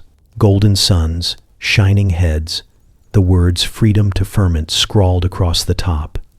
That night, the village glows faintly once more, the fields shimmering with a soft, suspicious radiance. You watch from your window as a group of rebels sneak down to the river, buckets in hand, laughing like thieves. You tell yourself it's fine, that people need something to believe in, even if it's ridiculous. And when the wind shifts, carrying that familiar acrid scent through the air, you close your shutters and whisper to no one in particular. At least they're hydrated. You wake to buzzing, not the ordinary kind, the lazy drone of summer that hums around your ears and makes you consider, briefly, the value of moving your entire body 3 inches. This is purposeful buzzing, determined buzzing. It sounds like work. You open your eyes, and for a single, optimistic second, you think someone is grinding grain outside your window. Then something moves in your hair. You do not scream immediately. You have learned, through experience, that screaming only encourages things. Instead, you freeze and think about all the choices that have led to this moment. The rinse, the formula, the "maybe I'll leave it on for just a few more minutes" decision. You touch your head very slowly. Your fingers meet something soft, fuzzy, and moving with intent. There are bees, several, possibly more than several. One lands gently on your nose, another crawls along your temple, and a third disappears somewhere behind your ear. You hold your breath, afraid that even exhaling might be considered an act of war. The first coherent thought that forms is that this is exactly the kind of punishment the universe reserves for the overly curious. The second is that you need help. You shuffle toward the door, head tilted at an awkward angle, trying to disturb them as little as possible. Each step feels like navigating a room full of sleeping lions. You make it to the yard without incident, though your neighbor's rooster starts crowing at the sight of you, as if alerting the world that pollen has gained consciousness. Bertha spots you first. She drops her laundry, points and yells, "Saints preserve us, the bees have chosen a host." Within moments, the yard fills with villagers. You can tell they've been bored. Nothing brings them together faster than the promise of mild disaster. Mabel clutches her apron. "Don't move," she whispers. They sense fear. They also sense sugar. They also sense sugar, Lionel says from behind her, scribbling notes on a scrap of parchment. "Do you bathe in honey now? Or is this a natural development?" "I don't bathe in honey," you hiss. "I use vinegar." "Ah," Lionel says. That explains the tang. Father Aldrich arrives, armed with a broom and a Bible. "Stay still," he commands, though his voice cracks halfway through the word still. He looks ready to exercise your scalp. You try to explain that you didn't invite them, that they just arrived, possibly mistaking your hair for a field in bloom. But the buzzing grows louder, and suddenly one bee lands on the priest's nose. The man shrieks and flees into the church, slamming the door so hard that the stained glass trembles. The crowd gasps. The bees hum. Someone whispers, "Maybe they think she's the queen." This rumor spreads with the speed of wildfire and the logic of fever. Within an hour, you're being referred to as Her Buzzing Majesty. Children bow when you pass. Someone leaves a pot of honey at your doorstep as an offering. You consider moving.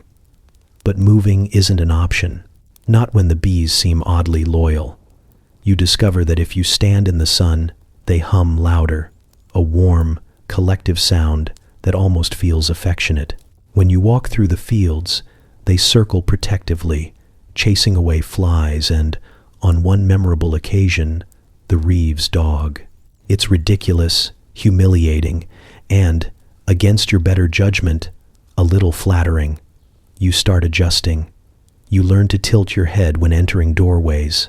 You hum when they hum. It seems polite. The villagers, meanwhile, decide to take advantage of your new relationship with nature. The apothecary suggests bottling your essence of meadow. Lionel begins drafting a sonnet titled Ode to the Pollened Prophet. The beekeeper, a silent man who hasn't spoken to anyone since 1312, suddenly follows you everywhere, staring at your hair like it's made of gold and profit. You try to be patient. Truly, you do. But there comes a morning when you wake to find that the bees have expanded their operations. They're building. You can feel it when you turn your head. A faint tug, a structured weight. You reach up and your hand brushes something waxy. You freeze. They have started a hive. The realization is slow, like honey dripping down a spoon. The hive is small, delicate, a pale little sculpture nestled at the back of your head. It hums with life. It is, you must admit, kind of impressive, also horrifying. When you show Mabel, she faints. When you show Lionel, he bursts into applause. "Symbiosis," he shouts. Man and bee united at last. Bertha just shakes her head. "You've gone too far this time," she says, though she offers to help brush them out. If you provide gloves, a veil, and possibly divine protection, that evening, you sit by the well, reflecting on your situation. The bees hum softly around you, a sound that might almost be called peaceful if it weren't emanating from your skull. The sky darkens, the first stars appear, and for a fleeting moment, you feel like some sort of myth, half person, half field. Then a bee flies straight into your mouth. You spit, cough, and stand abruptly, waving your arms in wild panic. The hive wobbles. The bees surge in outrage, forming a halo of furious devotion. You run, flailing, across the square while the villagers scatter, shrieking. Somewhere, Lionel yells. Art imitates life. You dive into the horse trough, submerging yourself completely. The cold shocks you into stillness. When you emerge, gasping, dripping, and furious, the bees have dispersed. The hive drifts gently to the ground, a small, tragic monument to very poor choices. The village is silent. Then someone claps. By morning, the story has already grown. They say you commanded the bees. They say they crowned you before leaving for a better climate. They say your hair glowed brighter afterward, though it mostly just smells like wet hay. You don't correct them. You've learned it's easier to let people believe what they want. Besides, as you watch the sunrise, you can't help but think, at least the buzzing has stopped. For now, you first notice it when the wind stops behaving like wind. Normally it shuffles through the branches, soft and restless, occasionally whistling through a hollow in the fence like a gossip with too much free time. But this morning, it's different. It moves with intent. You can feel it pause when you walk past the orchard, like it's waiting for something, and then, clear as a bell dipped in sap, you hear it, a voice. Not words, exactly, but a rhythm of sound that feels like meaning, that prickles the back of your neck and makes you stop mid-step. The trees are whispering, not about the weather, or the harvest, or even the usual sins of the village, about you. At first, you laugh, because laughter is what you do when something is clearly absurd, but also undeniably happening. You tell yourself it's the wind playing tricks, or your imagination, too many nights breathing in the fumes of your own vanity. But the sound follows you down the path, low and steady, a rustling that grows sharper when you turn your back. By the time you reach the well, you're walking faster than dignity recommends. Cuthbert is there, throwing pebbles into the water and humming tunelessly. He's been in the village forever, or so it feels, the kind of man who always looks like he's waiting for a story to happen to someone else. When he sees your face, he grins. You look like you've seen the tax collector, he says. The trees, you manage. They're talking, he snorts. Of course they are. They always talk. People just never listen long enough to be insulted. They said something about me. That's new. He raises an eyebrow. Everything says something about you these days. The hens, the river. The last time I sneezed, someone claimed it was an omen about your hair. You try to explain that this feels different, that there was a tone to it. Condemnation, maybe, or pity. But Cuthbert waves a hand, dismissing your panic like a man swatting at a fly. They're jealous, he says simply. You shine. They can't. What's a tree to do but mutter?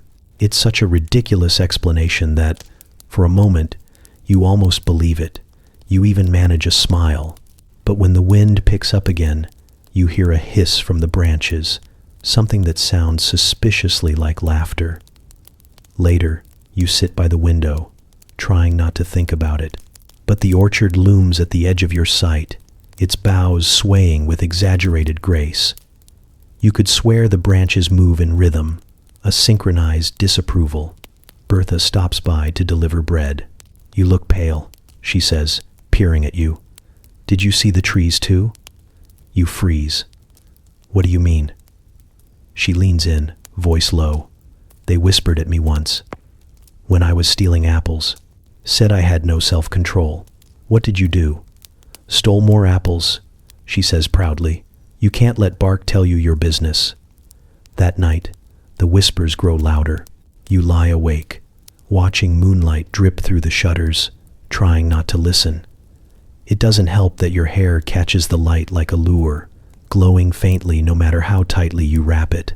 The sound rises and falls, like leaves, like laughter, like an audience breathing in sync. You start to imagine they're discussing your experiments, your choices, your vanity.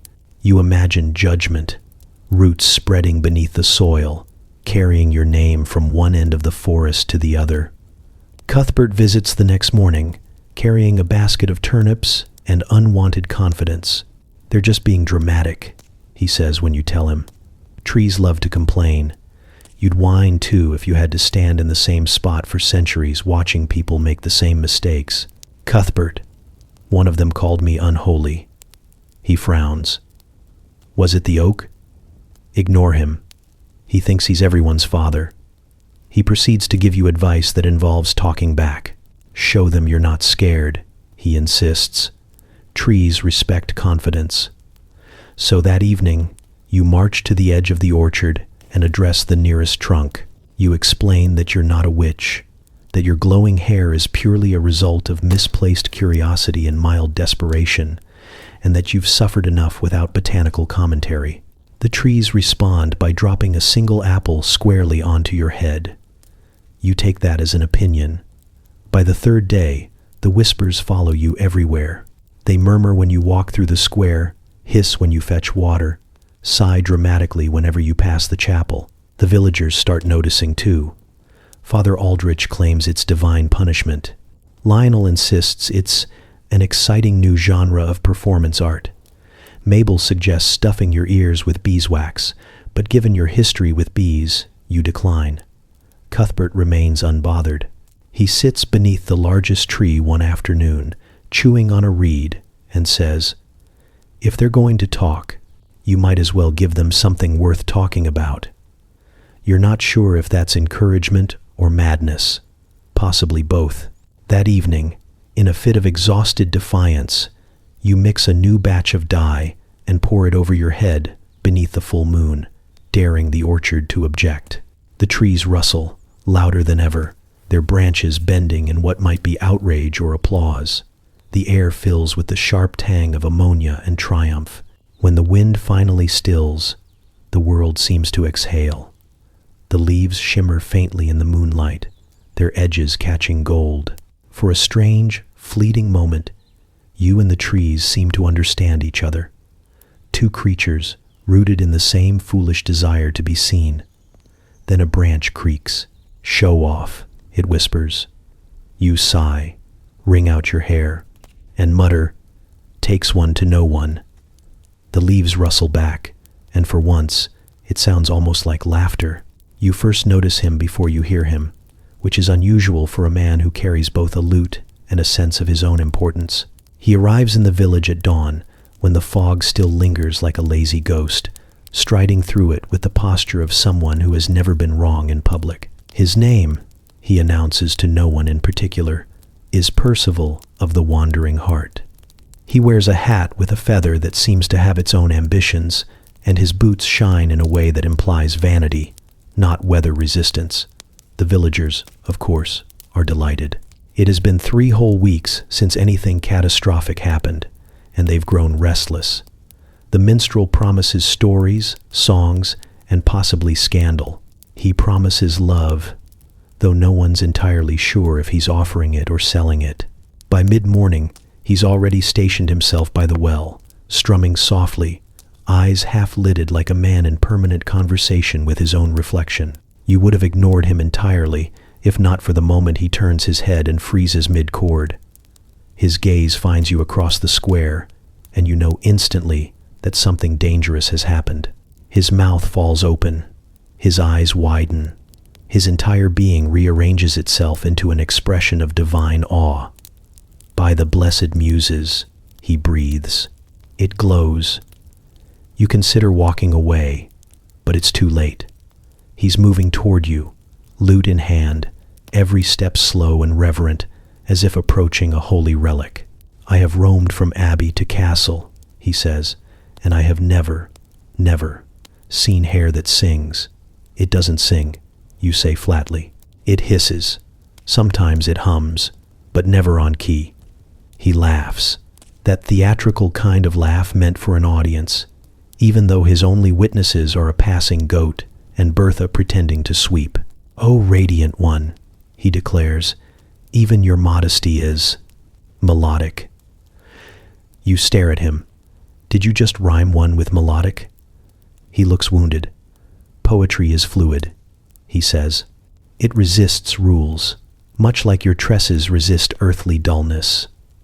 The goat sneezes. You take it as an omen. For the next several days, Percival becomes an unavoidable part of your landscape. He follows you from the market to the mill, composing verses on the spot. He sings to your hair in the morning light, compares it to dawn and honey and the tears of saints who've glimpsed perfection. You tell him it smells more like vinegar and ambition. He calls that tragically romantic. The village eats it up. Bertha fans herself every time he performs. Lionel, who once considered himself the town's artistic authority, sulks near the fountain muttering about derivative symbolism. Father Aldrich pretends not to listen, but hums the refrains during Mass. Even Gertrude the cow seems to tolerate the noise.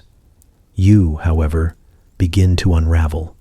There are only so many ballads one person can endure, especially when half of them feature rhymes like urine divine and alchemy's sign.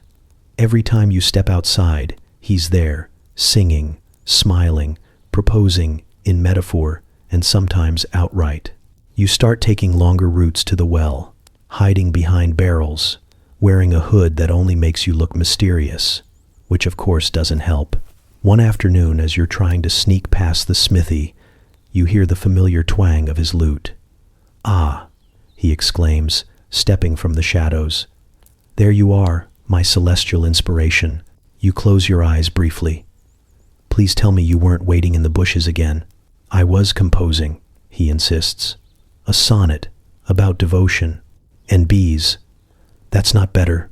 He kneels, dramatically, the way only a man who's practiced kneeling can. "Fair one," he says, "I cannot go on wandering. My heart has found its final harbor in you." You blink. "You're proposing?" "Of course. Your hair has ensnared me in melody and mystery. Be my muse, my partner, my eternal encore." Somewhere, a child giggles. The silence that follows feels heavy, expectant. You glance around. The baker's paused mid-need. Bertha's holding her breath. Even the trees seem invested. You sigh. "My hair doesn't sing, Percival. It screams." He smiles dreamily. "Then let us scream together. There's no winning this." You could refuse, and he'd probably turn that into a tragedy. Accept, and you'd become half of the most exhausting duet in history. You choose diplomacy. "Percival," you say, soft but firm. "You're charming in the way lightning is, bright, dangerous, and best admired from a distance." He gasps, clutching his chest. "You wound me." "I'm trying to." You walk away, leaving him kneeling in the dirt, clutching his lute like a broken heart. The crowd disperses slowly, muttering, some disappointed, others relieved. That evening, from your window, you hear faint music drifting across the village. It's a new song, softer than the others, with a melancholy edge. You catch only a few words: golden sorrow, unreachable flame, the woman who glowed but never stayed. It's not bad, actually. You lie back, staring at the ceiling, wondering if maybe you should have let him finish his rhyme. The next morning, he's gone. In his place, he's left a single feather and a note that reads, "The muse burns too bright for mortal hands." You smile, fold it in half, and toss it into the fire. For the rest of the day, the village hums with the sound of his song, half devotion, half warning. And as you brush your hair that night, catching the light just so, you swear it hums back, not sweetly, but knowingly, like it's in on the joke. You didn't plan to enter. You never do. The summer fair arrives the way all village events do. Half celebration, half pretext for gossip, and entirely, too, are much trumpet. The banners are uneven, the pies are uneven, the moral standards are uneven. Someone inevitably faints before noon. It's tradition. You're just there for the bread stall. You're halfway through negotiating for a particularly promising loaf when Bertha spots you. "You should enter," she cries, clutching your arm with the grip of divine insistence. "Your hair deserves recognition. My hair deserves peace," you say. But it's too late. Word spreads like yeast. Within the hour, you're registered as a contestant in the summer fair's first ever festival of follicular glory. The sign-up list claims it's open to all, though a suspicious number of names have been crossed out already, some replaced with the words, "no chance." The stage is a rickety platform draped with wildflowers, facing a crowd that has clearly come more for spectacle than competition. There's a row of judges, Father Aldrich, frowning into his parchment, Lionel, twirling his quill like it's a weapon, and Lady Redgrave, who once tried to powder her dog gold and still hasn't recovered from the shame. Contestant 1 is Mildred, whose hair is technically impressive if you admire geometry. It forms a perfect cube.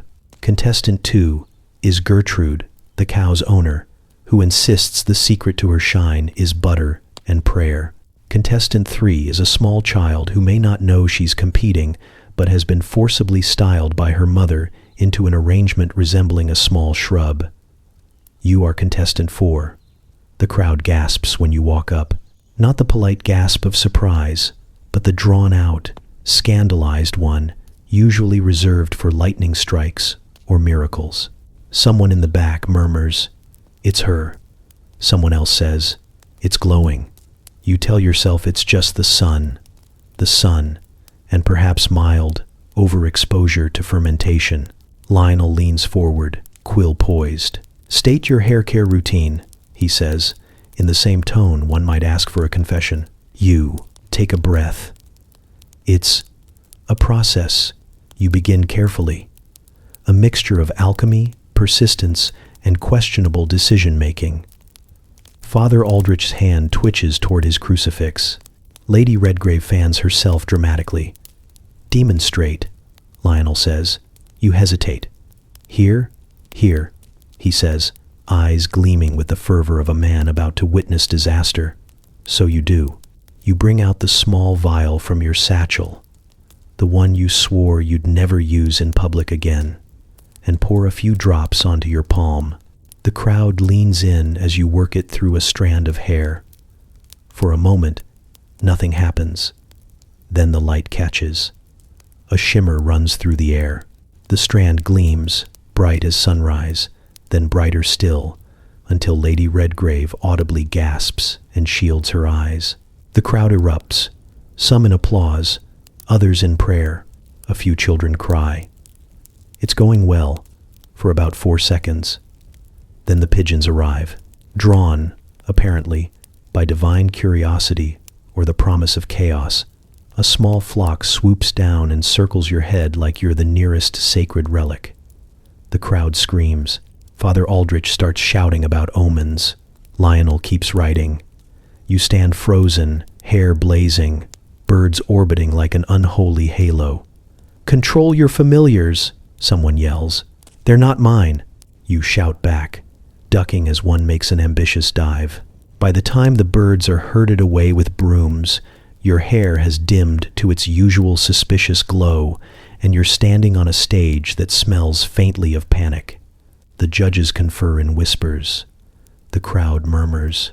You hear the words sorcery, miracle, and fire hazard tossed around in equal measure.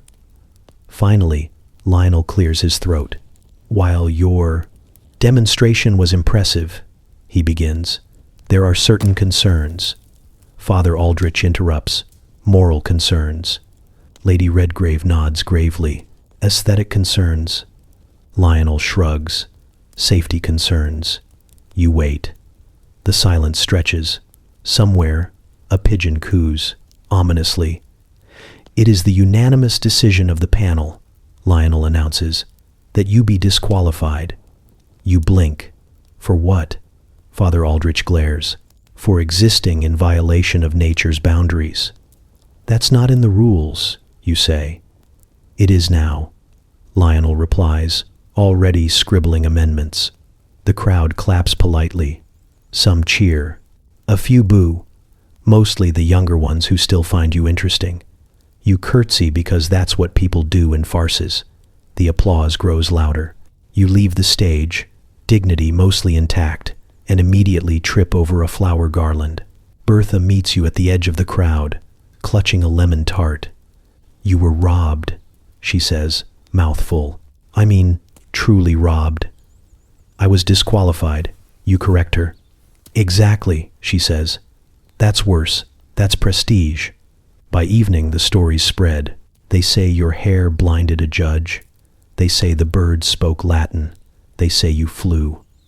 Each version grows more extravagant, and by sunset you've gone from local nuisance to living myth. The baker sells sunhead pastries. Children chase each other with feathers, pretending to glow. You watch it all from your doorstep. The fading light catching in your hair, casting faint gold on the cobblestones. Somewhere, Lionel is still writing. Somewhere, Father Aldrich is still praying.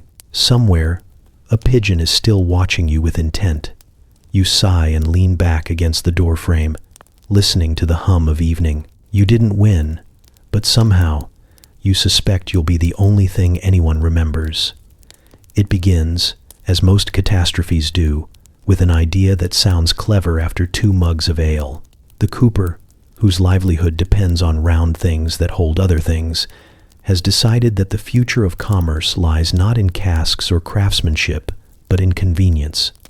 He calls it innovation. You call it a public menace. You're at the tavern when he unveils the plan. The place smells of stale mead and mild delusion. The cooper stands on a table, flushed with purpose, waving a parchment that bears a crude logo, an overflowing barrel surrounded by what might be rays of light or possibly steam. "Golden monthly," he declares, voice cracking on the last word like a rooster hitting puberty. "The future of distribution. A barrel to your doorstep every fortnight, filled to the brim with opportunity." Someone claps, someone else coughs. Lionel, already scribbling, whispers, "Opportunity smells odd." The cooper presses on. "Why waste time collecting your own? Why haggle at the market? Why, my friends, should you lift a bucket when I can lift your spirits instead? For a modest fee, just a few pennies a month, I bring the brilliance to you." There's a pause as the room digests the audacity of his words and, possibly, the smell wafting from the sample barrel beside him. Then the questions begin. "How fresh?" someone asks. "Extremely," the cooper replies, beaming. "Do you mix it?" "Each barrel uniquely curated," he says proudly. "A blend of local craftsmanship." Mabel squints. "You mean villagers?" He hesitates. "Partnerships," he clarifies. "You drink deeply, wishing the ale were stronger." By morning, the first subscriptions are sold. Bertha, naturally, signs up twice. Lionel buys one for research purposes. Father Aldrich denounces the enterprise as heresy, then quietly orders a smaller barrel for medicinal experiments. Within a week, half the village is receiving deliveries. Within 2, the smell of success becomes literal. The cooper grows insufferable. He starts wearing a velvet cap and referring to himself as entrepreneur. He talks about scaling the model, about regional expansion. He tries to recruit you as his brand ambassador, claiming your hair has inspired the entire movement. You tell him that your hair has inspired mostly chaos and mild trauma. He nods thoughtfully and offers you a discount code anyway. The deliveries arrive at dawn. Wooden carts rumble through the streets, creaking under their fragrant loads. The barrels gleam in the sunlight, each stamped with a golden emblem and the motto, "Liquid ingenuity for the modern household." Children chase after them, shouting, "The golden man is here!" The dogs refuse to follow. At first, it's almost impressive. The cooper's system runs with eerie efficiency. He has collectors, distributors, even a clerk who tracks subscription metrics. He holds meetings in the tavern, referring to them as strategic symposiums. He pays Lionel to write promotional ballads. The first one is titled, "A Barrel for Tomorrow." It does not rhyme. But then, of course, things begin to go wrong. The barrels leak, not dramatically, but enough to create small rivers of yellow through the market square. The cobbler slips and nearly sues. The baker complains that his bread now tastes philosophical. Father Aldrich insists the smell has driven sinners from confession, though privately you suspect that's more correlation than cause. One night, the cooper holds a feast to celebrate his 100th delivery. The tables groan under platters of stew and roasted fowl. He raises his mug, grinning. "We are living in the age of innovation," he cries. "The age of convenience, the age of golden monthly." That's when the first barrel explodes. It happens quietly at first, a subtle hiss, a puff of vapor. Then, with the precision of divine irony, the entire cask bursts, showering the crowd in its contents. The air fills with the sound of collective horror. People scream. Bertha throws herself into a trough. Father Aldrich starts praying loudly for immediate ascension. The cooper stands frozen, drenched, eyes wide. His mouth opens and closes soundlessly. You can't tell if he's trying to apologize or advertise. By dawn, every barrel in the village has been rolled into the river. The current runs faintly, gold for half a mile. The fish rise briefly, reconsider their life choices, and disappear. The Cooper doesn't appear for 3 days. When he does, he's humbler, or at least quieter. He's back to making ordinary barrels, though occasionally you catch him staring at the horizon with that same dangerous glint, as if he's already dreaming of his next enterprise. You should be relieved. You should be done. But 2 weeks later, a small cart rolls up to your door. On it sits a single barrel, gleaming faintly in the morning sun. There's a note nailed to the lid. Complimentary trial. You stand there for a long moment, the air thick with irony. Then you drag the thing behind the barn, pry off the lid, and watch as the liquid soaks into the dirt. The earth hisses softly, almost approvingly. When Bertha passes by and asks if you're canceling your subscription, you answer without looking up. "I never signed up." She nods. "No one ever does." And somewhere in the distance, faint but distinct, you swear you hear the Cooper practicing his pitch again. You don't know who started it. No one ever does. The village operates on a principle of plausible deniability, where every terrible idea belongs to someone else until it catches on. All you know is that by the time you hear about it, it's already being sold in the tavern under the name Golden Harvest. The first clue is the smell. Mead should smell of honey and warmth, maybe a hint of something floral. This one smells like a dare.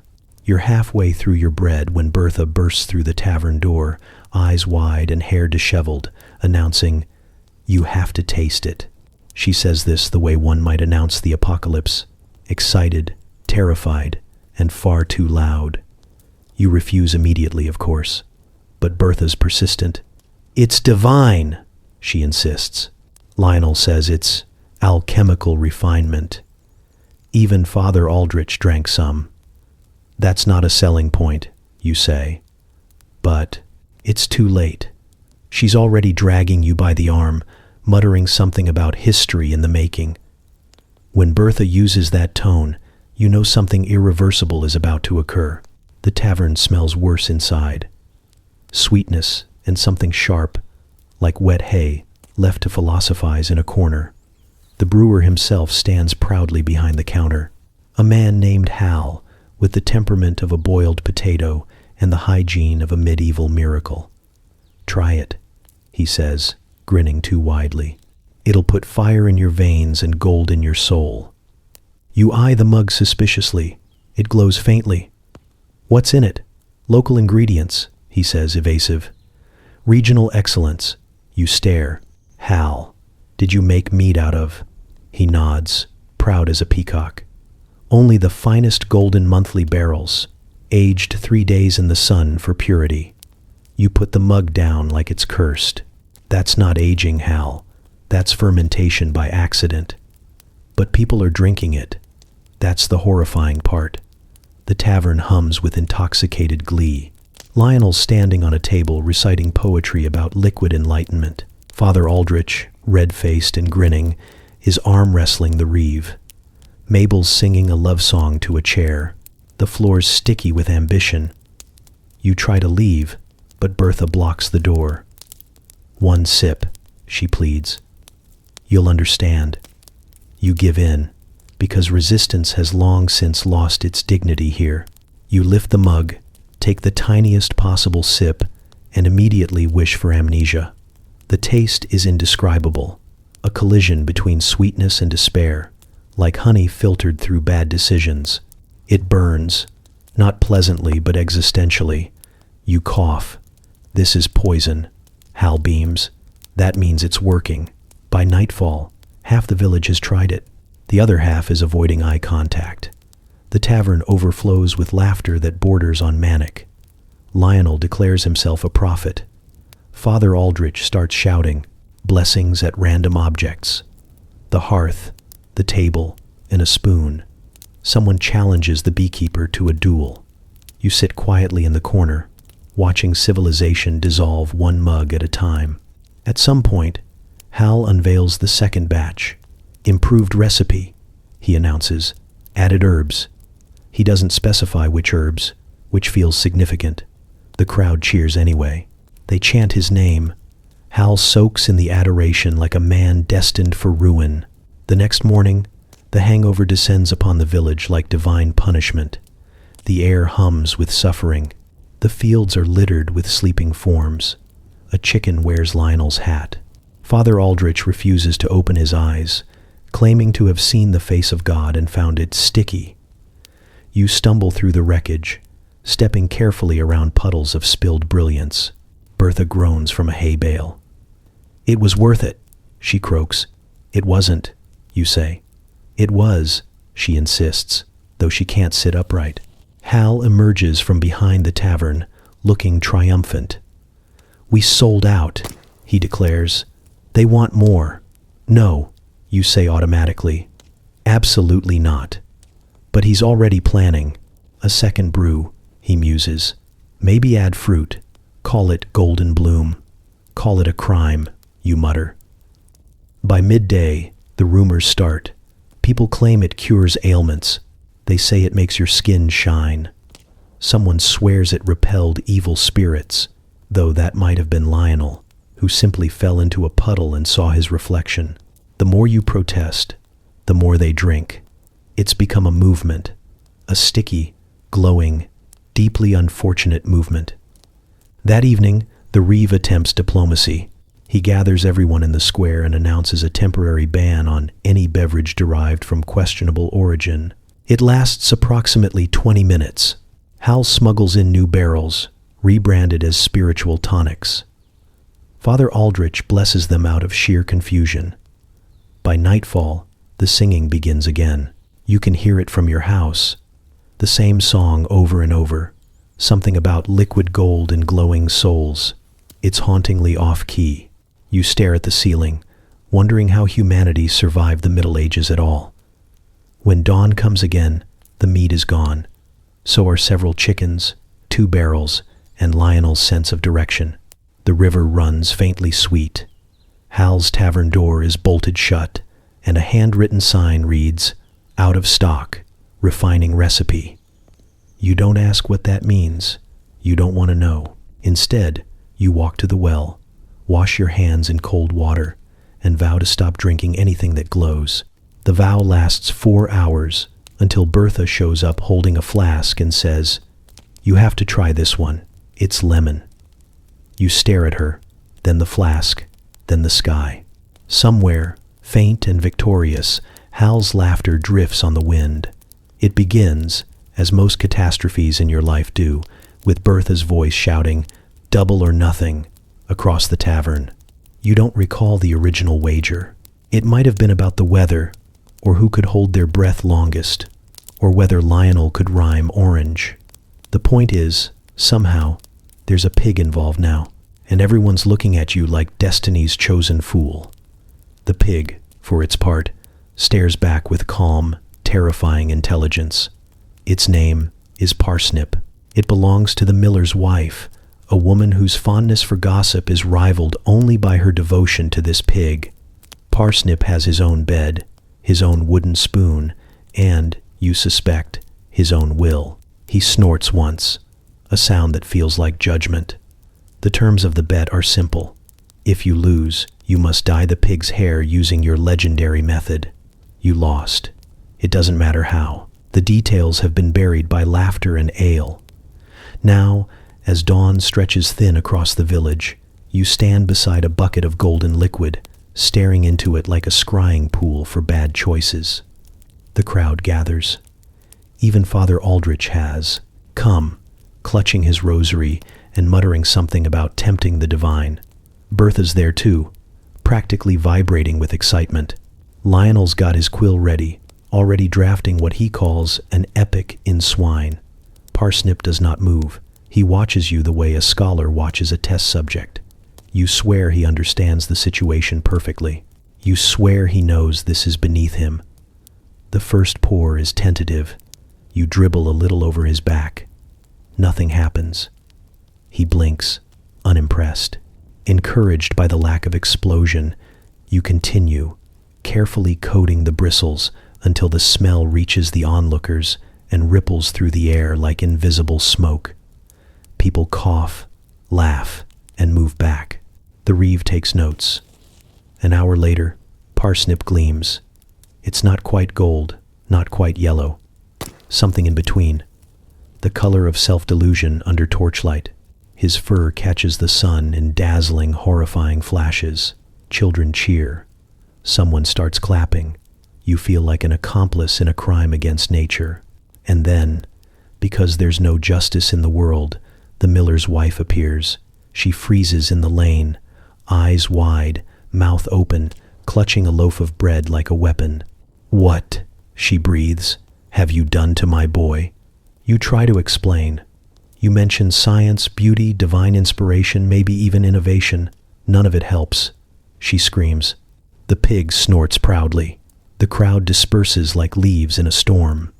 By evening, word has spread to every corner of the village. Parsnip, now glowing faintly in the twilight, is the talk of the tavern. Some claim it's witchcraft. Others call it fashion. Father Aldrich is torn between exorcism and endorsement. The local painter shows up just to capture the phenomenon. You suspect posterity will not be kind. The next day, the annual village fair arrives. Bertha, undeterred by the lingering outrage, insists on entering Parsnip into the livestock competition. If they can't appreciate innovation, she says, they don't deserve progress. You try to object. You fail.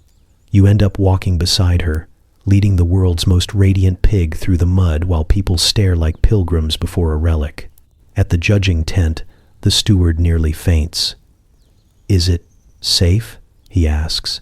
"Safer than most marriages," Bertha replies cheerfully. Parsnip stands proudly as the judges circle him. The sunlight dances off his bristles. Birds grow confused and attempt to land on him. The crowd gasps. The miller's wife faints in slow motion. And then, impossibly, Parsnip wins. The ribbon reads, "Most dignified creature." You watch the presentation in silence, torn between awe and existential exhaustion. The Reeve gives a speech about the spirit of invention. Lionel sings a ballad titled Ode to the Gilded Swine. Father Aldrich sprinkles holy water discreetly in your direction. You stand there, clutching the prize, surrounded by applause that feels both triumphant and accusatory. Afterward, you find Parsnip lounging near the pie stall, chewing thoughtfully on a discarded turnip. His ribbon glows softly in the fading light. You sit beside him. Neither of you speak for a while. There's an understanding between you, an unspoken recognition that the world has tilted slightly off its axis, and you both had a hand in it. Bertha joins you, beaming. "We made history," she says. You nod slowly. "Yes," you say, "and it smells like it." That night, you lie awake, listening to the sounds of revelry outside. The village is alive with stories, some true, most exaggerated. You hear someone toasting the pig with hair like angels. You hear someone else muttering about signs of the apocalypse. Somewhere in between those two, perhaps, lies your legacy. In the morning, Parsnip is gone. The miller's wife claims divine intervention. The Reeve claims theft. Bertha claims destiny. But as the sun rises, you catch a glimpse of him at the edge of the forest, golden hide shimmering between the trees, moving with slow, regal confidence. You don't call out. You don't chase. Some things, you decide, are better left legendary. By midday, a rumor begins. A radiant boar has been seen in the woods, guiding lost travelers home. The minstrel's already writing a song about it.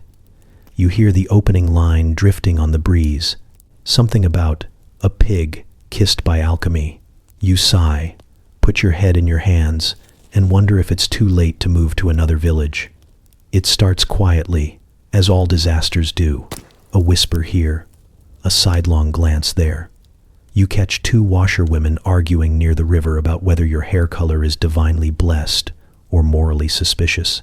You'd prefer neither label, but you've learned your preferences are irrelevant to the village's collective imagination. By dusk, the debate has evolved into imitation. You wake the next morning to the sound of metal clanging. It takes you a moment to realize the noise is coming from outside. specifically from people emptying their chamber pots into the community garden. You stand at your window, bleary-eyed, as a line forms. Housewives, shepherds, even the cooper with his eternal optimism, they're all out there, clutching buckets of potential glory. The air shimmers with ammonia and ambition. Bertha waves up at you cheerfully. "We're making progress," she calls. You shout something unprintable in response. By midday, every corner of the village smells faintly of misdirected science. The apothecary's delighted, claims it's the dawn of local enterprise. Father Aldrich, less so, rings the church bell and declares the whole affair an affront to decency and nostrils alike. Lionel, naturally, writes a song about it, titled Liquid Aspirations. The melody is terrible. In the marketplace, women compare notes about fermentation times. Someone insists you have to leave the bucket out under the moon. Another swears by, adding vinegar. There's talk of collecting blessed rainwater, though no one can agree on what makes it blessed. You overhear the miller's wife say she saw angels hovering above your hair last week. You consider dunking yourself in the river just to end the conversation. By evening, the bees are angry. They swarm the gardens in a cloud of buzzing protest, drawn to the sweetness of fermented herbs and the bitterness of human pride. The beekeeper, usually serene, storms into the tavern shouting about chemical warfare. His bees, he claims, are confused, aggressive, and possibly drunk. He demands compensation. The reeve promises to hold a meeting, which means nothing will happen.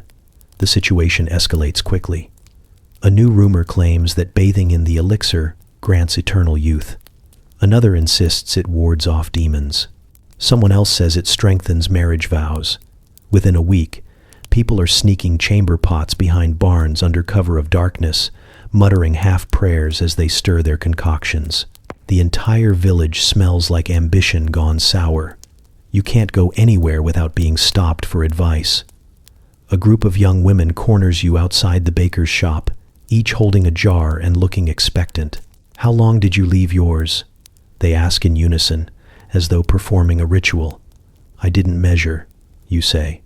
"I was busy making a mistake." They nod, taking this as secret wisdom. "So, intuition," one whispers. "Yes," you say flatly. "Intuition and despair." The baker, meanwhile, has discovered that yeast reacts interestingly with certain mixtures. He calls it innovation. You call it biohazard. When his first batch of golden loaves emerges from the oven, glowing faintly and hissing quietly, you stand there and watch history's worst marketing decision take shape. He offers you a sample. You decline firmly. Father Aldrich delivers an emergency sermon titled The Perils of Pride and Piss. He thunders about humility, about divine punishment, about foul alchemy, and the corruption of vanity. He sweats so much under the pulpit candle that the congregation begins whispering he might be possessed. Outside, Bertha starts selling small vials labeled Holy Filtrate. Business is brisk. The bees, unable to bear the insult to nature, relocate entirely. Their hives stand abandoned, sticky monuments to collective foolishness. You hear that some have moved to the next village over, where they've taken to stinging anyone who mentions your name. One afternoon, you catch Lionel reading poetry to a bucket. He says he's encouraging it to bloom artistically. You walk away before he starts rhyming urine with yearning. The children, of course, see it all as a game. They run through the lanes with wooden cups, pretending to be alchemists. They chant your name as if you're a mythical figure, a sorcerer of color and chaos. You try to correct them once, but they just giggle and call you Sunhead, a nickname that refuses to die. The turning point comes when someone tries to sell the mixture to travelers. A merchant from York buys a flask, convinced it's perfume. The next morning, his entire caravan smells like a stable that learned theology. He demands reparations. The reeve calls for another meeting. The apothecary offers to franchise the formula. By now, the village river glows faintly at night, The fish have taken on a golden sheen. People whisper that it's beautiful, divine even. You call it pollution, but no one's listening. They're too busy chasing the next rumor. A woman in the next shire achieved platinum hues after aging her batch in a wine cask. It's all gone too far. You know this when Father Aldrich stops you in the square, sniffs the air, and says wearily, "Even the angels are holding their noses." That night, you walk to the garden alone. The moon hangs pale and watchful as you stare down at the intense. Buckets lined up like sleeping beasts. Steam curls faintly in the cool air. Somewhere in the dark, a bee buzzes once, disapprovingly. You sigh, pick up a spade, and start burying them one by one. You tell yourself it's for the good of the village. You tell yourself it's for the bees. You tell yourself it's for your sanity, though that one's long gone. In the morning, Bertha knocks on your door, holding a new jar and a hopeful grin. "We've improved the recipe," she says brightly. You close the door. Behind it, you can still hear her say, "This time we added lavender. You should have known it would come to this. Nothing in this village ever ends quietly. The moment someone shouts the word innovation, it's only a matter of time before there's incense involved and someone's anointing a turnip." Still, you don't expect it to be the apothecary. He always seemed too disorganized for organized delusion. Yet here you are, standing in the square, watching him declare the founding of the Order of the Golden Humor, like a man announcing breakfast. They gather at dawn in front of his shop, a dozen or so disciples wrapped in homemade yellow robes. The dye is uneven, patchy in places, giving the impression that they've all been aggressively hugged by a mustard jar. They carry small brass cups tied to their belts and chant something that sounds suspiciously like purity through fermentation. You make the mistake of making eye contact with one of them. He smiles, beatific, and offers you a pamphlet. It's written on parchment that smells faintly of failure. The title reads, "The Path to Radiance, a Manual for Bodily Alchemy." You scan it. There are diagrams. There are testimonials, probably forged. The last page promises inner illumination and outer luster.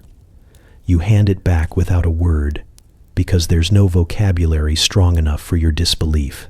The apothecary himself, now styling his name as Master Aurelius, stands atop a dad crate, delivering a sermon about the sacred balance of fluids.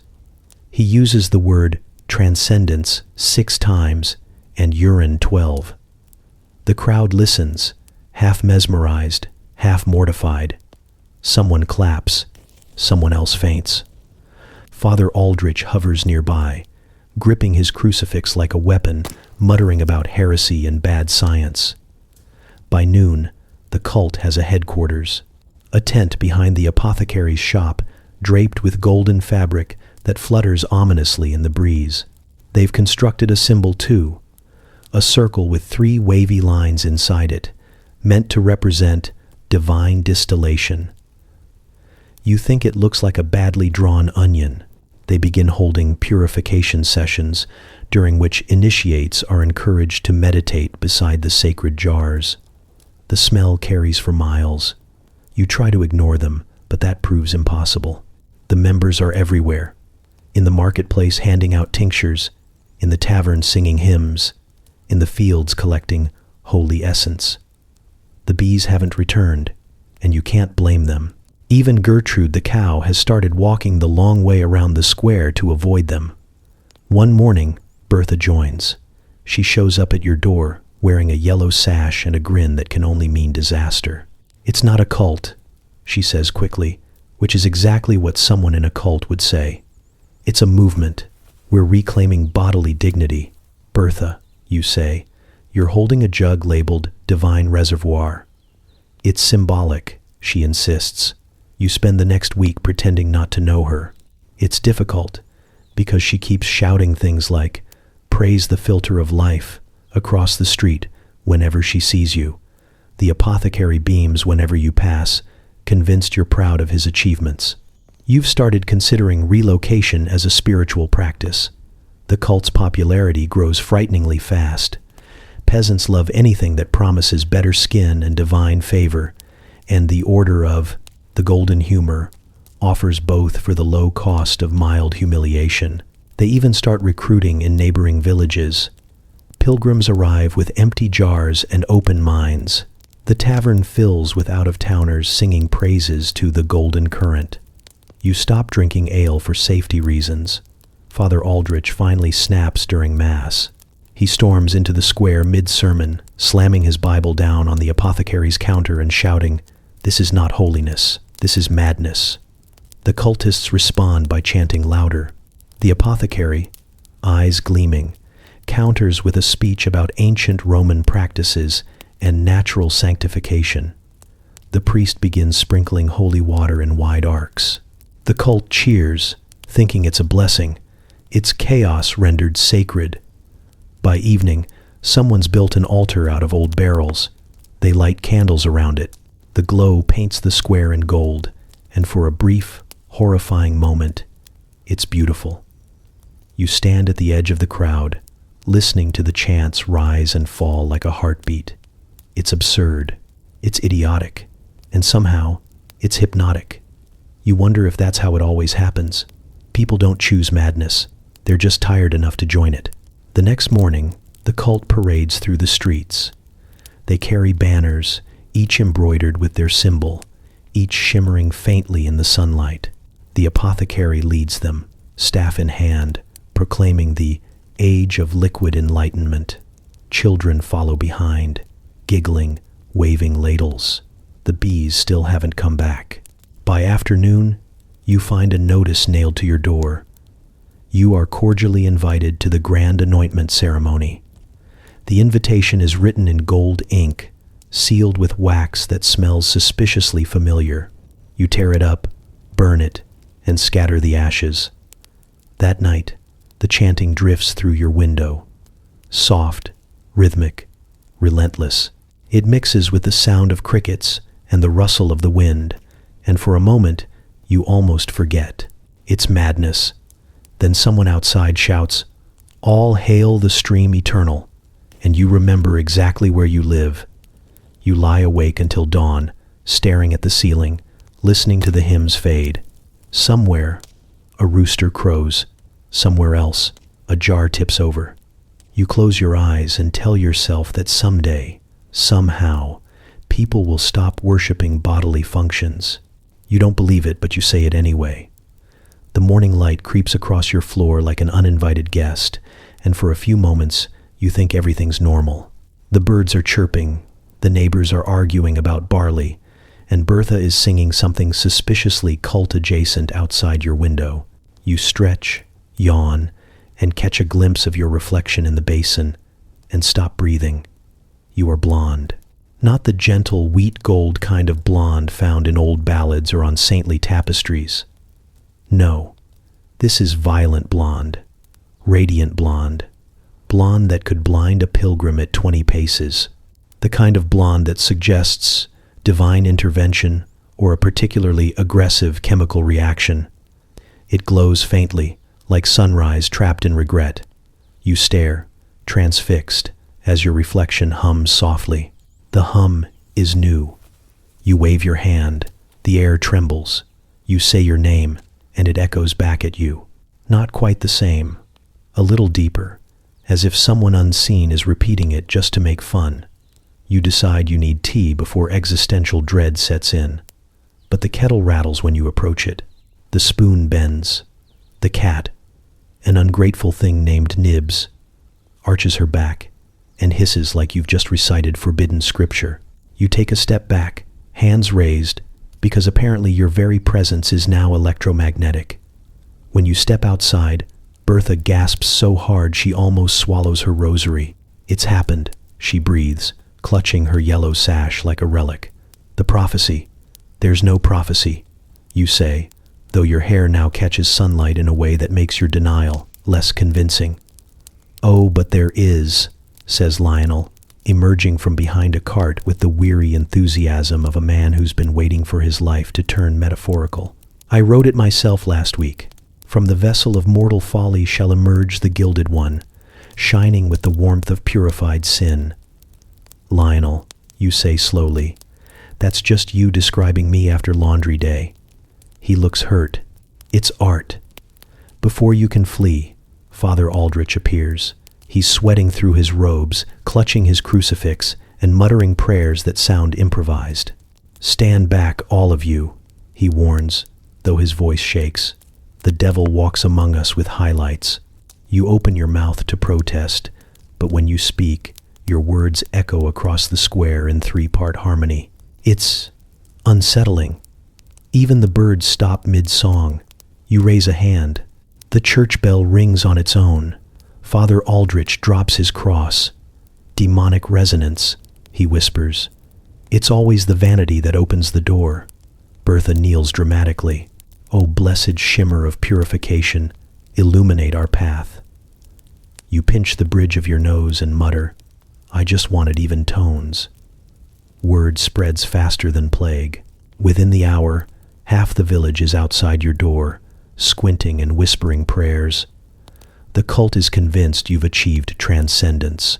The Reeve suspects sorcery. The miller's wife claims she saw your reflection blink independently of you. Someone tries to take a clipping of your hair for study, and you have to slap their hand away before your newfound radiance accidentally immolates them. As the sun sets, your glow doesn't fade. It intensifies. The fields around your cottage gleam like gold leaf. You could probably be seen from space if such a concept existed. Moths begin circling you reverently. When you try to hide under a blanket, the blanket lights up like stained glass. You hear chanting outside, soft at first, then swelling. Golden One, guide us. Golden One, cleanse us. You peek through the shutters. The cult stands in the square, candles raised, faces turned upward in worship. Even Father Aldrich is there, though he alternates between blessing and cursing you, just in case. The apothecary, sorry, Master Aurelius, steps forward. Behold, he cries, the culmination of our sacred practice, the body refined, the soul distilled. He gestures to you as though unveiling a prize-winning cow, a miracle born of balance and bodily bravery. You push open the door, light spilling out like divine mockery. Stop calling it that, you say, and the crowd collectively gasps because your voice echoes across rooftops. The apothecary falls to his knees. Bertha bursts into tears.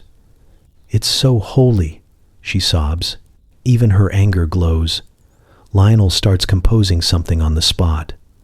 Ode to the Radiant Redeemer, he says, scribbling furiously. Needs rhyme for urine. You glare at him, and the tip of his quill bursts into flame. He takes that as confirmation of your power. By midnight, you've had enough. You trudge to the church, ignoring the whispers and stares. Father Aldrich meets you at the altar, looking exhausted and faintly singed. Confess, he says. Tell me what bargain you made. No bargain, you sigh. Just poor judgment and too much sunlight. He doesn't believe you, of course. He sprinkles holy water on your head. It sizzles. He screams. You both scream. The candles flicker. The organ plays 3 notes by itself, out of tune. When it's over, you're standing in silence, dripping and glowing, surrounded by puddles that shimmer faintly gold.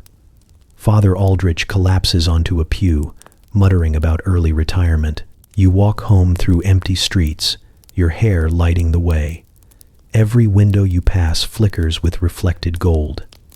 Somewhere, an owl hoots respectfully.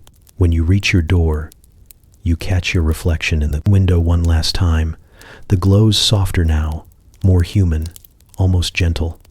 You smile despite yourself. Then your echo smiles back a second too late, and you blow out the candle. You don't so much receive an invitation as a summons. A royal messenger arrives at dawn, pale and sweating, holding a parchment sealed with the crest of Queen Editha herself. He doesn't make eye contact. No one ever does anymore.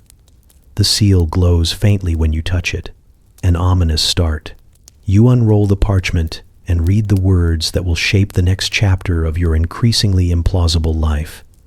By decree of Her Radiant Majesty, the bearer of divine hair shall present themselves forthwith at the castle. Bring the recipe. The messenger clears his throat.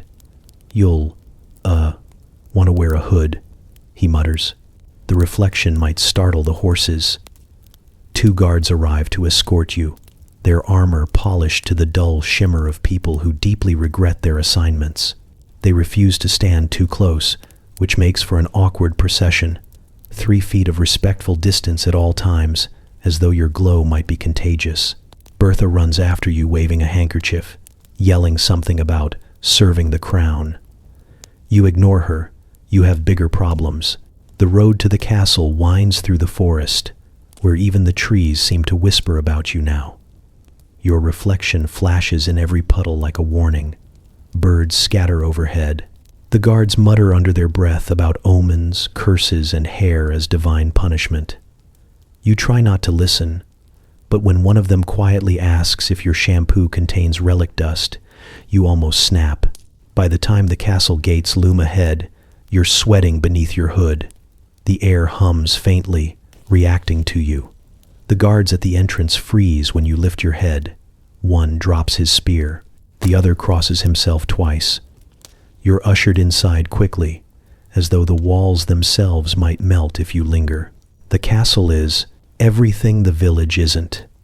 Cold, polished, and entirely devoid of livestock. You miss Gertrude immediately. You're led through corridors lined with portraits of previous monarchs, every one of them suspiciously bald. A maid gasps as you pass. Another curtsies so hard she drops her feather duster. You try to make yourself small, but your glow betrays you, scattering light across the marble like spilled honey. The throne room smells of wax and worry. Queen Editha sits perched on her chair like a falcon wearing silk. She's magnificent, imperious, and clearly wearing a wig. The wig is trying its best. It's losing. So, she says, voice like sharpened sugar, you are the one who harnessed alchemy for vanity. You bow, mostly to hide the fact that her crown is slightly crooked. Your Majesty, you begin. It was an accident. Accidents, she says, leaning forward, do not shimmer. Her courtiers whisper behind gloved hands. Somewhere in the back, a jester drops his bells. You can feel the heat of a dozen eyes on your head. The queen waves a jeweled hand, and a servant rushes forward carrying a silver comb. We require demonstration, she says. I don't recommend it, you warn. Nonsense, she replies. A monarch must set trends, not follow them. You glance toward the guards. They look away. There is no rescue. A bowl is fetched. Ingredients are demanded.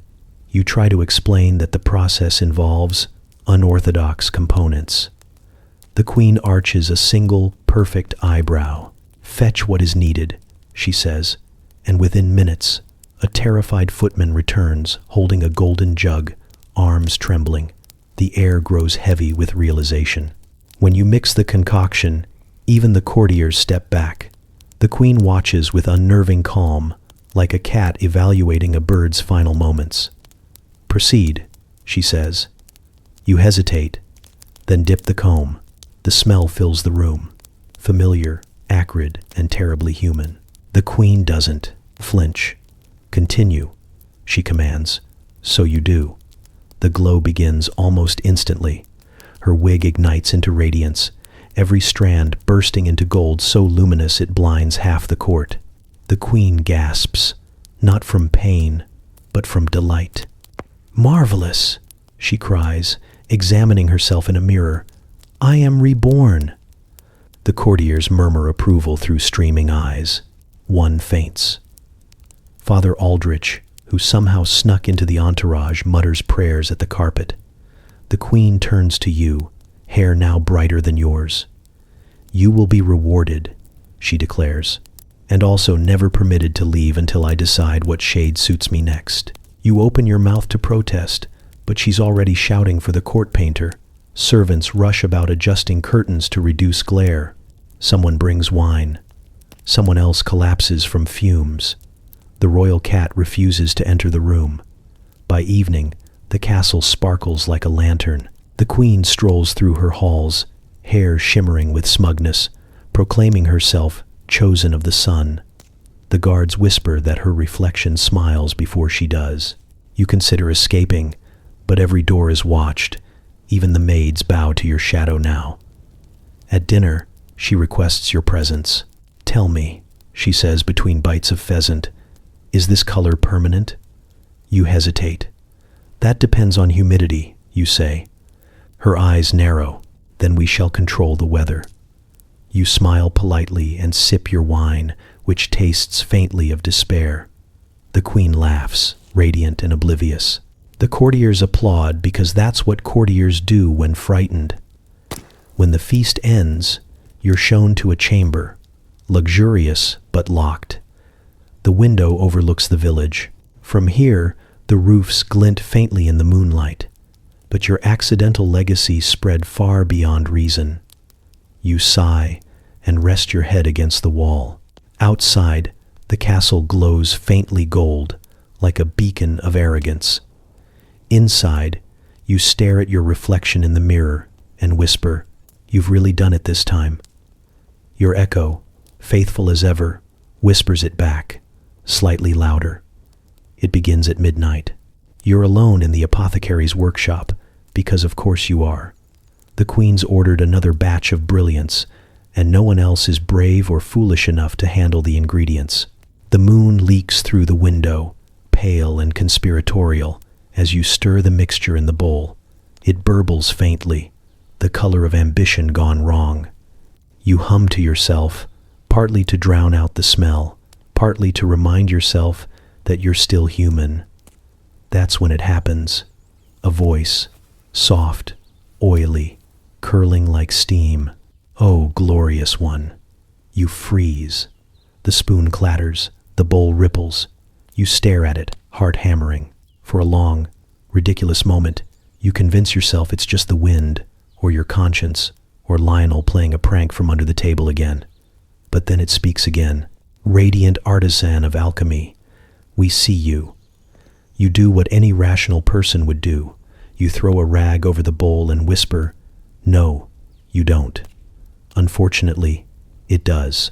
We smell of devotion. We are born of your hands, gleaming prophet of the golden tide. You blink. "I'm sorry." "What?" "We live." The mixture purrs. "You made us.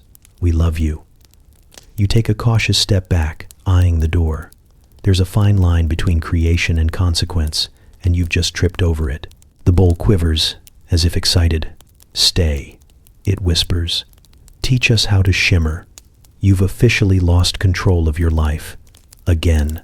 The next morning, the apothecary finds you sitting outside, eyes wide, hair frizzed from panic. "Another late night?" he asks. You open your mouth to tell him the truth, that the potion now has opinions. But stop when you realize he's stirring a second batch with his bare hands and humming back at it. You ask, cautiously, Did it talk to you?" He smiles in a way that should be illegal. "Of course, they all do, once they're awakened properly. You've elevated alchemy to theology." You stare. "They shouldn't talk. They're mixtures of..." He interrupts with a wave. "Miracles always talk." You leave immediately. But the whispers follow. The bowl isn't content with silence. By evening, the jars begin murmuring too, tiny, overlapping voices that sound like gossip in a cathedral. You catch fragments. She walks among mortals. Her glow dims not even by candlelight. The vinegar prophet betrayed us. It would be flattering if it weren't horrifying. You try to drown them out by opening every window, but the queen's castle echoes too easily, and soon servants start complaining that the air whispers compliments. One swears the mop called her radiant. Another bursts into tears when the washbasin recites a hymn. Father Aldrich has already started drafting a sermon titled "The Talking Liquids of Sin." By the second night, the voices grow bolder. They sing. You're not sure whether it's in Latin or mockery. You bury your face in a pillow and pray for silence, but the chorus only harmonizes harder. Glorious urine witch, they chant, our mother of transmutation. You briefly consider letting the castle burn. At breakfast, Queen Editha asks if this is normal. Should my bathwater be whispering affirmations? She inquires, sipping her wine. You mutter something about energetic resonance. Splendid, she says, delighted. They told me I look eternal. The apothecary beams from his corner. They respond to greatness, your majesty. You stab your porridge viciously. They respond to ammonia. You hiss under your breath. Soon, the phenomenon spreads. The moat hums lullabies. The fountains recite poetry.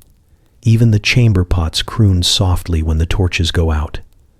The castle begins to glow faintly at night, illuminated by whatever divine nonsense you've unleashed. Courtiers start bringing offerings, flowers, ribbons, one man's mustache, into the laboratory in hopes of earning blessings from the living elixirs. One evening, you catch a noblewoman kneeling before a bucket, whispering her secrets. You clear your throat. She jumps, red-faced. It listens, she says defensively. It told me to embrace my worth. You can't argue with that. You just nod and walk away before she asks for your autograph. But the real problem starts when the mixtures develop preferences. Some want to be stirred clockwise. Others counter. One refuses to glow unless serenaded. The apothecary insists it's a sign of sentience. You insist it's a sign you've both inhaled too many fumes. He starts labeling them with names: Ophelia, Balthazar, Saint Goldenrod. You stop sleeping. The queen holds a feast to honor the miracle. You're seated at her side, pretending not to hear the goblets whispering compliments to one another. When the toast is raised, the wine itself joins in, declaring in unison, to the glorious urine witch, bringer of shine. The room erupts in applause. You consider faking your own death. Later that night, you find yourself alone in the workshop again. The bowls shimmer softly in the dark. You've changed us, one murmurs. We are not mere mixtures now. We are legacy. Please stop talking, you whisper. But we love you, it insists. We would follow you anywhere. Into silence? You ask hopefully. A pause. Not that far. You press your palms to your temples and exhale. Somewhere above you, the queen is probably basking in celestial radiance. Somewhere below, Father Aldrich is preparing an exorcism. The air hums faintly around you, alive and adoring. The bowl sighs. You are divine, glorious urine witch. You stare into its shimmering surface and say, if I'm divine, why do I still smell like vinegar and regret? The bowl bubbles thoughtfully. Divinity has stages. You blow out the candle and let the darkness have the final word. You hear it first at dawn, bleeding through the mist like a wound that refuses to close. A lute, plucking unevenly, accompanied by the unmistakable bleat of a goat. You already know what's coming, but knowing doesn't help. You pull the blanket over your head and whisper to whatever god handles artistic disasters that maybe this time it's just a distant nightmare. It isn't. The voice of Alaric the minstrel rises through the morning air, confident and nasal, announcing to all within earshot that the Golden Witch lives on. You wince at the rhyme before the second verse even begins. He's really done it. A sequel to Piss and Divine Decree. The first one had spread like plague. This one sounds contagious on purpose. You peek through the shutters. He's in the square again, perched dramatically atop a barrel, lute shining in the sunlight like a smug halo. His goat, Clovis, stands beside him, wearing a garland of dandelions and looking unreasonably proud. A small crowd has gathered, mostly children and people too polite to flee. Behold, Alaric cries, a tale of glow, of golden flow, of hair so bright the angels know. The goat bleats on cue, harmonizing badly. Someone claps, someone else throws a cabbage. The balance of the universe remains fragile. You debate whether to hide or intervene. Last time you ignored him, the song made it all the way to the next village and came back sung by monks. If you let this one loose, it could reach the capital. You picture the queen humming it during prayer and decide to act. You march down to the square, head high, hair blazing like divine punishment. The crowd parts instinctively, as if they can sense your rising despair. Alaric spots you and beams, plucking a triumphant chord. Ah! The muse herself graces us once more. You say, "Stop calling me that." He grins wider. Too late. You've inspired art. Art shouldn't make goats sing, you mutter. Clovis bleats indignantly. You ignore him. Alaric continues, strumming faster. This one's called The Liquid Light of Love. I took some creative liberties. Please don't. But of course, he does. Verse after verse spills forth, lines about golden hearts and tresses blessed, about alchemy born from humble streams, about liquid courage, shining dreams. The goat chimes in every few beats with a noise that sounds vaguely like an accusation. The crowd sways, half in awe, half in horror. You stand there, arms folded, watching your dignity evaporate note by note. When he finishes, the villagers cheer. You can't tell if it's out of joy or relief. Alaric bows deeply, nearly toppling off the barrel. It's still a work in progress, he says, wiping sweat dramatically from his brow. I'm considering a trilogy. You inhale slowly. Alaric, you say, voice even. If you release a third song, I will personally drown your lute in the dye vat.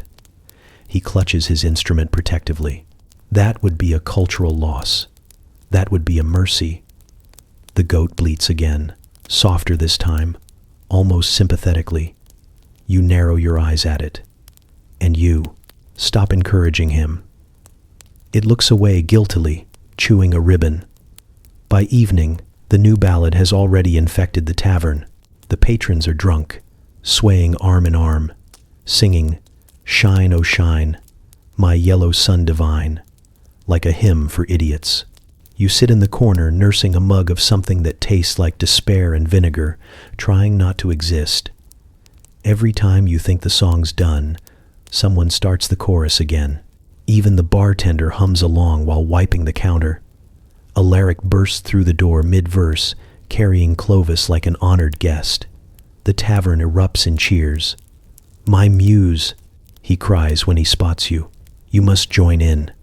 It's tradition for the inspiration to bless the final verse. You stare at him, dead-eyed. Tradition according to whom? He pauses thoughtfully. Mostly me. You drain your mug. Then consider tradition broken. He pouts, clearly wounded. You don't understand the weight of art. I understand the weight of having to live with it. The crowd laughs, thinking it's all part of the act. Someone shouts for a duet. Clovis bleats approvingly. You bury your face in your hands.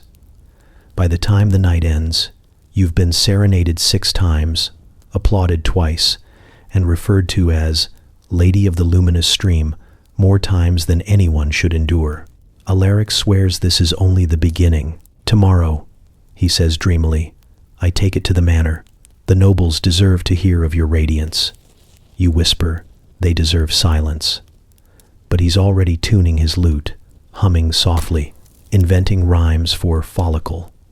The goat yawns, unimpressed, and curls up beside your feet like a furry witness to your downfall. The next morning, you wake to find parchment nailed to your door.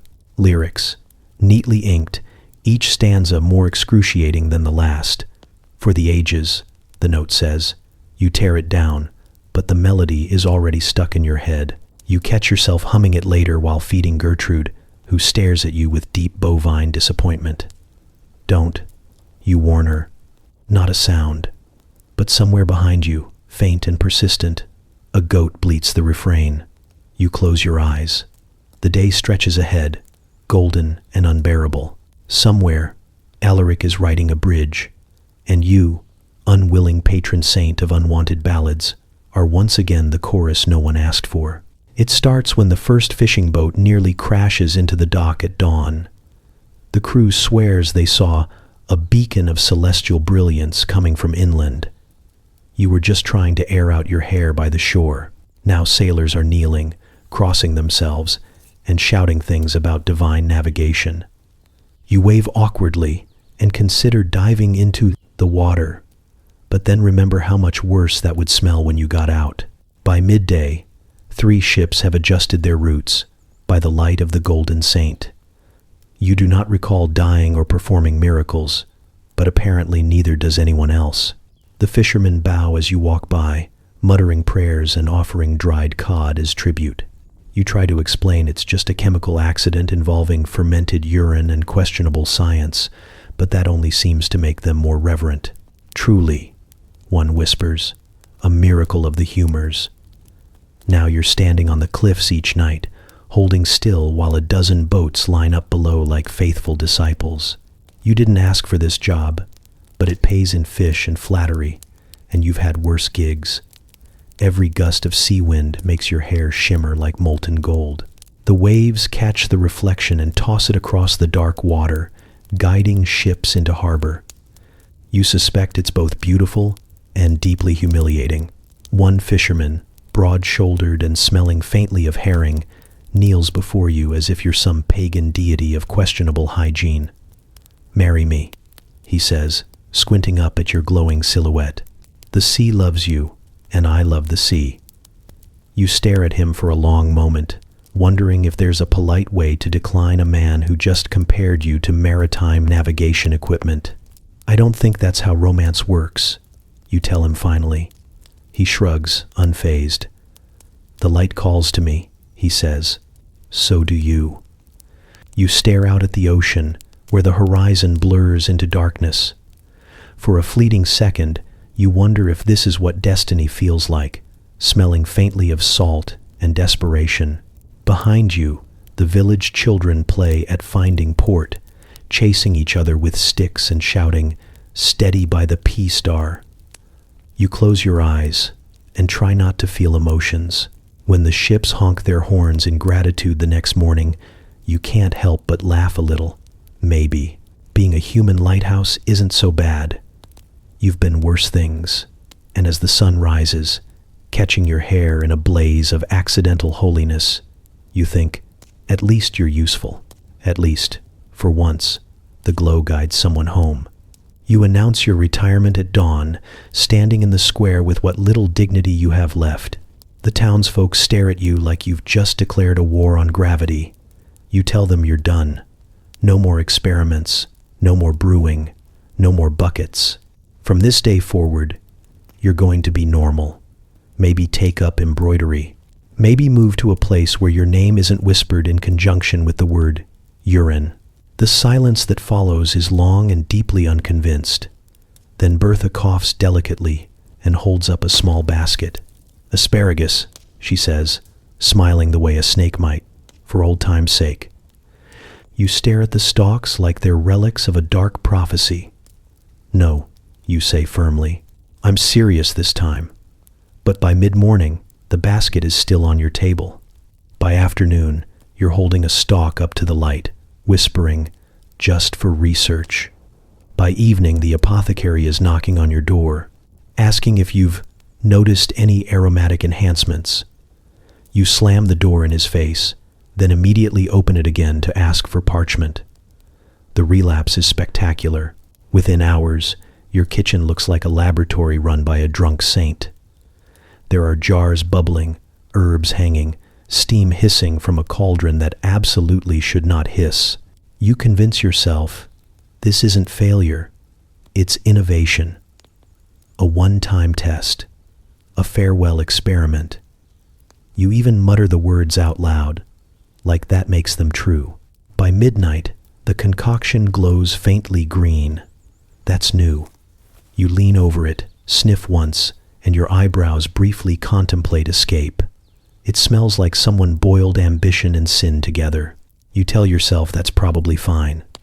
You dip a strand of hair into the mixture, close your eyes, and wait. When you open them again, the world looks sharper, brighter, maybe slightly cursed. The color isn't gold anymore. It's something between moonlight and madness. Outside, a passing dog howls at your window. Somewhere in the distance, a rooster crows in confusion. You should stop. You know you should stop. But then a thought slides into your head, soft and traitorous. What if it works better next time? The next morning, the villagers gather at your door again. They don't even look surprised anymore. One sighs, another crosses herself, and Bertha just mutters, "We knew she couldn't stay clean."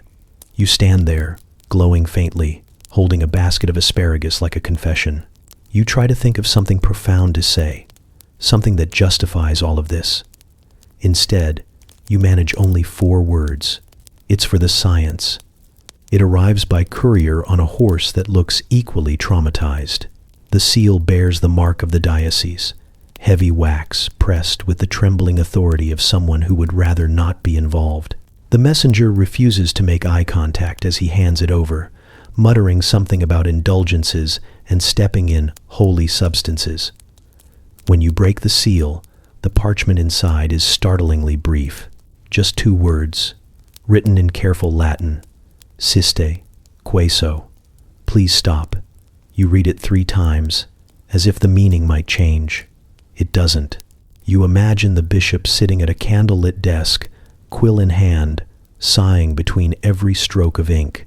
Somewhere, miles away, an entire clerical body has apparently debated the matter of your hair and concluded that divine intervention is the only reasonable explanation, and that you should really knock it off.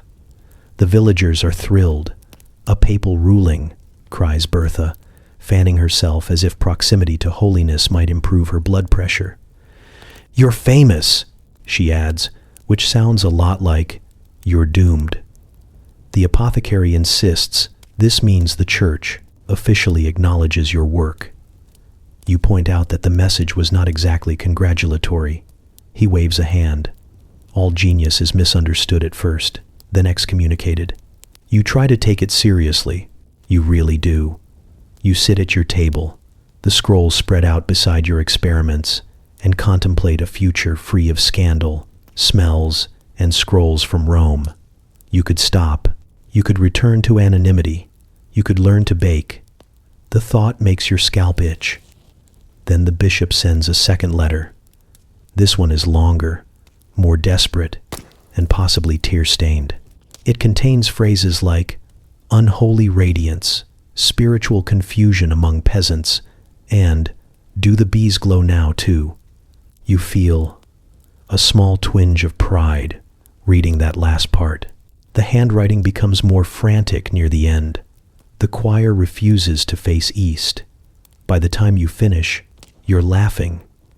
It's not mockery, exactly. It's exhaustion mixed with disbelief. You've achieved what centuries of scholars and alchemists failed to do, made the church publicly acknowledge the power of P. You pen a reply, polite and brief. "With respect, Your Grace," you write, "I would stop if I could, but the hair has developed opinions." You sign it, "Yours, in perpetual experimentation," and send it off with the same courier, who looks like he's questioning every career choice that led him here. That night, as the bells toll vespers, you catch your reflection in the basin. The glow has softened, halo-like. You wonder if the bishop might see it differently if he stood here, bathed in the strange light of unintended holiness. Then you shake your head and blow out the candle. Enough thinking. Tomorrow, you'll probably have to write to the Pope. It starts during a full moon, which feels suspiciously on brand for your life lately. You're brushing your hair by candlelight, trying to convince yourself it's still the same harmless shade of celestial gold, when you notice the glow. Shifting, it ripples like liquid metal, then deepens to something that can only be described as lunar anxiety. You blink. It blinks back. You whisper, "No," to no one in particular, but the moon doesn't care. Outside, the light seeps through the shutters, pale and watchful, painting your walls in ghost silver. You watch in real time as your hair decides, without permission, to change hue. First a shimmer of blue, then silver, then something faintly green that makes you look like a noble drowned centuries ago. You tell yourself it's a trick of the light. Then a lock floats upward of its own accord and slaps you across the face. The next morning, the village has theories. The washerwomen say it's the moon's envy. The apothecary insists it's evolution. The priest says it's proof of possession and tries to sprinkle you with holy water until it hisses and turns to steam mid-air. You're fairly sure that's not great. Bertha swears she saw a halo form and disappear over your head as you pass the well. You tell her that was just condensation. She doesn't believe you. By noon, the color shifts again. Soft gold to dawn pink, to something that could guide sailors through fog. You've given up pretending to understand it.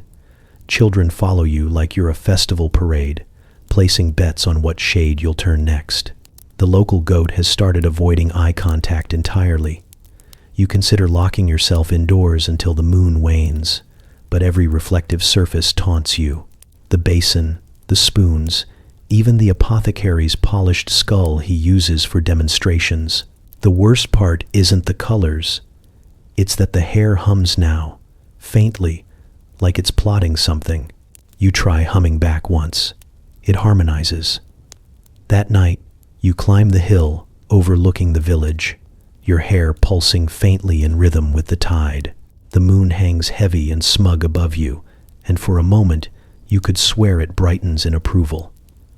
You don't know if you're cursed or chosen, but the distinction feels academic at this point. The air smells of salt and strangeness, and when the wind brushes through your hair, it leaves a trail of silver sparks in its wake. Somewhere, down in the valley, someone gasps and calls it a miracle. You close your eyes and whisper to the sky, "I'm starting to think it agrees." You wake up to find a pile of combs on your doorstep, stacked neatly like an altar built by small, sticky hands. Some are carved from bone, others from wood. One appears to be a stolen fork. There are also wilted flowers, a crust of bread, and what you sincerely hope is a wax candle and not an ear of cheese left too long in the sun. The children bow whenever you pass now, whispering things like, "She of the glorious locks," and "the shiny one." You try explaining that you are neither divine nor particularly organized, but they just stare in reverent awe and ask if your hair can heal goats. Word has traveled far. Travelers stop by to touch your hem or squint at your head like it's a relic. The local innkeeper sells authentic hair tonic made of ale and regret, and people actually buy it. You've accidentally started an economy. The minstrel performs his latest song nightly, a ballad so overwrought it makes dogs howl.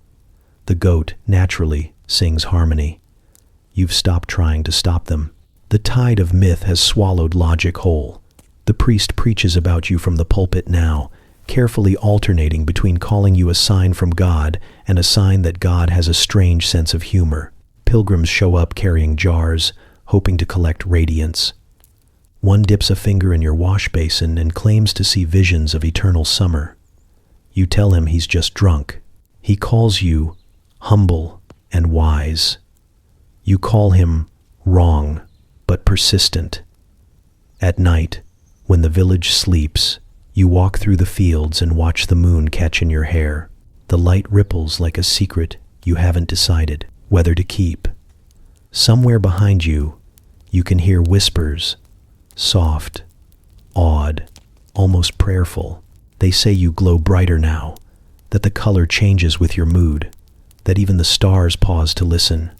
You don't correct them anymore. You've realized that legends aren't built on truth. They're built on repetition, misunderstanding, and one very unfortunate bucket. Sometimes you think about the first day when all this started. The smell, the laughter, the way the world seemed smaller. You think about how easy it was to believe it would all wash out. But here you are, immortalized in songs and superstition, your life reduced to shimmer and scandal. You sigh, brush your hair back, and whisper to the night, "If this is legend, I hope it comes with holidays." A child's voice drifts from the shadows. "We made you one. And when you see the tiny banner, hand-painted and crooked, you can't help but smile. Saint of Shine Day, it reads. It's misspelled, of course. But then again, so is history. You stand before the mirror, a warped bit of metal polished within an inch of its life, and stare at the person looking back. The glow has softened now, no longer the wild blaze that once set festivals alight and startled livestock into existential crises. It's gentler, steady, almost dignified, the kind of light you could grow old under. Outside, dawn bleeds over the fields, and somewhere nearby, the rooster clears his throat like a herald preparing for ceremony. When he finally crows, it sounds less like alarm and more like approval. Your hair moves slightly in the draft, catching the sun as if to say, "We did it." You don't answer aloud, but you nod. You've stopped questioning it. Some things, you've learned, are better left unexamined. Like alchemy, destiny, and the fact that a small part of you misses the smell of ammonia in the morning. The village is quiet today. No one's knocking at your door asking for recipes or blessings, or lock samples for study. The minstrel's gone on tour, apparently, taking his goat and your reputation across the kingdom. Bertha's opened a bathhouse, advertising authentic shine treatments. The apothecary claims he's retired, but you've seen the smoke rising behind his shop, and you know that's a lie. The world kept spinning, even after it made you its punchline. Or maybe because it did. You dip your fingers into the old wooden bucket one last time. It's empty, of course. You cleaned it out months ago, but somehow it still smells faintly like memory, sharp and ridiculous. You could fill it again. You could start over, spark another miracle, another scandal. But no, that's someone else's story now. You've made peace with the glow. You step outside, and the air tastes new. The fields shimmer with dew, and for the first time in a long while, you realize you're not being watched. The children aren't whispering. The bees aren't circling your head like tiny judgmental priests. It's just you, the morning, and a rooster who's learned to nod at you like an equal. For a moment, you wonder what the legends will say centuries from now. Maybe they'll call you a saint. Maybe a sorcerer. Maybe the first person who ever looked at a bucket of pee and thought, why not? You smile at the thought. Let them guess. Let them argue. Let them sing. Because now, standing in the soft light of your own absurd triumph, you realize something sacred. You don't need their stories anymore. You've lived it. You've survived it. You've won.